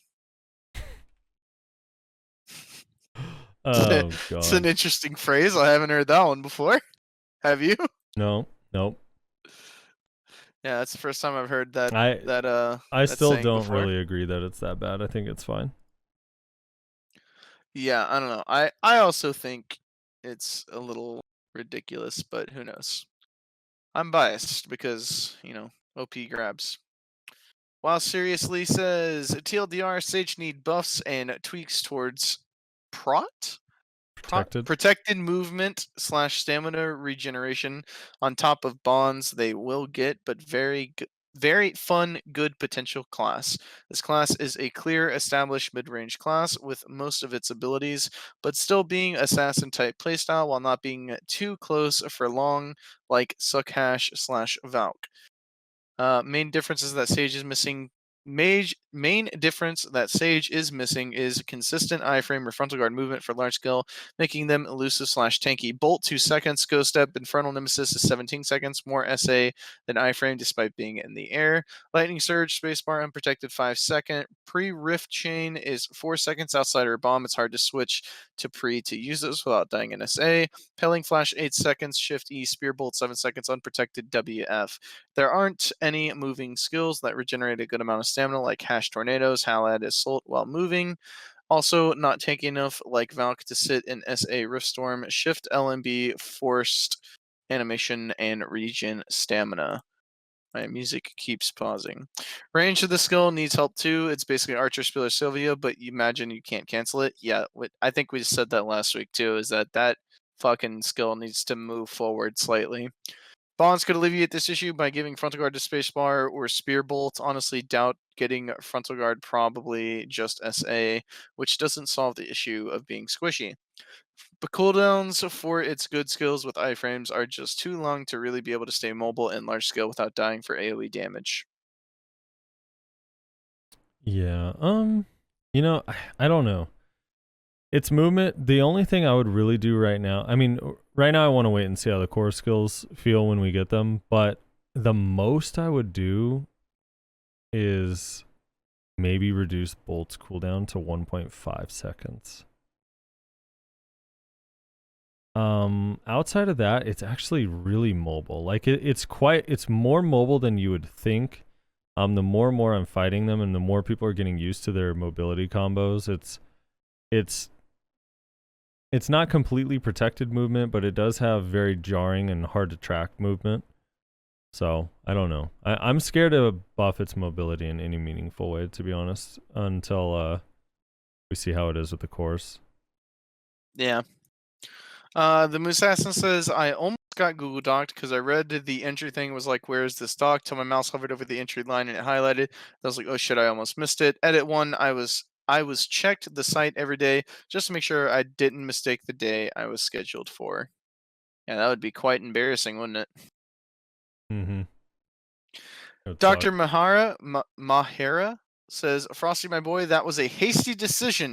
Just like how you dismissed Awaken Hash very fast. Joining the class. Awaken Sage is like a cross between Ninja Warrior and Awaken Hash. How you might say you need to move around with the class like a ninja, engage like a warrior, aka Solar Flare to grab, and it's as vulnerable in its movement and has the side dash and space movement similar to an Awaken Hash. Would rate it as the second strongest 1v1 class after Ninja. Let me make sure I'm reading this right. You're rating Awaken Sage is the second strongest 1v1 class after Ninja. Am I just tired, Reslar, or is that what he just said? That is, in fact, what he just said. Which, like, I actually kind of agree that people are kind of selling it a bit short in ones. I think what you're seeing is a learning curve happening. People are still learning how to properly play it. But second strongest in 1v1s. Yeah. When SUCC Kuno exists, you're crazy. When Sakuno exists, Sork, Awaken Hash, Tamer, Lawn, there's no way. I'm sorry. There's just no way. Now, I do think that it's better than people think, but no, it's not. And obviously far superior than Succession. Yeah, I think for 1v1, it's definitely better than SUCC. Yeah. I can't tell if that's a L or an I. I'm gonna assume it's an I. Yank310 says, so Moro versus Biceps wasn't a gear check? Question mark. I have to watch it. It depends. Yeah. I mean, again, our definitions of gear check versus having a gear advantage is a gear check is when you're just killing them standing up. A gear advantage is like, okay, if it takes you more than one combo to kill someone, but they can finish you off in a full combo, then it's like, all right, they have a gear advantage, but they didn't just gear check you. Yeah.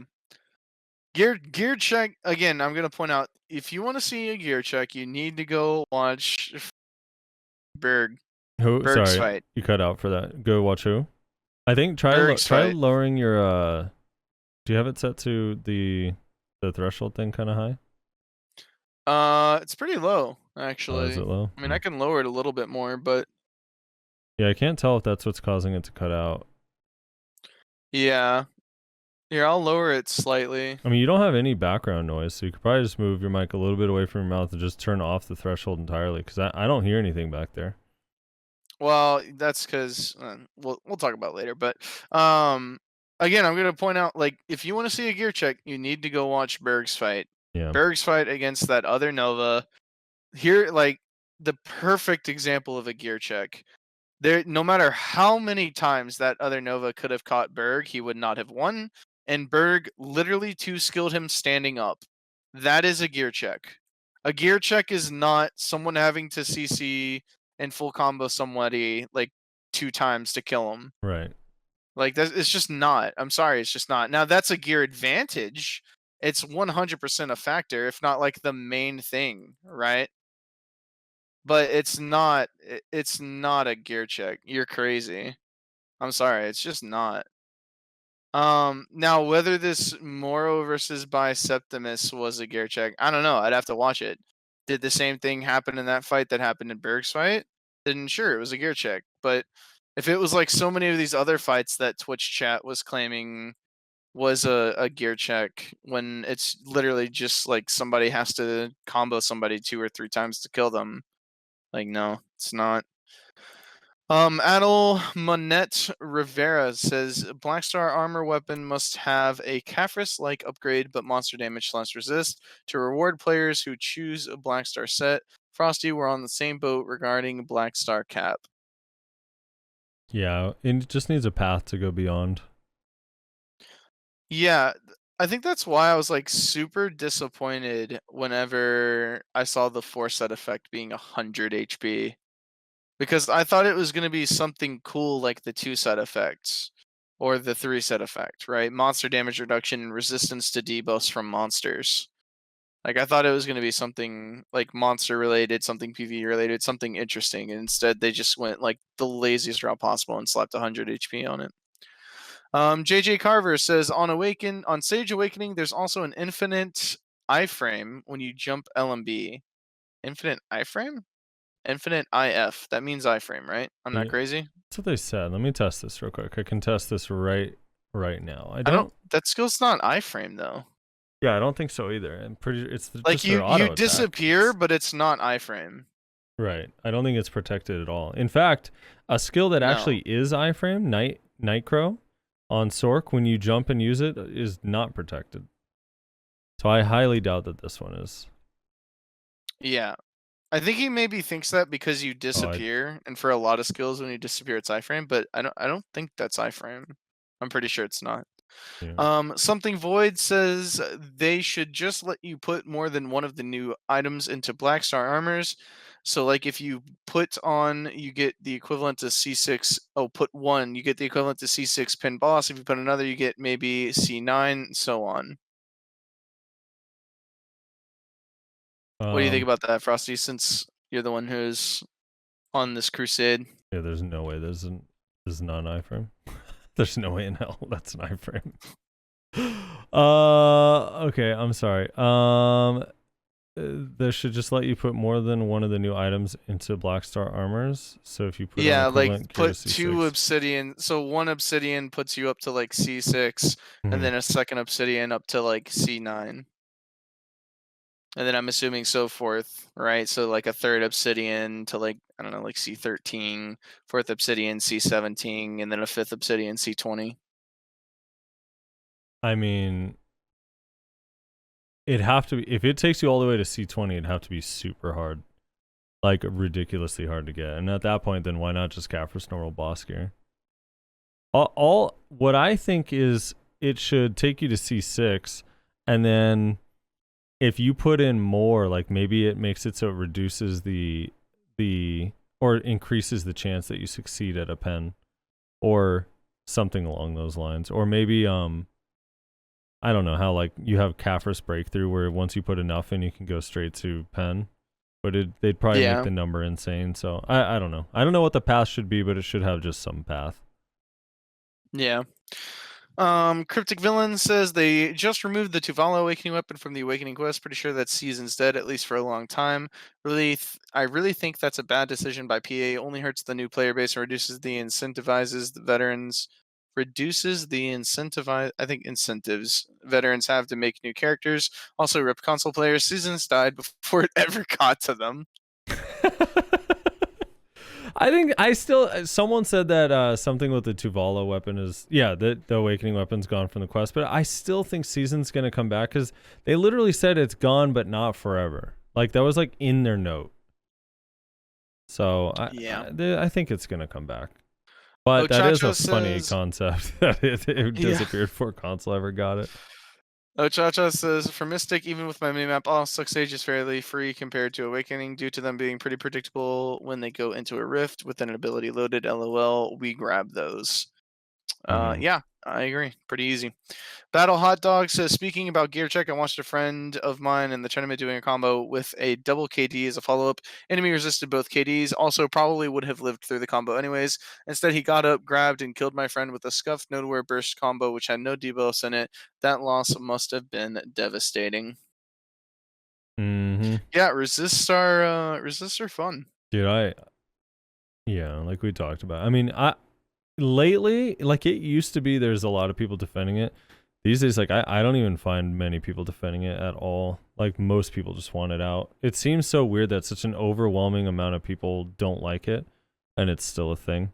Dude, Danny Destroyer just came in here earlier because his match, he was the only SUCC Zerk left in the tournament. Let me see if I could find his comment. Hold on, he's still in the chat. It made it sound like he's not here anymore, but he's still there. He said. He said something like he had like 7 consecutive KD and float resists in his match. Jesus Christ. That shit sucks. No one likes that, dude.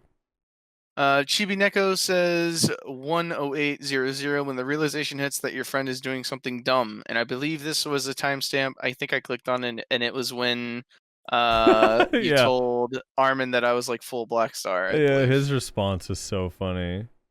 Well, no, it's when he asked like God, let me. I'm gonna just play it. That reaction is amazing. It's though. so Just good. That, Did you hear it? Oh, dude. Yeah. They don't do anything. Yeah. So Well, I mean, if good. they go pen, the obsidian on. piece don't do anything. One sec. Unsheath. Yeah, Yeah, they don't do anything. Oh. Dude. You don't have 1 sec, Frosty. Yeah, they literally do nothing. Oh shit, I closed it. I'm an idiot. Yeah, absolutely hilarious, dude. That shit, dude. He goes, oh. No, it's not even the I think it's the dude that gets me. He's like, oh, Yeah. Oh, dude. dude. Like, Poor Rez, dude. ugh, man. All right, Unsheathed 193 says, here's what I do for flame towers. Make them have both options to be automatic or manned. Having them set to automatic, however, means that the flame tower would consume more fuel. It'd be required to be launched and refilled at fairly consistent basis. What y'all think?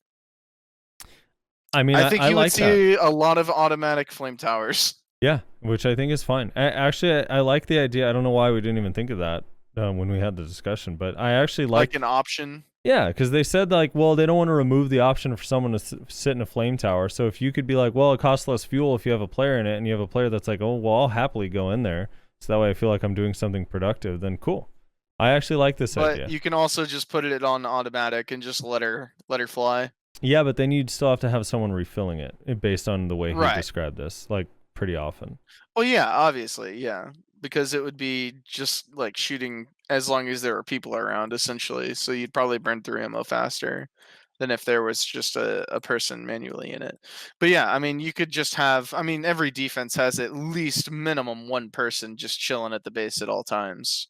So Shaky Bones in chat saying in Siege on console tonight, all the top 5 players in each guild that sieged were on Sage. Sage putting in work on console. Suck Jesus. Sage, that is. Suck Sage. Remy says it's an RPG. Resists are fine. This isn't Tekken. Yeah, no. It's not Yeah, Tekken. yeah, no. I mean, it's not Tekken, sure, but it's also like, I don't know why it has to be Tekken to dislike resists. It's such a weird thing. Like, if it was like, Yeah. the thing is, if it was a tab target game where you couldn't avoid people's abilities in any way, so the resist makes sense in those situations, so that way there's like a chance that you don't just die. But it's not a tab target game, and you can avoid people's CCs, so like, you have super armor and forego, you have so many ways to protect yourself. Resists are, no, they're not fine. They're not fun. Most people are frustrated by them. Yeah. Dread Spark says, thanks for casting AOA fights. Also, many thanks to my competitor in the Shy community who organized themselves on the Shy Discord. Everyone was very forthcoming with their builds, and this let us know what to expect so that we could bring fair and competitive fights. GS Apple, look, Mom, I'm on TV. Yeah, that's very kind of the Shies to rally together in their circle of misery and share. Let's see here. Touch My Weasel, which okay. Says been a suck Valk main since the day it came out. The shield throw nerf needed, but my accuracy nerf yeesh, that hurts me the most. But I'm really happy about my DK buff. Love the essay on Twilight, actually fucking crazy. Yeah, it's, oh my god, dude. That's what it, dude, like Vert said, man. DKs are throwing a party right now. I saw some DKs saying like, I mean, it's a nice start, but it's there's a lot more problems, and this doesn't really address them. And I'm just like, dude, I don't want to hear it right now. These changes are insane. Dude, I just like, I don't know. I feel like DK is fine. I really feel like DK is fine. I don't know. I maybe I'm the only one. I feel like they're pretty well balanced, actually.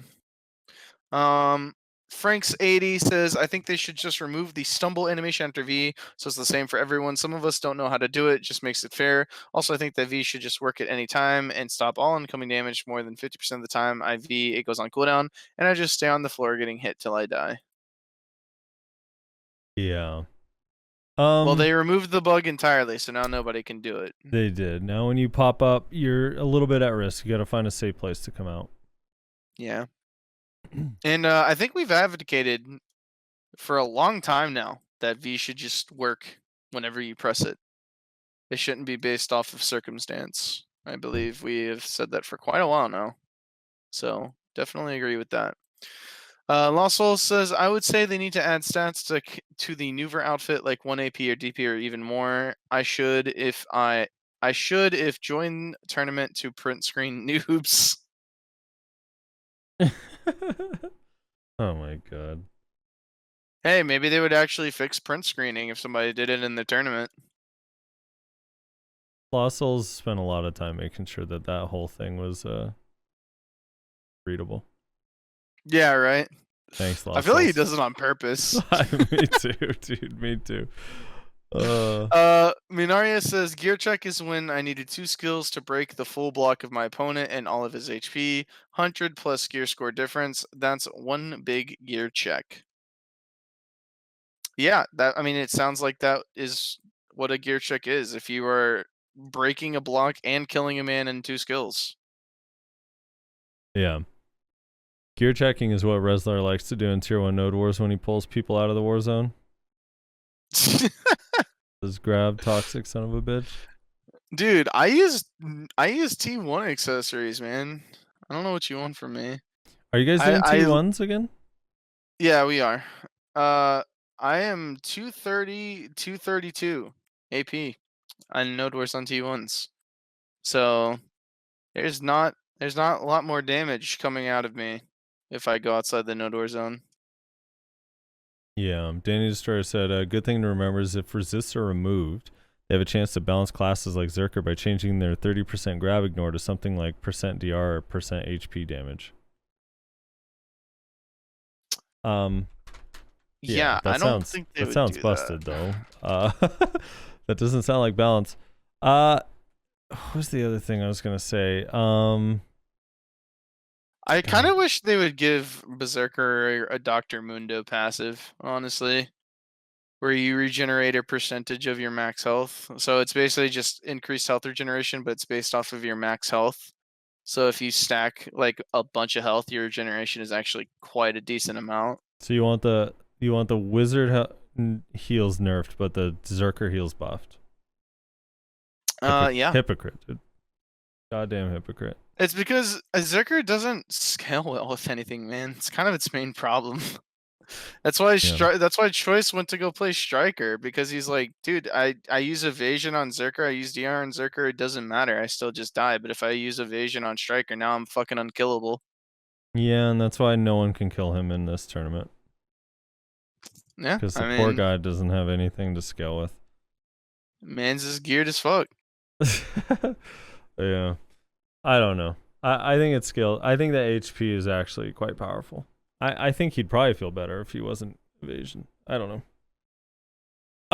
Yeah, I don't know, maybe. I mean, I don't mind That's a all the little bit of a comments. passive, but I just am like heals. I don't know. Just resetting a fight is different than scaling well.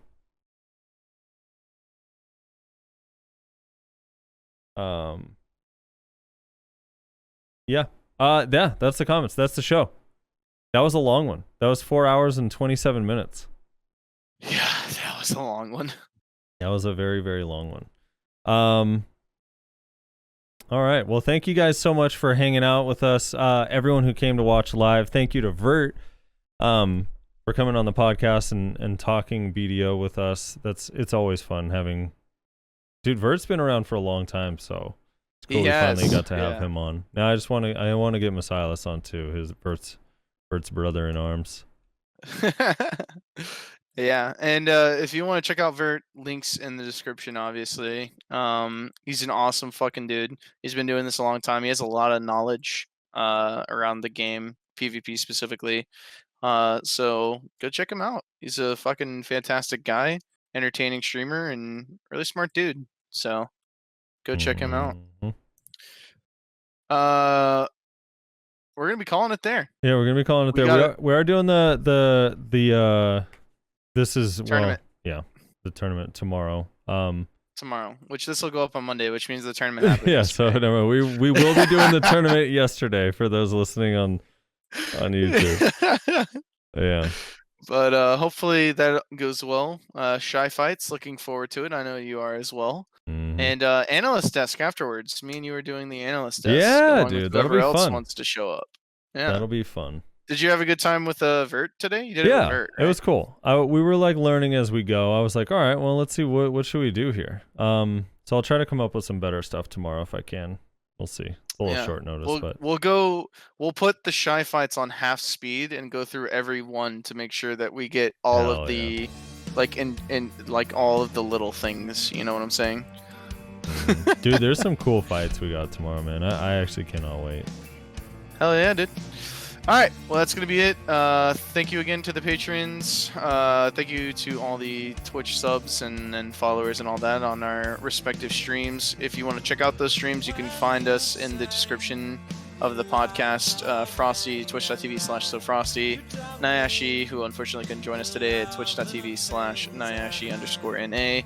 And myself at twitch.tv/NotRizlar. Thanks again to Vert.